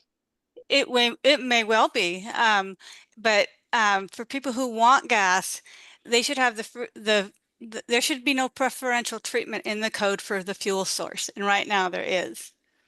Well, it's based on efficiency, which is what we're doing here. Is the energy code is we're talking about efficiency, and so if something is more efficient, it gets more credit. If something is less efficient, less credit. Yeah, even so, they can right now it's still very difficult to choose gas, and in the IECC, the insulation choices that go with gas are a little more aligned. You know, the envelope and the gas versus the envelope and the heat pump. There's a larger differential in the Washington State Energy Code right now. Yeah, right now we don't have it where you get more insulation credit for a gas home than you would with a heat pump home. That'd be a nuance that is in the commercial energy code. But we're trying to make this simple in the prescriptive code. So you don't get like, if you have a gas appliance, which is less efficient, you don't get more insulation credit for having a better UA than you do with a heat pump home. It's, it's the way we try to make it simple so we have less nuance in the credits.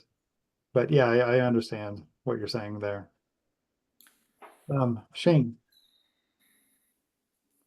Yeah, so I just kind of want to voice some of the thoughts I've had on all these topics over the years, in that and I think you've kind of all talked a little bit about it and banged around it, but it's just that if there's a mandate for efficiency of buildings, to get there, inevitably you're finding improvements wherever you can find them. And unfortunately, I think for natural gas, it's the low-hanging fruit. That's just how I look at it. So taking out all the arguments on carbon emissions, or, I have my own opinion on EPCA stuff, or the potential of I-2066 being resurrected. But at the end of the day, you have to meet the efficiency goal. And the question is going to be is if on some level you effectively save the gas industry by making it easier on them, where's the additional efficiencies going to come from? And if that comes at the byproduct of that is punishing everyone else, did you achieve affordability? And I think that's where I've always questioned in this goal for affordable homes, is saving gas actually going to help, or is it going to make it worse? And my gut's telling me that I think it makes it worse. So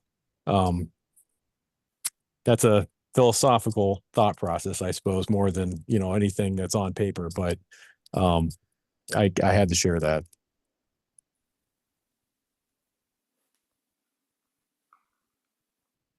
Thanks, Shane. Go ahead, Larry. There's a difference between efficiency and affordability here. As your green energy that you all preach about, when it gets to the 35 to 40 cents a kilowatt, it's not affordable. Okay. And it's coming down the pike real soon. Okay. And so affordability is out the wall with the electric units. Okay. Because there's going to be such a demand for the green energy, and to get this green energy, what it's going to cost, because the federal government isn't going to supplement it anymore like it has been. And so your electricity is going to double or triple in price. It's go look in Southern California, it's already there, 40 cents a kilowatt. So affordability, you just wiped it out off the slate for a home, because now the cost is going to be so great for the electricity that you ain't going to be able to afford to run the home. That's why in Japan and a lot of other foreign countries, they only heat one room, because they're all electricity and they can't afford to do anything else. Thank you. Thanks, Larry. The reason why California electricity, the primary reason is transmission and distribution, not the generation of electricity. And if you look at the top states for renewable energy in the United States, they have cheaper than average power. The top states are Iowa, South Dakota, North Dakota.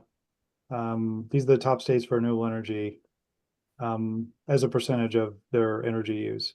And they have cheaper power than average. So I guess I just don't understand where you're coming from on that. Where I'm coming from is the government's not going to support that, is not going to supplement all those wind generators anymore.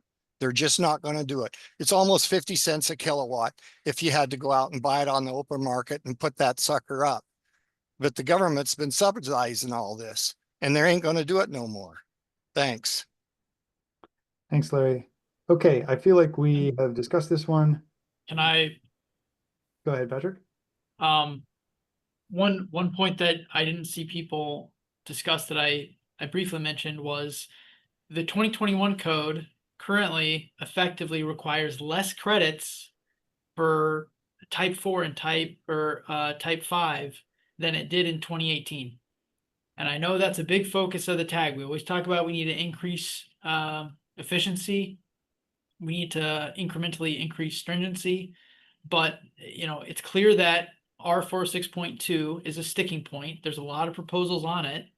And I'm concerned with some other ways of tackling this that is just, it appears to be deleting it, but it's just repackaging it somewhere else. And this is a huge issue that we need to deal with, and that the way it's currently structured is we're not making incremental progress across the board, cycle over cycle, but we're putting our thumb on the scale in a way that doesn't match the expected efficiency differences of appliances. Thank you.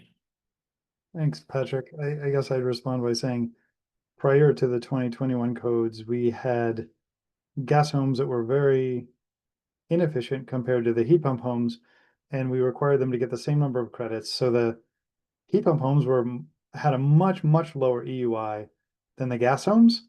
And so what we did in 2021 is try and equalize them out so that you would require the same amount of efficiency out of both kinds of homes. And that's why you see the chart that you do, which I think, thank you for producing that. I think that's really informative.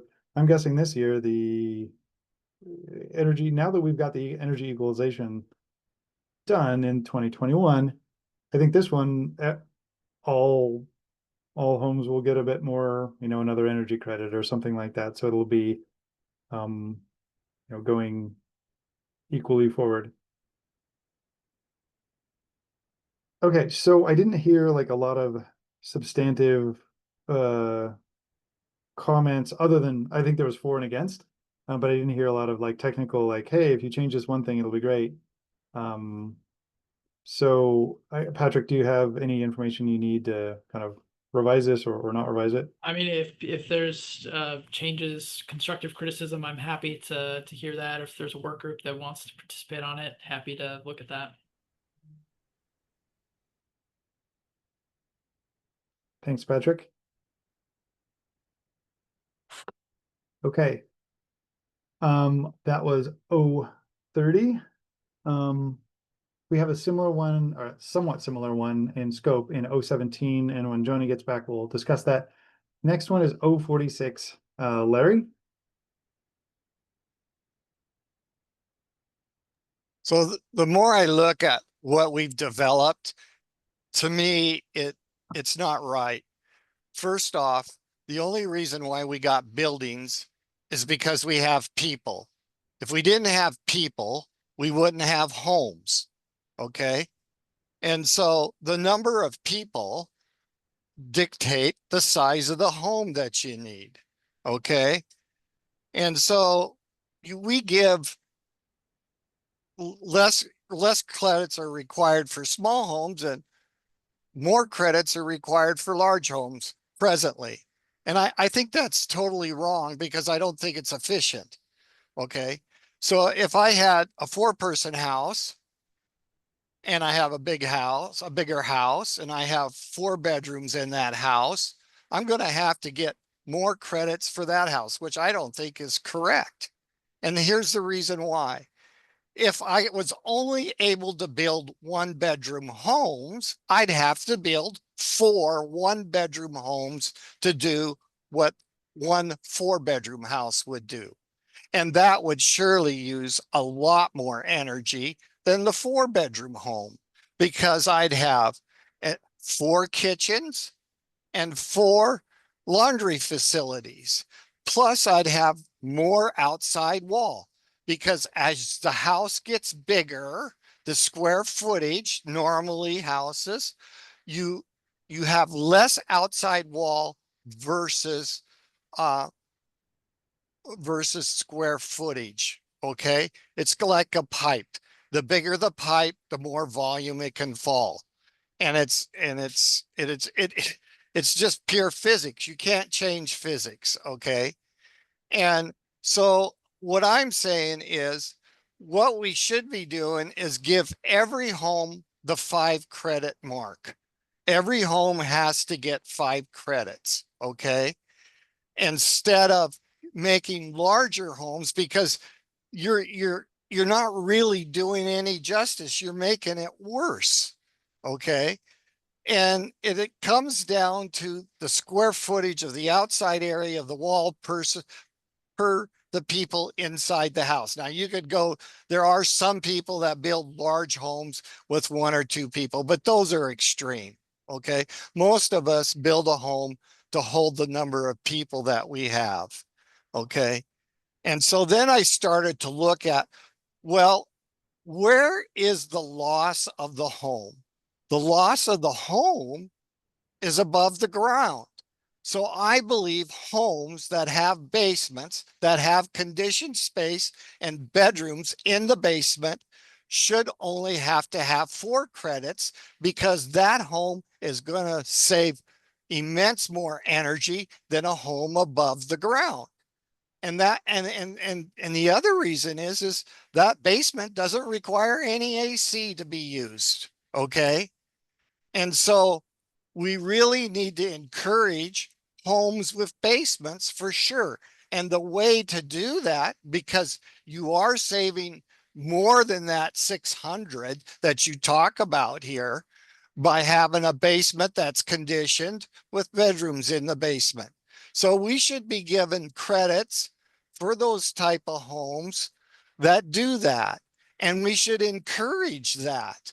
If anything, we probably should be going underground with most of our homes as much as possible, because we would greatly reduce the energy that would cost to run them. Okay. And that's what my proposal's about. Equity of what's really happening with the building in relationship to the people being out there. And we're not doing justice here. We're making it worse. And the numbers tell you that. And so if you got a family that over here, there's a lot of families that have six or eight people in them, 6 kids and 2 adults. And they have to have a larger home. And that house is much more efficient than 6 individual homes, okay, or even 3 individual homes. And so we shouldn't be penalizing them for that. Thank you. Thanks, Larry. Okay, so this would change credit numbers for home sizes and basically get rid of the home size piece, and then probably provide an option credit or some other credit for homes with a basement. The last house I lived in we did an addition. We ended up with 1,440 square feet, 3 bedrooms. So the 1,500 limit right now is 3 bedrooms is about as many as you can get in. 1,500 square feet for a detached home. And the medium size you can get, I mean, right now medium size goes up to 5,000. So that's quite large in there. Okay. All right. Thanks. And go ahead. Yeah, I like where Larry's going, and I just want to comment on the basement. Because we do a lot of these C3 calcs, that is correct that the basement home, the UA, total UA comes in a lot less than the base UA. So yeah, I do think extra value should be given to a basement. Thanks, Ann. Tom. Yeah, I mean, I think it's interesting. A lot of the arguments, Larry, make a lot of sense. We originally, the sort of green building industry, we wanted to penalize large homes because we wanted to penalize the people that had plenty of money and wanted to build an 8,000 square foot house for the 2 people. And my question is, since I live in Seattle, and I still think that there are a lot of people like that, still doing that sort of thing. I mean, we have a cultural change now that we do have more people co-buying and co-living, and we have some people with larger families that need a larger home. And I agree it's more efficient, but how would you differentiate? How would the code differentiate between somebody who builds an 8,000 square foot house for a retired couple, and they may have more than one of those, versus somebody who fills up their house with people? Okay. I guess that's the question. How would you differentiate that? Number of bedrooms. Number of bedrooms. That's what I would say, Tom, because if you're building a house, and I didn't put that in here, but I've been thinking a lot about it. And I think we need to, encourage people to live together more, because it is Right. more efficient. Like a lot of the families over here, the parents are living with the kids now. Okay. And Yeah. but you're right. If a person builds an 8,000 square foot home and they have 2 bedrooms in it, that's not right either. Yeah. And Okay. I've seen those. And I know it, but I think what we could do is a relationship to bedrooms, to outside square footage, and make it happen. Okay. I think we should be encouraging people to live together as much as we can, and giving them the credit to do that. But just to have, like, the Microsoft guy who built, was it 20,000 square feet or 100,000 square feet? That's a different game. Okay. And but I think we need to encourage people to live together and give them the credit where credit's due. Okay. And that's what it's all about, is all of us living together, right? I mean, co-mingling together with one another and not isolating us all apart. And I mean, there's a point, like you say, but I can think we can do that with square footage for bedrooms. And I don't think we should make families, bigger families, be penalized for that. Especially because when I started to run the numbers per square foot of BTUs, it was clear that the bigger home was more efficient than the smaller home. Okay. And I didn't know where to draw the lines right now because I haven't researched it that much. But I do know that basements consume a lot less energy. And there was a move here for a while in Spokane to start burying homes. And I thought they were crazy at the time. But now I look at it and I see what the value would be in it. Thank you. Yeah, you got to deal with radon. Right. You got to deal with radon in Spokane. And The other thing is, I'm just bringing something totally different into it. A lot of people into sustainability used to think burying parking garages was a good idea, but it turns out that the excavation, the amount of diesel burned for excavation is huge compared to the actual structure you're building.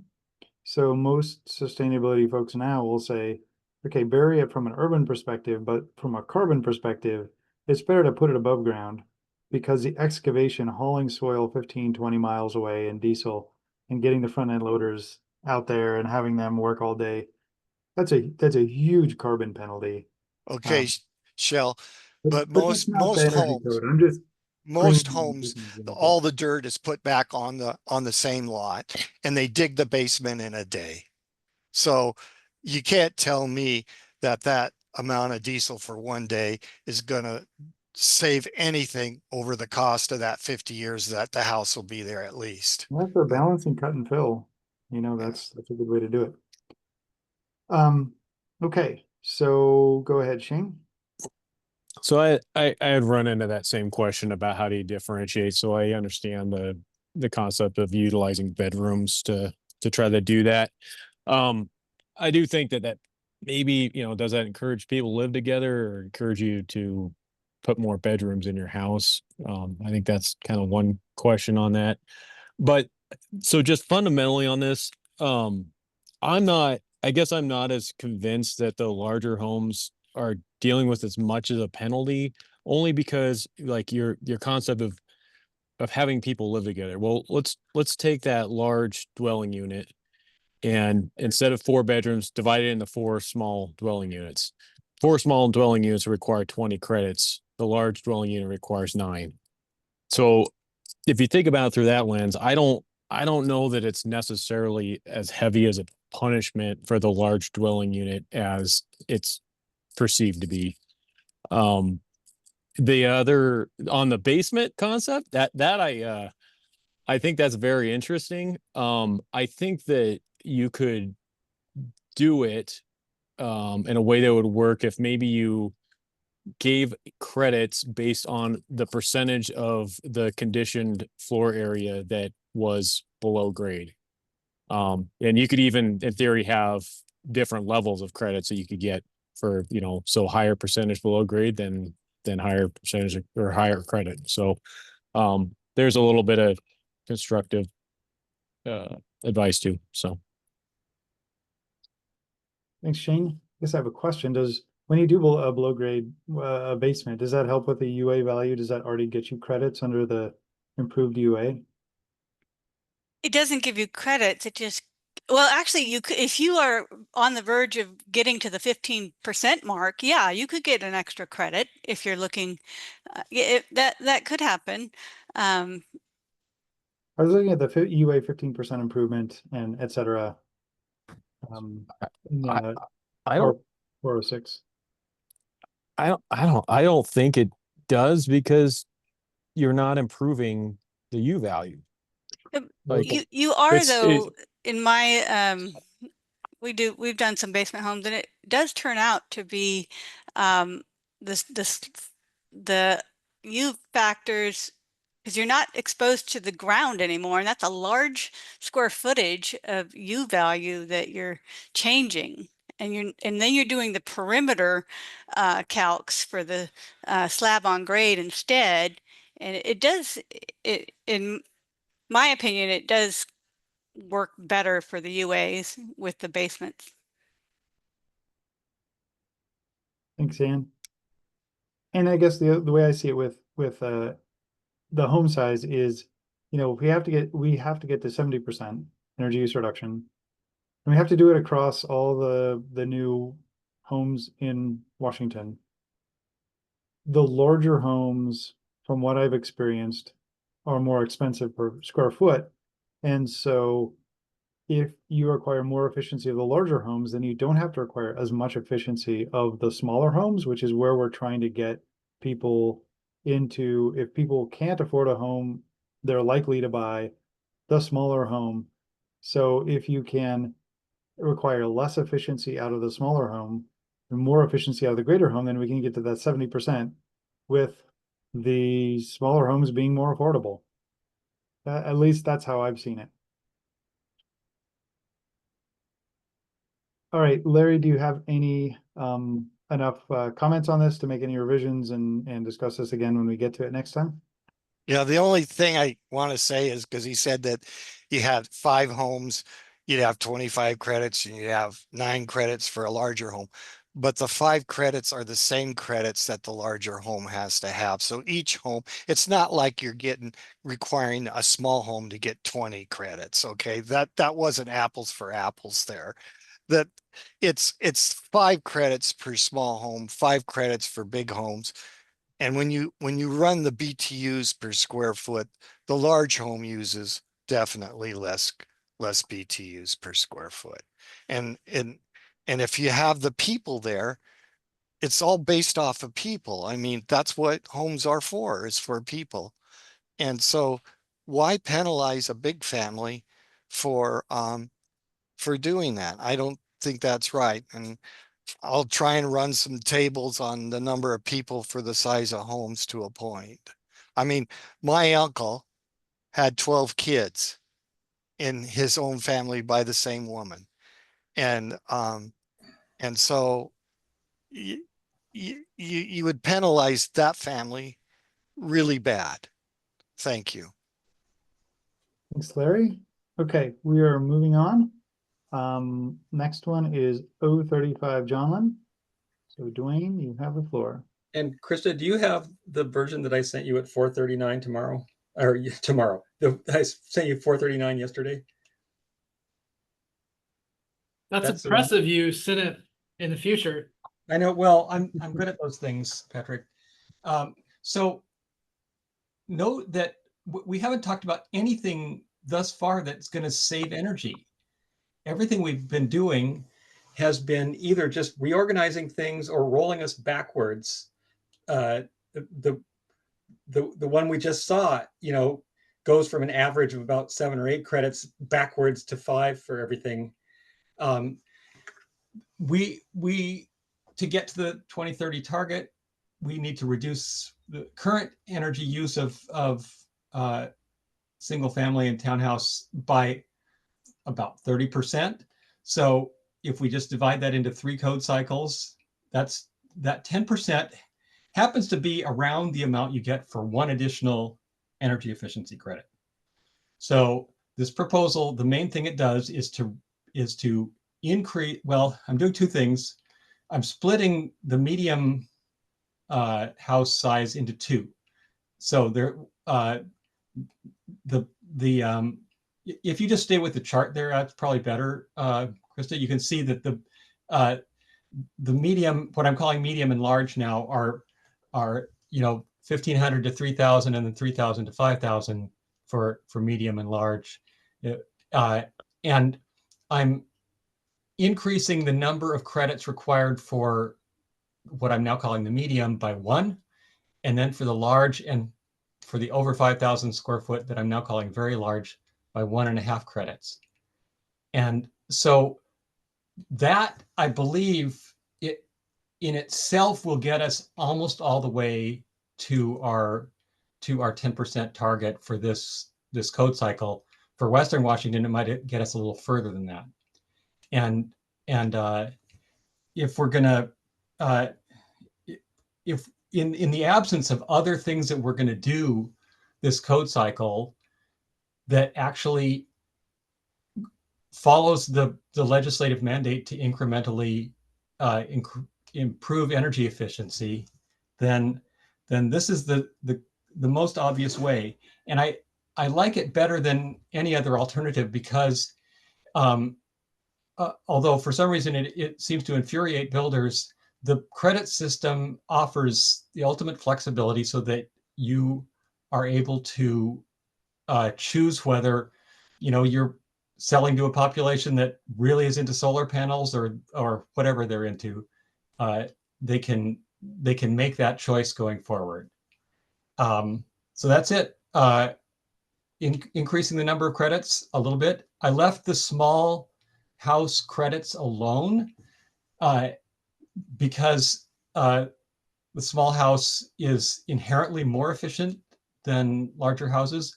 And as has been discussed many times, we're looking at affordability issues, and the small homes would be the ones where that would be the biggest crisis. I also left alone the credits required for woody walk-ups, our multifamily that are still in the residential code, and for small additions.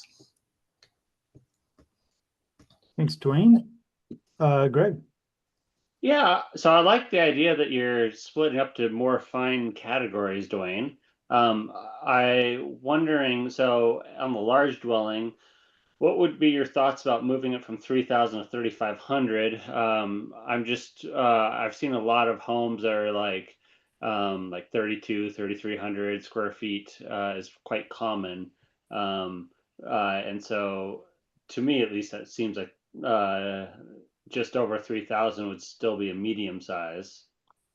Well, no, it's a really good question, Greg, and I've been back and forth with a lot of people about what our average home size is, and I think most new homes by quite a margin are under 3,000 in the last several years in Washington State. I think more so out here where the land is really expensive.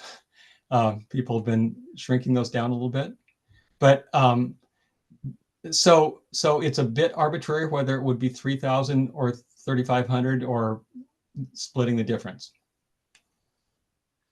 I mean, splitting the difference would be like, let's say 3,300. That seems like it'd be a good, capture, because at least what I've seen is, I mean, there's obviously a spread of homes, but it seems like the difference between a 3,000 square foot home and a 3,300 square foot isn't that much. But would that be like considered like friendly to just move it to like 3,300 or something? It's something I'll consider, but I want to go back and look again at statistics for what it'd obviously be best to sort it out so that there were some on each side of that dividing line, and that's where I said it, hoping I could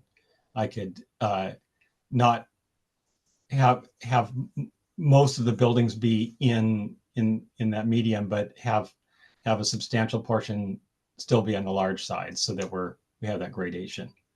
So I'd rather leave it where it is now, but it's not a deal killer for me.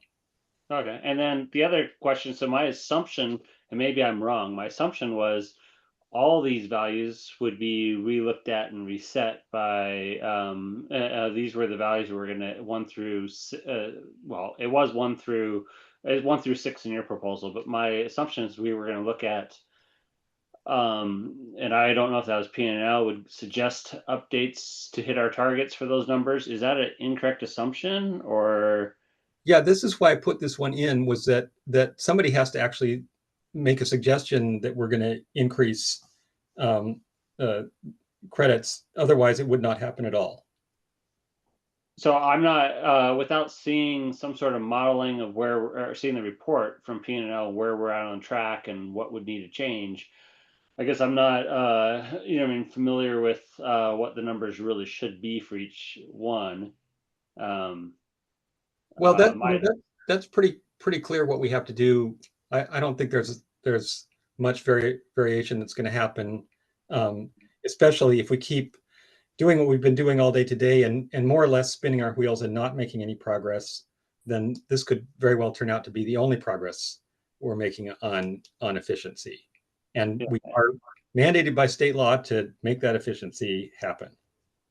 Yeah. Well, I was assuming that we were going to update it, but whether we need a proposal update or not, either way, it doesn't matter. We definitely do. A PNNL is not empowered to make those kind of decisions for us.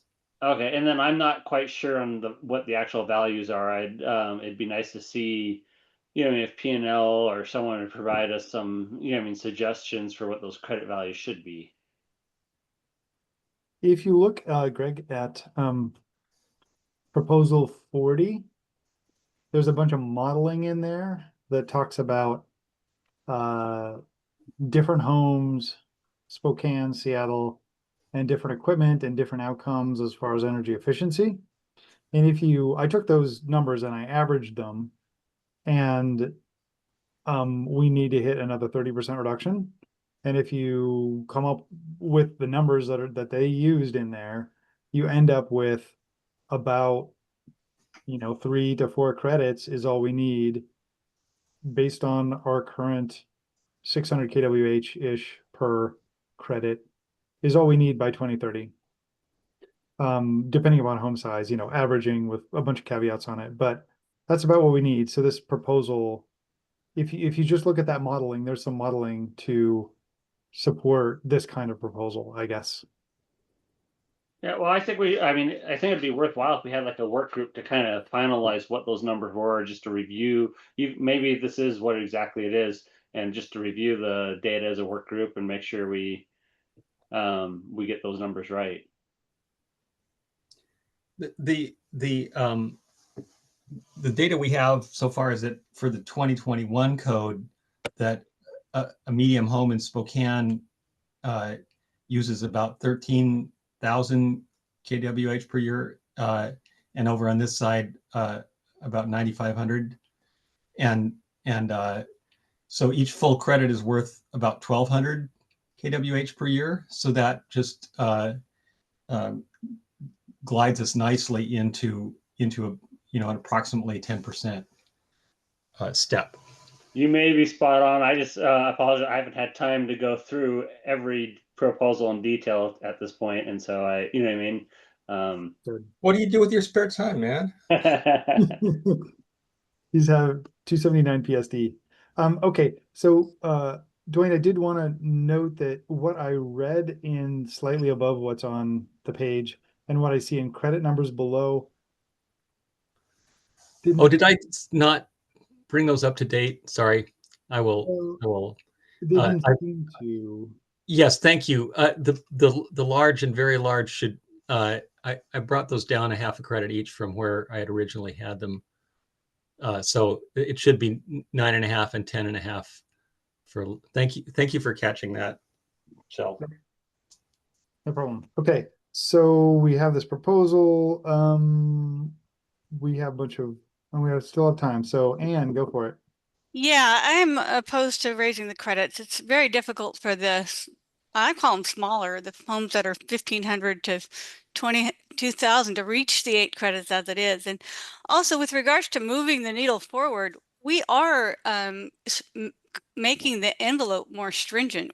We're increasing R values and decreasing U factors in the fenestration tables. So we are making those movements. I have a proposal that's not going to be heard, but it has the table from the Washington State Energy Code progress towards 2030. I'm wondering if Krista, if you could bring that up. That's proposal 27, and the last page has that bar chart. Would that be possible to look at? With that bar chart, because it's kind of like it tells us what we're supposed to do. It's what? Yeah, I probably should have started this tag meeting with that bar chart because it's, Yeah, I'd like to share it, but I don't have the ability to do that. But can we bring that up on the last page of it in color? There it is. Okay. So the point is, okay, so we're the green line. And if you look at 2021, right now, we are at 42.4%, right? Okay, well then if you go over to 2024 and you look at our target, which is the lower row, we need to get to 41% to be on target to follow that blue line down to our target. So if I am understanding this correctly, we only need to move the needle 1.4%. Shell, Dwayne, am I reading this correctly? I would answer to say we have the 2030 target. We got 30% of our current energy use for residential buildings that we have to reduce. And whereas you're proposing that we not do anything this substantial this code cycle and do it all in the following two. No, it's best, I think, to take it incrementally and do 1/3, 1/3, 1/3 from now until 2030, and have that be our glide path. Okay, well, if we did 1/3, we're already at 42. So 42.4, 42.4. I did the math, and 42.4 down to the 30%. There's a 30% drop from 42.4 So we need a 4% gain. But look at where we are now. Look how well we're doing right now. That's the point, is we don't need to. My concern is that we're going to throw this all on the new home construction too soon, too fast, when we don't need to. If we're looking down the line, we don't need to do it all right now. And from my experience with these credits, it's hard to get to 8. And just anecdotally, we're often using the 2.5 credit for the heat pump water heater. The consumers do not like those.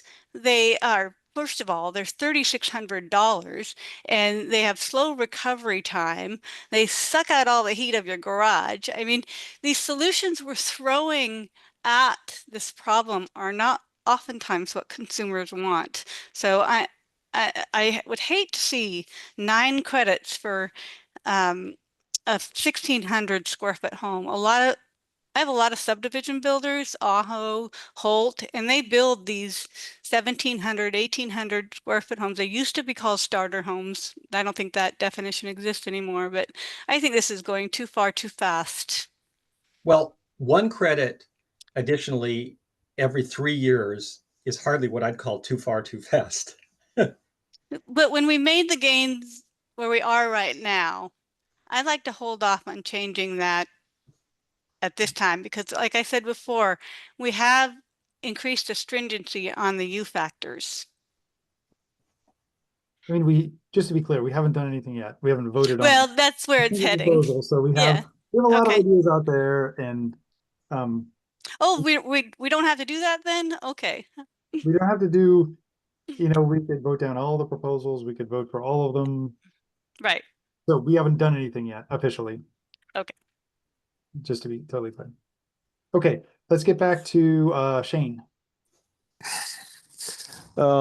Yeah, without getting into the number of credits and all that, I will say that in the concept of splitting up the medium dwelling units, I kind of like that. But the language itself, the way it's written, would kind of break it a little bit. So right now, the medium dwelling unit is described essentially as a catch-all. It's whatever doesn't fit into the other categories. What's being lost with this change would be for the small dwelling units. Right now, it's, there's a limitation on fenestration, that if you exceed that, then by nature, you'd have to go into the medium dwelling unit. And the other is for larger additions. So, so it needs some language adjustments in order to make sure that part of it doesn't get lost. I'll take a look at that. Thank you. Yeah. Okay, thanks. I'm taking notes on that too. Go ahead, Patrick. Yeah. Looking at that 2030 progress report, it seems like we, overshot our goal in 2030. And if there's anything that we need to do to hit our target for this cycle, it it's pretty minimal and this might meet that, but I'd have to consider this in conjunction with the changes the integrated draft makes. And then if I haven't been able to look through all of the proposals yet. So if there's other changes that the tag is going to consider to the prescriptive elements of considering that and factoring in any adjustment to increasing the credits based off that. It sounds like there's a lot of consensus on somehow changing the dwelling unit sizes or the brackets, and there's different proposals to do that. So perhaps it might be helpful if the tag at some point has a specific discussion about what way we want to move forward with that, and then consider rebalancing the credits or increasing the credits. And some of those can be considered together, correlated, of how we want to do that. And Patrick, if in the course of these next few weeks we do take on some things that overall reduce the energy use of the home, I'm kind of curious about, the glazing and opaque walls and so forth.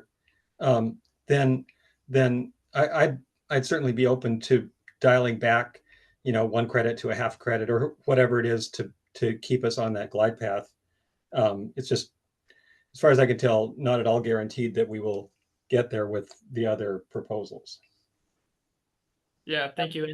And I'd say I appreciate that. You're right that if we have these statutory goals and if nobody makes a proposal, then we're kind of in this bind. It's my frustration with this process is I wish that we were doing more data driven, and that before we even take proposals, if we had analysis done on the IECC or the integrated draft, so then we know exactly here's where we're at, here's how far we need to get here, and then we can look at different ways to do that. But I appreciate that you submitted something to have us discuss this. Thank you.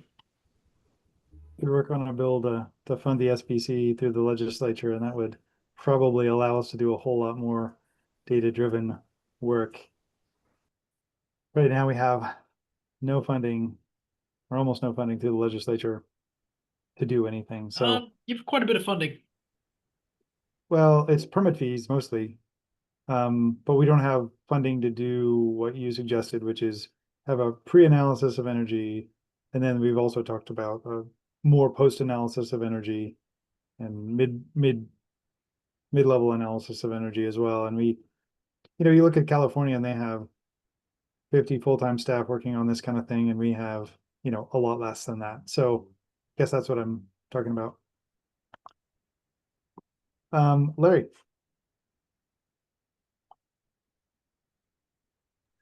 First thing is so this stuff wasn't posted to the other day then, because I don't have any of this.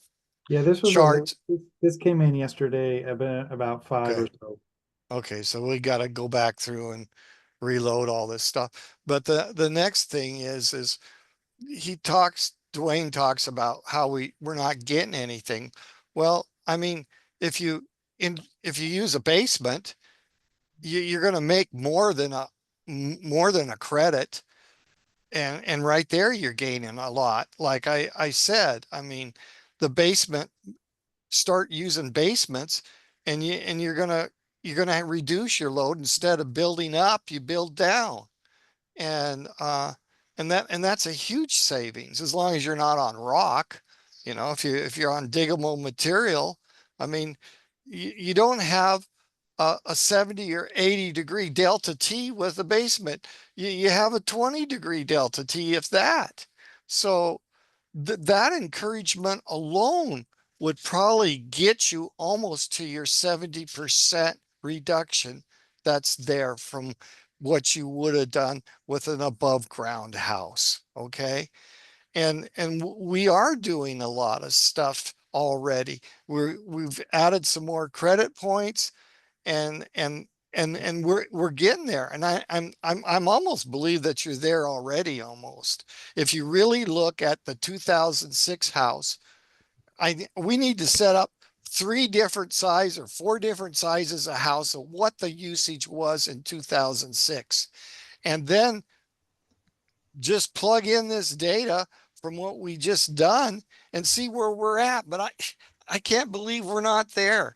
I mean, we didn't have any air change requirements to speak of in 2006. So if you were doing 2 air changes in the house in 2006, and now we're doing maybe a 0.8 air changes, there's your money right there. And that's what we're not thinking about. I mean, if you're looking at the pie anymore, the pie is in air changes. Okay. I mean, you can put an R100 on the top of this house. You ain't gonna gain nothing. Okay. Look at the numbers. Thanks. That's going to make a great headline, by the way, in the Spokane Spokesman Review. State Building Code Council pushes houses down into basements. They'll love it. And A lot Larry of and basements over here. We do have a lot of basements, but they're not finished. The Building Code Council paid for a baseline report to figure out the 2006 baseline. It was part of the 2018 codes. So there's a report, and I'm sure I'd have to dig a little bit on the website to find it, but it goes through all the assumptions for the 2006 energy code such that we would have more accurate estimates of energy use reductions compared to the 2006 energy code. And that was done for the 2018 code. So I'll look for that, and can you email that to me, Michelle, when you find it? I will write myself a note to find it and email it to you. Thank you. Yep. Go ahead, Tom. Excuse me, find the mute button. Yeah, I had a question for Dwayne in that this current code is actually reducing the window U value to 0.28 and the wall to 0.045 from 0.56. And I can tell you that in the field, that is a big deal. And are you including that in your statement that the additional energy credit is the only way to make the I would like correction? to, no, very good point. And I would like to see some kind of analysis. It should be pretty easy to do. Just heating degree days times the U value difference, right? To determine how much energy savings we've got there. But yeah, well, yeah.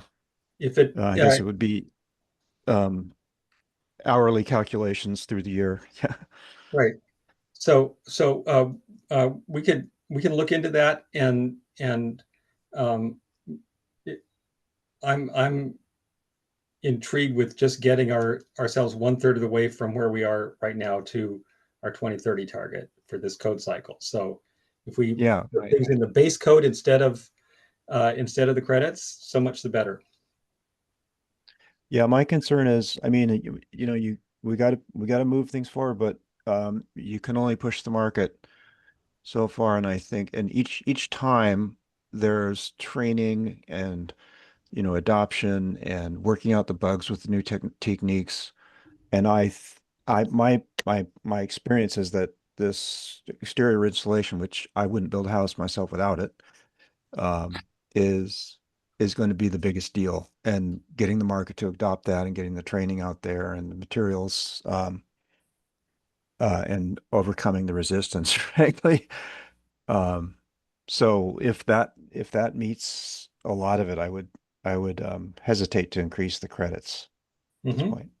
I'm personally, and I told you this, but personally, I think we have a lot we could do with an embodied carbon concrete credit in the future. And I guess it's too late to do that this cycle, but that would be something that probably will be relatively easy for builders to do and has a big impact. So anyway, thank you. Thank you.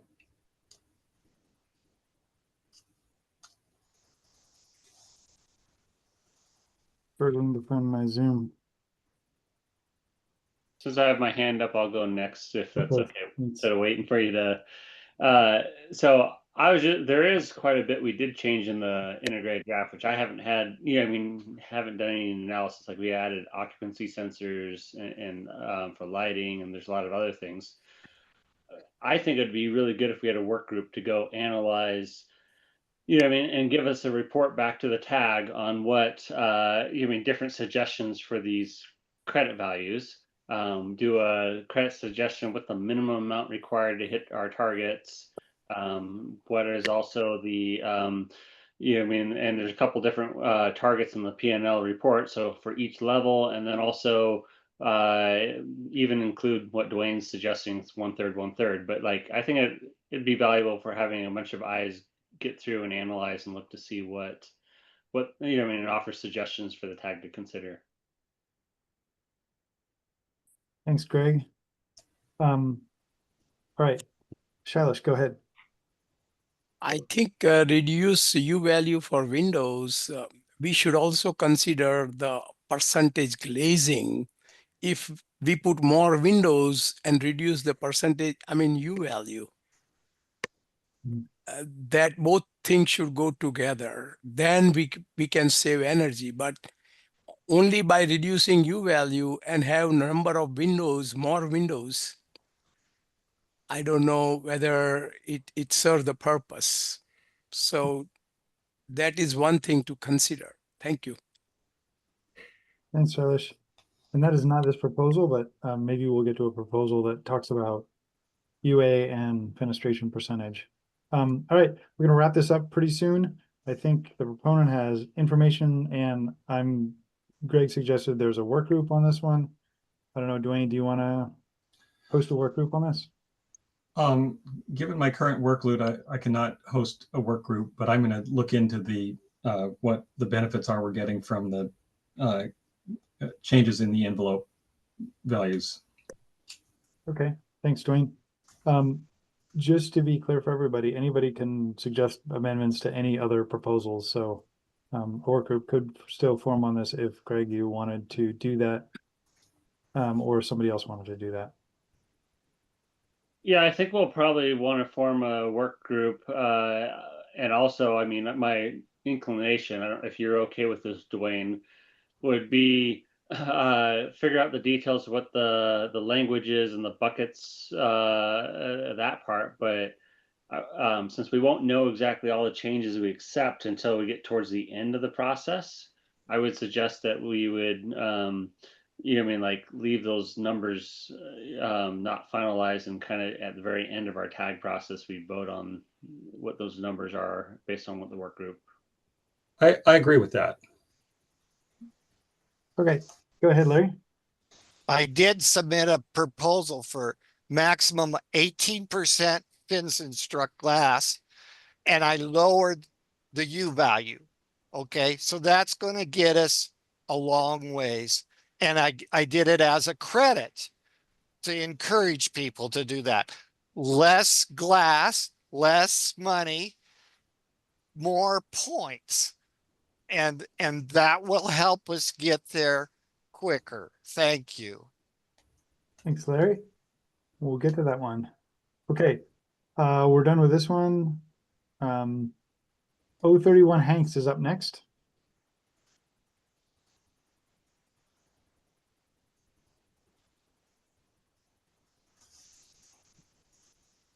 Okay, this one is a different approach, similar to kind of what we've been talking about, but a different tack. And I'll say it's maybe a little bit of a more theoretical approach right now. And if the tag wants to move forward with it, we'll probably need some fine tuning. But the feedback that I got from builders was there's a lot of frustration that you can go from pretty much the same home, but if it's a 1499 square foot, it only has to get 5 credits. But if you go to 1501, you all of a sudden have to get 8 credits. That there's this huge jump you have to make. And that also, you can have a 2000 square foot home getting 8 credits, but then you can have a 20,000 home only get 9 credits. So I tried to explore what this would look like if we had credits based off of square footage instead of just the typical dwelling unit size brackets. So I tried to calculate effectively what sort of the current requirements we are. If you can scroll down, Krista, to the next page, please. And I had to make some assumptions because the code doesn't have a cap on the dwelling unit size for large. And, I think we've mentioned indirectly Xanadu 2.0, Bill Gates, very large. I don't remember the exact square footage, but homes can get pretty large. I just assumed a max size of 12,000 because that seemed reasonable, I guess, for a mansion for this purpose. And then R2 wasn't explicit. So I looked, and 120 square foot seemed about the smallest a lot of apartments would get, and then 1,500 felt like a good upper limit. But I'm happy to tweak those if people feel differently. And then I averaged it for the small, medium, and large, and came out to about, I think it was 250 square feet per half credit. And so then based off that, and the graph below shows the change, and we might want to have a cap on the total number of credits. We could also make a minimum number of credits, but the idea is that you have these much more gradual changes as you go up in square footage, so you don't have these large jumps in credits, seemingly arbitrary sometimes, going from, you can have basically the same home, but just slight square footage difference, having to get pretty different credit requirements. There is, I don't think the code, there's nothing that says the code has to do this, but there's also a change in how impact fees are being calculated, and they're now to be, jurisdictions are having to recalculate based off either bedroom or square footage. And we're advocating for that to be based off square footage. So I thought it would be interesting to explore if the energy code also was more square footage based that way. So we have those two different policies when it comes to residential, sort of working in conjunction to incentivize smaller construction versus larger construction. But we don't, that's just an FYI of other things that are happening at the state policy level that will be pushing for more smaller dwelling or smaller square footage sizes. Try to explore having the energy code do that as well. Patrick, that's an intriguing idea. Go ahead, Dwayne. Yeah, looking at the chart you have up there right now, the vast majority of houses built in the state are in that 400 to 4,000 range, and they would all be getting less credit than currently. So this seems to me like it's intended to be a significant rollback in efficiency. I know it looks that way. I wanted to sort of propose this as as simple of an idea as possible and then tweak it from there. I think there's different ways you can tweak that. And you can also, I knew that there would probably be proposals changing the prescriptive code. So how many credits we may need would change, and they could increase. But I can adjust this if we increase the total number of credits, or if we want to figure out a way to bump this up. The main idea is less of the credit that each is requiring, and more of just trying to get this to be more of a gradual increase instead of the large jumps. Well, that part I'm actually kind of intrigued by, that we have a stair-stepping thing. I just want to make sure that we end up with the same overall amount of efficiency. Yeah, I was just thinking you could do 5 credits up to 1,500 square feet, and then 6 credits plus half a credit per 400 square feet above that up to 11. And that might be an interesting way to approach it. Go ahead, Anne. Yeah, I love this. I think it's more accurate and more equitable. Like I spoke before, one of my main concerns is the homes that fall between 1,500 and 2,000. I think they're carrying the brunt of this code.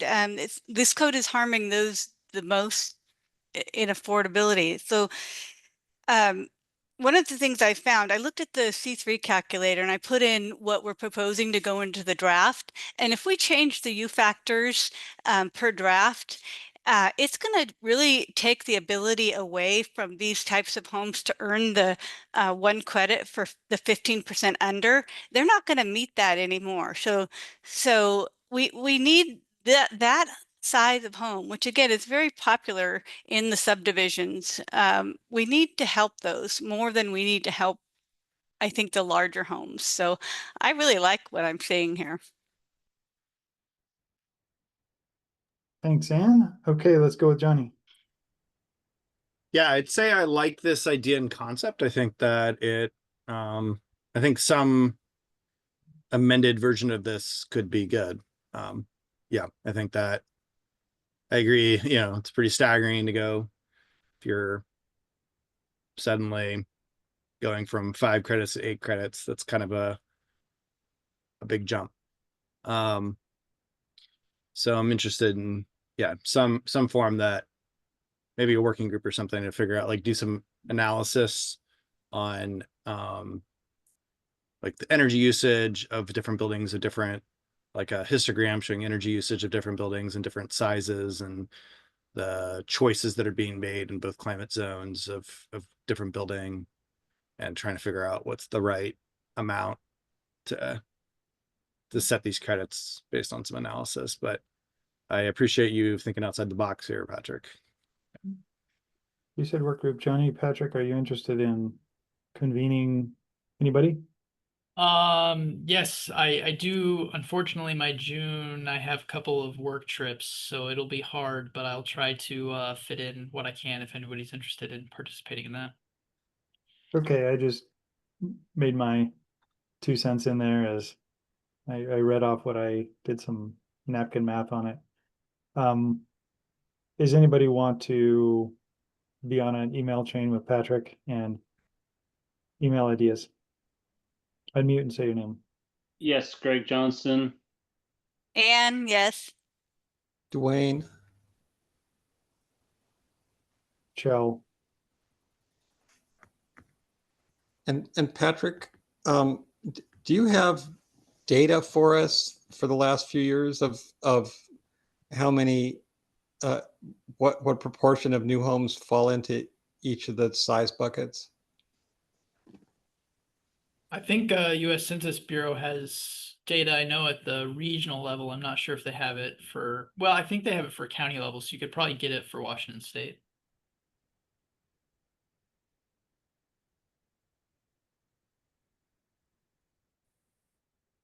Okay. All right, thanks. Go ahead, Albert. Yeah, thanks. I also just want to voice support for this approach. And I think it's maybe the tweak is mostly in math and just thinking about just a different set of numbers, maybe like doubling the square footage increment and the credits, and then if that happened to fit in with future views of UA of opaque envelope, then I think you can probably close some of those gaps that were mentioned earlier. But yeah, seems like a really neat concept. Thanks for bringing it. Hey, thanks. Go ahead, Puppy. Yeah, I'm not necessarily opposed to this. I'm interested in seeing what some of this could look like in more detail and see whether or not we could ensure that it was comparable with the current stringency. But I also wanted to just add that it's really more of a drop rather than a kind of sudden increase. We could have just made those smaller buildings need 8 credits also, and it would be simplified. But you would have 8 credits, but then if you go below a certain amount of square footage, then you do less. So it's just a different way to look at it. It's a reduction for those smaller buildings, and there were some reasons behind that, trying to promote building smaller sized units. So we'll need to consider that when we're moving forward, especially if we're making something more complex and we don't know if it's necessarily benefiting us. Thanks, Puppy. Okay. Go ahead, Kevin. Yeah, Kevin Rose with NIA. I can join that working group too. I have a proposal in the same vein. We're not hearing it today because I had to send in a revision, but I had a lot of similar thoughts. I was actually looking at a 500 square foot increment, so exactly what somebody just mentioned. So happy to participate as well. Okay, thanks, Kevin. All right, we are moving on to the next one. So Greg has the next two proposals, 04 and 05. Can we do 05 before we do 04? I think it would flow better. You are in charge. Go for it. I'll wait for Chris to pull that up. Okay, so essentially here, what this is kind of mirroring action that we took at the commercial code. And so I'm just basically making it so that supplemental heat is not included in consideration. Like we're ignoring supplemental heat. We're just looking at the primary heating source. And there's a bunch of technical reasons for it. Basically, it is where you get your most bang for the buck, and you're reducing your most carbon emissions, and you have your best efficiencies, even on a site basis. It all works out to be when your supplemental heat kicks on, you actually get a lot of energy efficiency benefits. And so we shouldn't be penalizing supplemental heat. We should be encouraging it. Now, this one does not encourage supplemental heat. It just basically just says it's a net wash. We're going to just focus on primary. So on our system types, system type 2 and system type, system type 5 were actually identical. The only difference was, excuse me, I mean system type 4, I think you mean. 4. Yes, 4 is what I meant. They were identical, just one that said you couldn't use supplemental heat. And so we'd just be wiping system type 2 off, and we would just be putting a note saying that you can use supplemental heat everywhere. And that's kind of propagated if you keep scrolling down. And when it goes down to the credit tables for the section 3, there's a footnote added about saying you can use supplemental heat, and added all that in.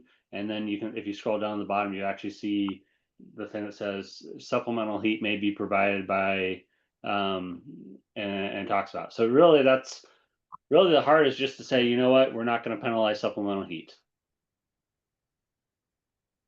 Thanks, Greg. Go ahead, Dwayne.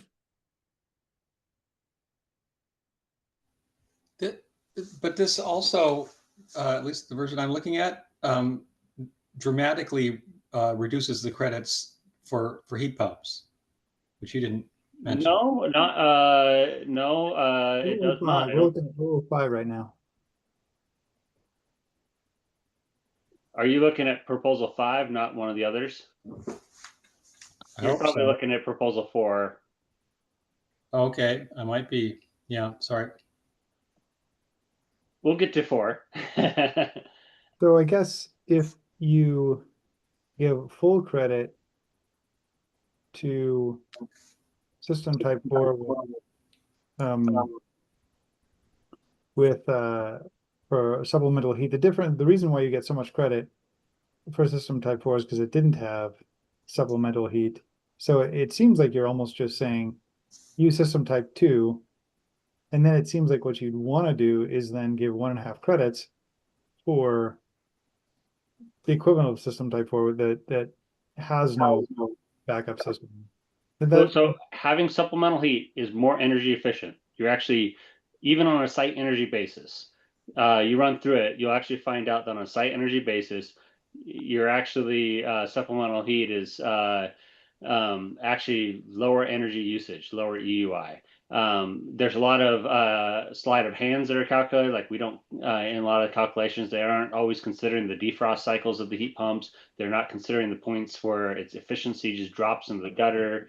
I mean, they're not, there's a lot of things that aren't necessarily being considered, which I believe is why there was a mistaken perception that supplemental heat was not good for energy, but that was incorrect. Supplemental heat is actually, it will lower the cost of construction hugely. I mean, this proposal is not changing any of the credits that we had on that you assigned for the systems. It's just saying, you know what, we're not going to penalize supplemental heat anymore. I mean, it seems like you're giving full credit for something that used to have no supplemental and now it has supplemental and you're giving the same amount of credit. So I guess It doesn't matter if you have supplemental or you don't have supplemental. So if you had a heat pump, you're going to get your credit for it, regardless if you have supplemental with your heat pump or not. okay, I guess I'll disagree with you on that, but that's, you say yours, I'll say mine, and Well, I mean, if you look at it, system type 4, you'll see the credit value for system type 4 is still 3.0, haven't changed. The only thing that's added is saying supplemental heat may be provided by electric resistance or combustion equipment meeting the minimum standards listed in those tables, and those are the minimums that we have. So you put in a heat pump, you get your equalization credits. but Still. system type 4 had no supplemental before, and now you're adding supplemental and giving it the same amount of credits. And the reason why it was different than system type 2 is because it didn't have supplemental heat. But I'm saying there was a fundamental flaw. And when you're basically, beforehand, we were penalizing supplemental heat. You got 1.5 credits less if you put in supplemental heat, which is completely detached from energy usage, regardless if you're looking at site energy or source energy basis. Seems like we're just heading to undersizing heat pumps now. Sorry, I'm out of sequence. That's okay. You can raise your hand, Albert, and then we'll call on you. Go ahead, Gary. Yeah, actually mine had more to do with some of the language down below that that's really not a part of this proposal. So let me just mention it real quick and then you can kind of get back to the debate. But if you scroll down to starting where the language talks about gas heat pumps in 3.9. Oh, we're not covering that. I understand. I just want to make a point here Okay. that there's some incorrect references and energy efficiency metrics here that just need to be fixed. And what I'll do is I should have caught this on my first go around and put it in a proposal, but I'm hoping we can fix it here. And just for an example, we reference a UEF of 1.15. UEF is not the correct metric for space heating. It should either be a COP or an AFUE. A UEF is a metric for water heating, not space heating. So without going into any further detail, if it's okay with the tag, I might make some recommendations just to fix those things. I'm not talking about changing any of the credits or changing any of the efficiency levels, just the references to the testing methods and the reference to the efficiencies. Oh yeah, go ahead and set something to Krista on what the change would be, and then ideally you'd find a proposal that's something to do with it that you could append that onto. Okay, thanks. Thanks, Gary. Go ahead, Dwayne. Yeah, I fundamentally disagree with the assertion that Greg is making forcefully that supplemental heating resistance or combustion is a good thing. It might be cheaper in some cases, but a system that runs heat pump for its entire load instead of just partial is going to be more efficient. And we had it right the first time, and this is a rollback.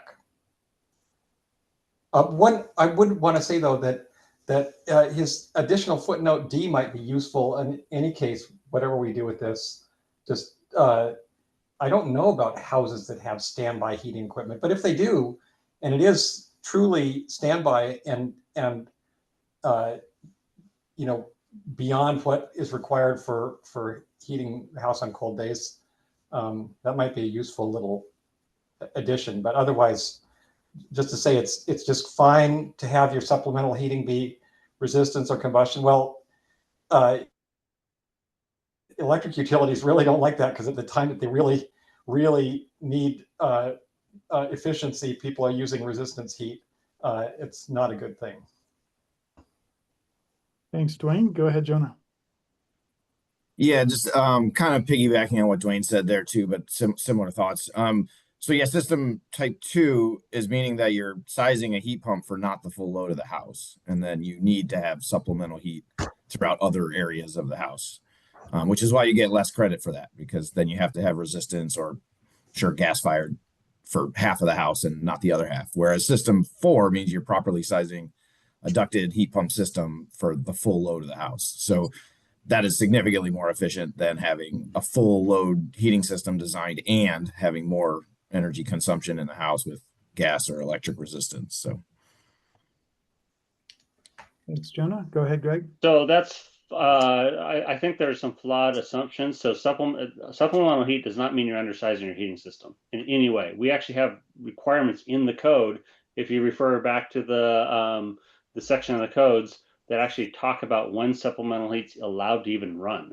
Like you're not supposed to be running it below I think it's 35 degrees or so. So there's actually stipulations where supplemental doesn't run. So I mean, like, you're not undersizing it. You're sizing your heat pump for the full load. And so that assertion is completely not understanding where our references in the rest of the code that actually limit how supplemental heat is allowed to run. So no, we're not talking about undersizing your heating system in any way whatsoever. We're just talking about cold weather is really where it's supplemental stipulated to run is you rely 100% on your heat pump, and your heat pump runs when you're most of the year. And then when you just talk about just those cold winter months when the outdoor air temperature drops below, that's when you're allowed to run supplemental. And that's also the time where the heat pump's efficiencies tank to the gutter, and that's why we do it. And is because they tank to the gutter at that time. Albert, you didn't raise your hand, but did you want to say something?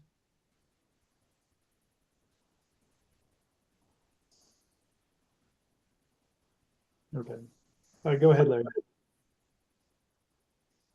Here's the problem. I mean, if you want to run the heat pumps all the way down, you have to size the duct.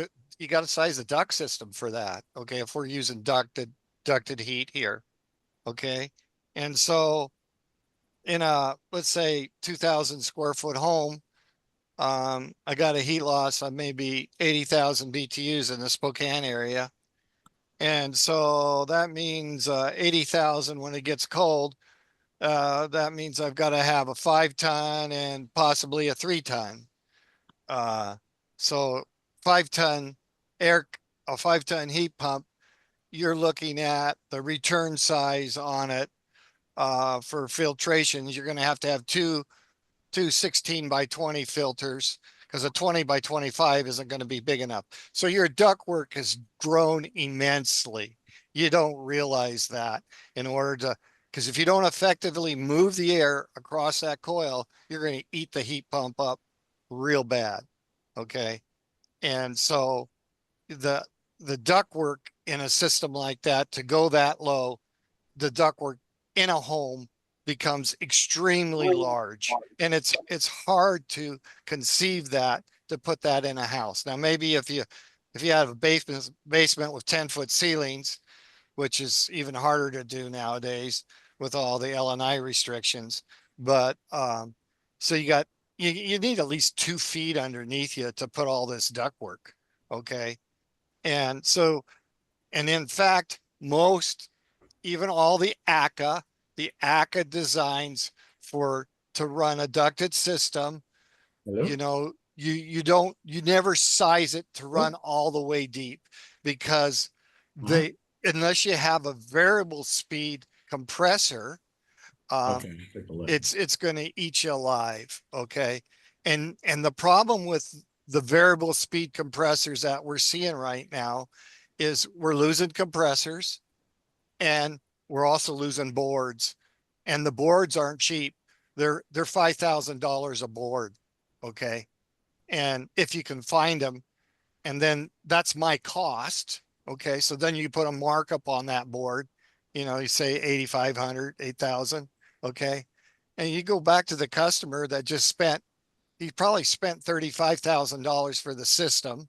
Okay, and you tell him he's got to, and this is within about seven years. Okay, and it's pretty hard pill for them to swallow. Okay, and I'd like to see better equipment produced, and we're, you know, they're practicing on us right now.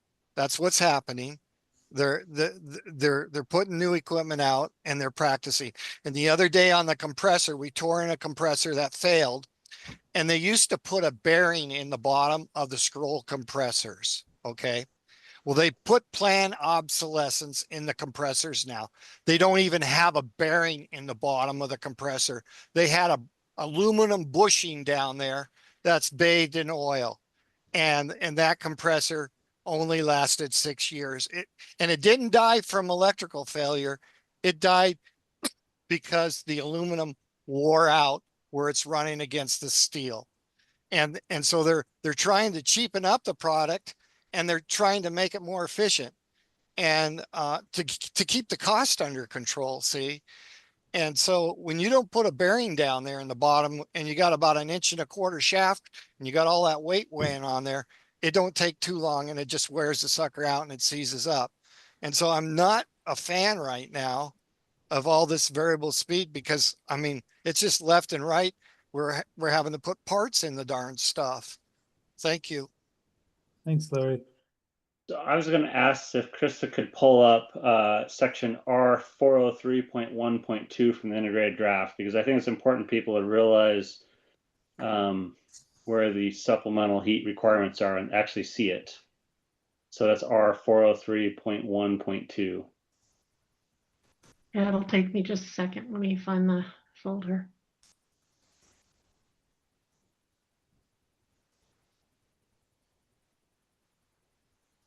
Blackout controls at 35 or less. Limited to 4 conditions. That's page 36 of the integrated draft, I believe. That helps. Yeah, so right there. So those are the requirements of supplemental heat. I mean, you're basically saying that you gotta you can only use it during like defrost, or the control shall anticipate the need for heat, and also saying that you can't do it for less than 35. They say 40 during your commissioning, but then after commissioning, there's a limit of 35. Supplemental heat shall be limited to one of the following applies, and that's when like the either the heat pump flat out doesn't work, or the heat pump is in defrost mode, which means it's not working, well, temporarily, but it's like it's turned off, it's not providing heat, or if there's a malfunction, or if the so I mean, there's a lot of stipulations on when supplemental heat has. So just to be clear, supplemental heat is not in any way say that you undersize your heat pump. Supplemental heat is meant for the cases where your primary heating system's not intended really to operate. And yes, there's cold weather heat pumps, but cold weather heat pumps, their efficiency still drops. And so I mean, that's and also cold weather heat pumps, oftentimes they're oversized units because they can't extract the heat out of the cold weather very easily. Thanks, Craig. Johnny.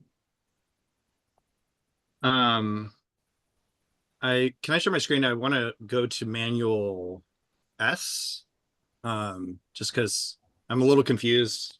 I actually don't know the answer to this, which is why I want to share, because I'm like not sure. Like the sizing requirements states that we have to do manual S for primary equipment, but then what was just shared on the screen, I'm not sure if it's in conflict with that.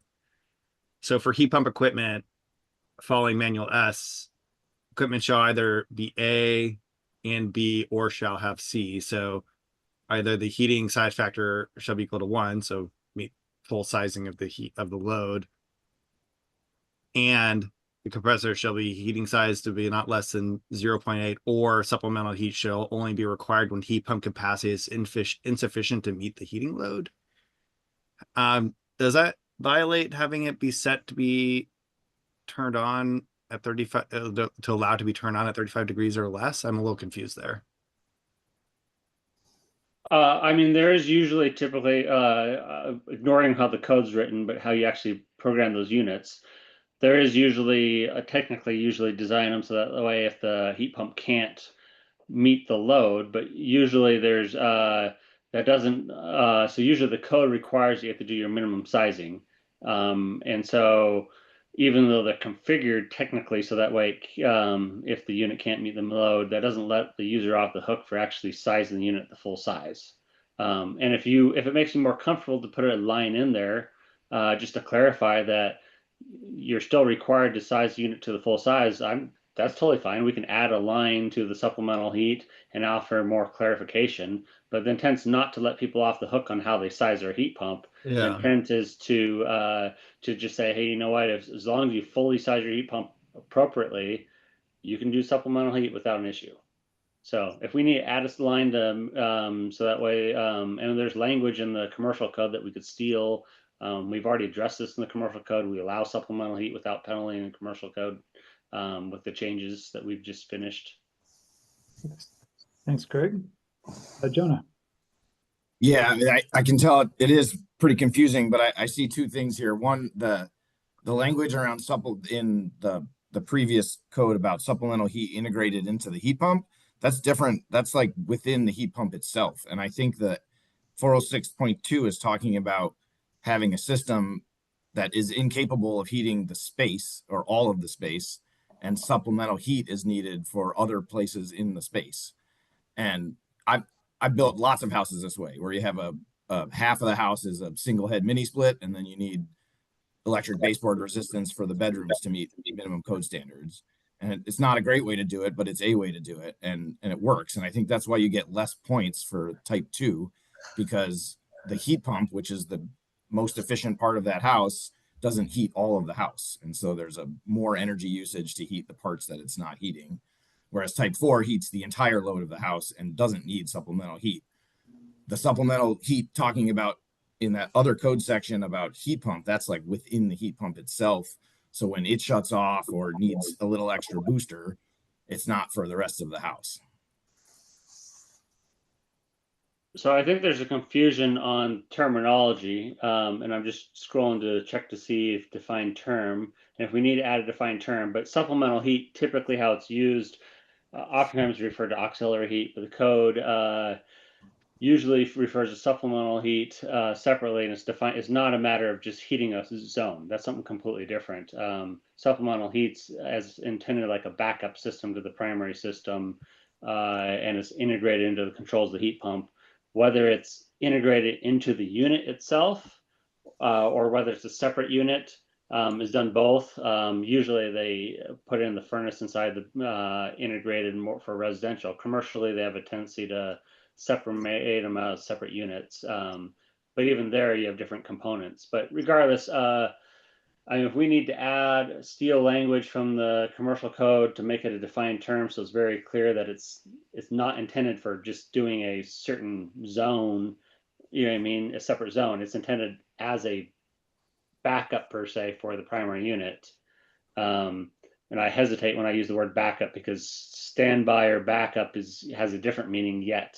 Standby backups usually means when the unit is completely failed and stopped working, where supplemental is usually meant for where you don't have capacity, which to heat the home, or you have below a certain temperature range, and those are kind of interlinked because usually you don't have capacity when you get the temperature range. So, All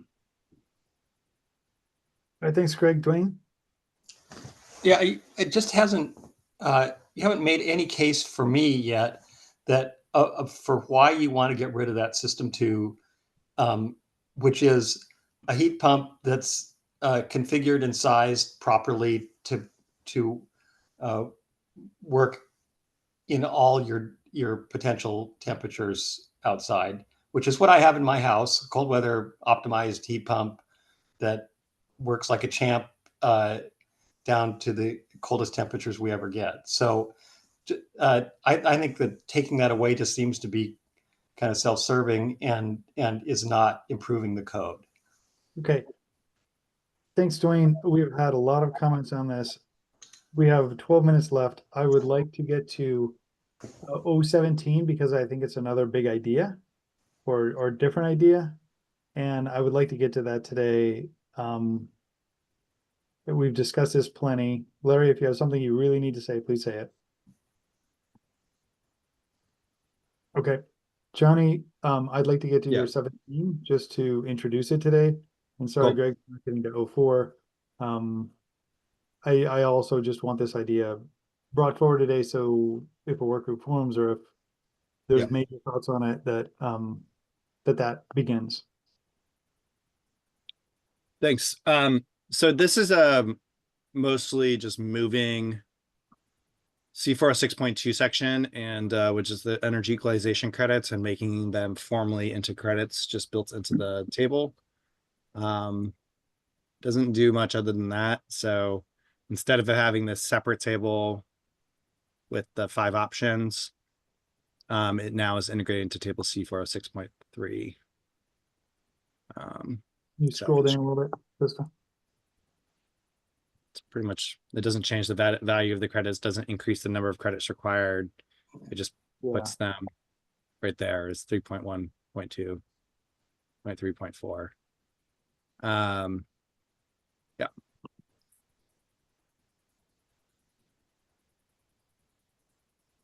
All right, thanks, Johnny. Any questions? I don't know.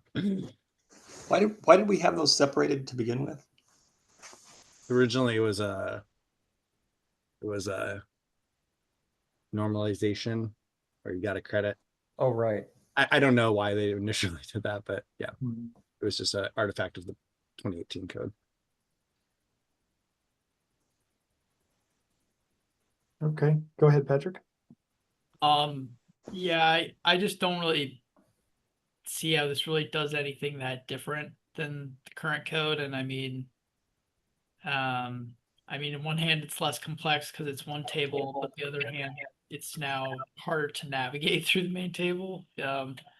So, and I still think the main concern is with the credit values not matching the actual efficiency. So. Thanks, Patrick.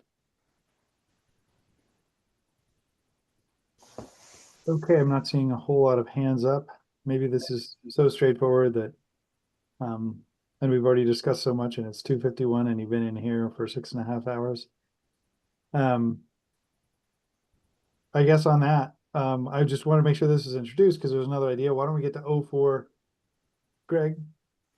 And then you can finish your pairing of 04 and 05, and then we'll call it a day. Perfect. Yeah. 04. So essentially, this is just a observation that I had was the we changed the equalization credits for system types. In 2018, we had this table. When we had a 2021 code pre-EPCA, we changed all these values. And then 2021 post-EPCA, we changed all these values again. And I couldn't find any supporting documentation that supported and backed up why the values were assigned by as they were. And so basically, EPCA shows a 1-for-1 equivalent energy use equivalency or cost basis is the requirement, and so it appeared to me, and I could be wrong, but it appeared to me that we just arbitrarily changed these numbers without following the energy equivalency. So I went back to the numbers that we did in 2018, assuming those were done correct. If someone has documentation for how those numbers should be assigned, then great. I would love to see that. I refrained from asking P&L to recalculate these merely because I saw that it was maybe a lot of effort and wasn't worthwhile. And so I was just proposing to go back to, whatever the calculated document, but my desire would be put these at whatever we have supporting documentation for. I think you're just unfortunately disparaging the work of the tag. in 2023, Greg, and our decisions were not arbitrary and capricious or whatever you're suggesting. They were based on modeling, and the TAG heard it, and the TAG heard it for a while, and we discussed it a lot and voted on it. So, yeah, you may not have been able to find documentation, but I think implying that the TAG didn't do a decent job is a bit offensive, actually. Oh, I was part of the tag and I asked for the data and couldn't get it. So, I mean, I just, and maybe there was data that supported this credit value assignments here, but as being part of the tag for the last cycle, and well, I guess I was part of the commercial, not the residential, but I didn't, I asked for it, I participated in the things and I asked for it and couldn't get it. So, I mean, I'm not saying it was or wasn't, but I would love to see the documentation for it. Okay.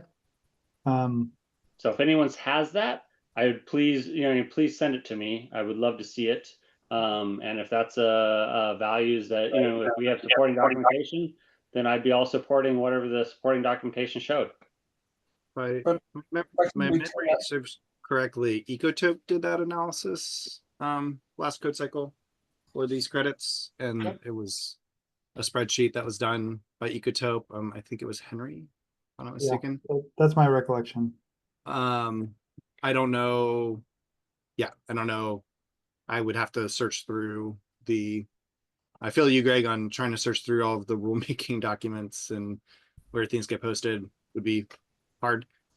So if it was posted somewhere, it would be posted probably in either a tag or State Building Code Council. If not, then yeah, I understand wanting to see that. But I'm pretty sure it was Henry had done that analysis with Ecotope and support, and it was a spreadsheet analysis based on energy reduction. So if you didn't mind emailing it to me, I'd appreciate that. I know I requested via verbally on the record during the time, hey, could I have documents, and no one ever sent. So I don't know if I have a physical copy myself, but I think that I can. Yeah, I'll put you, me, and Shell and Ecotope in a chat, in an email, and ask. Oh, I appreciate that. Oh, go ahead.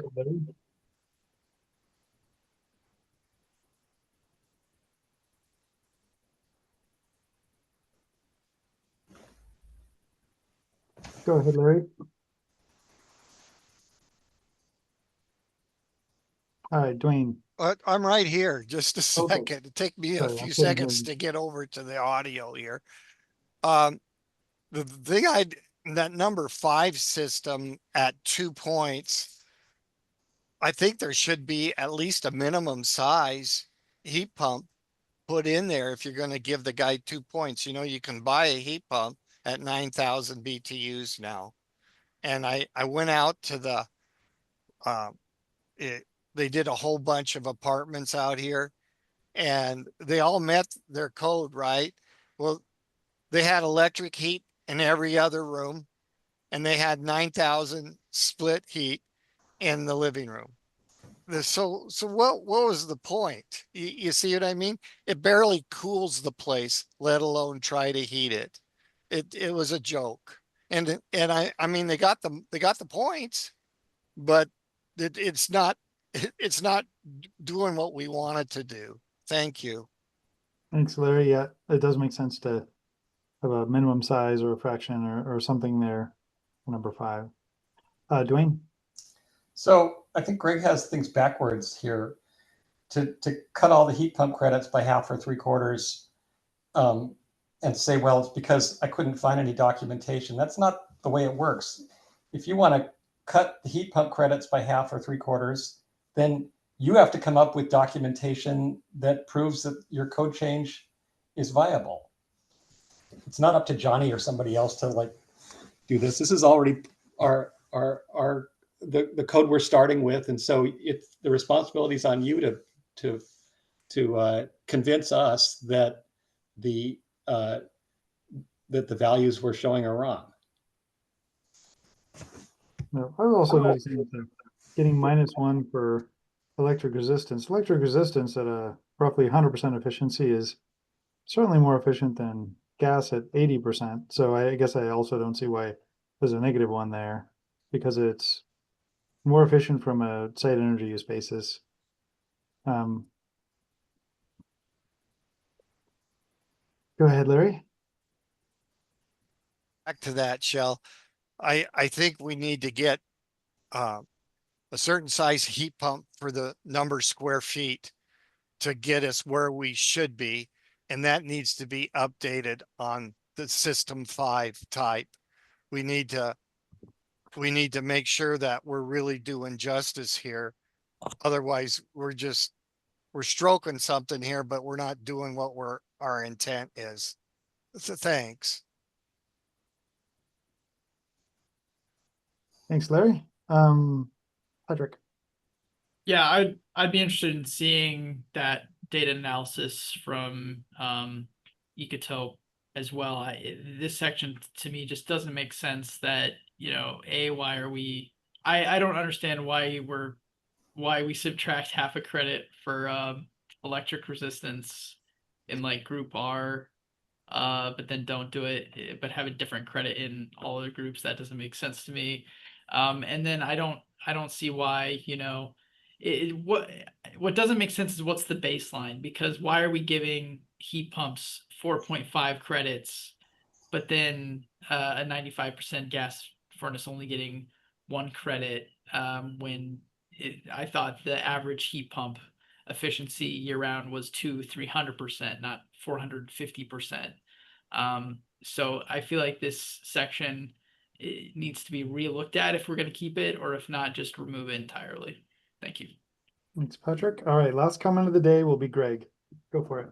2 things I want to highlight. So I did not adjust the system types different.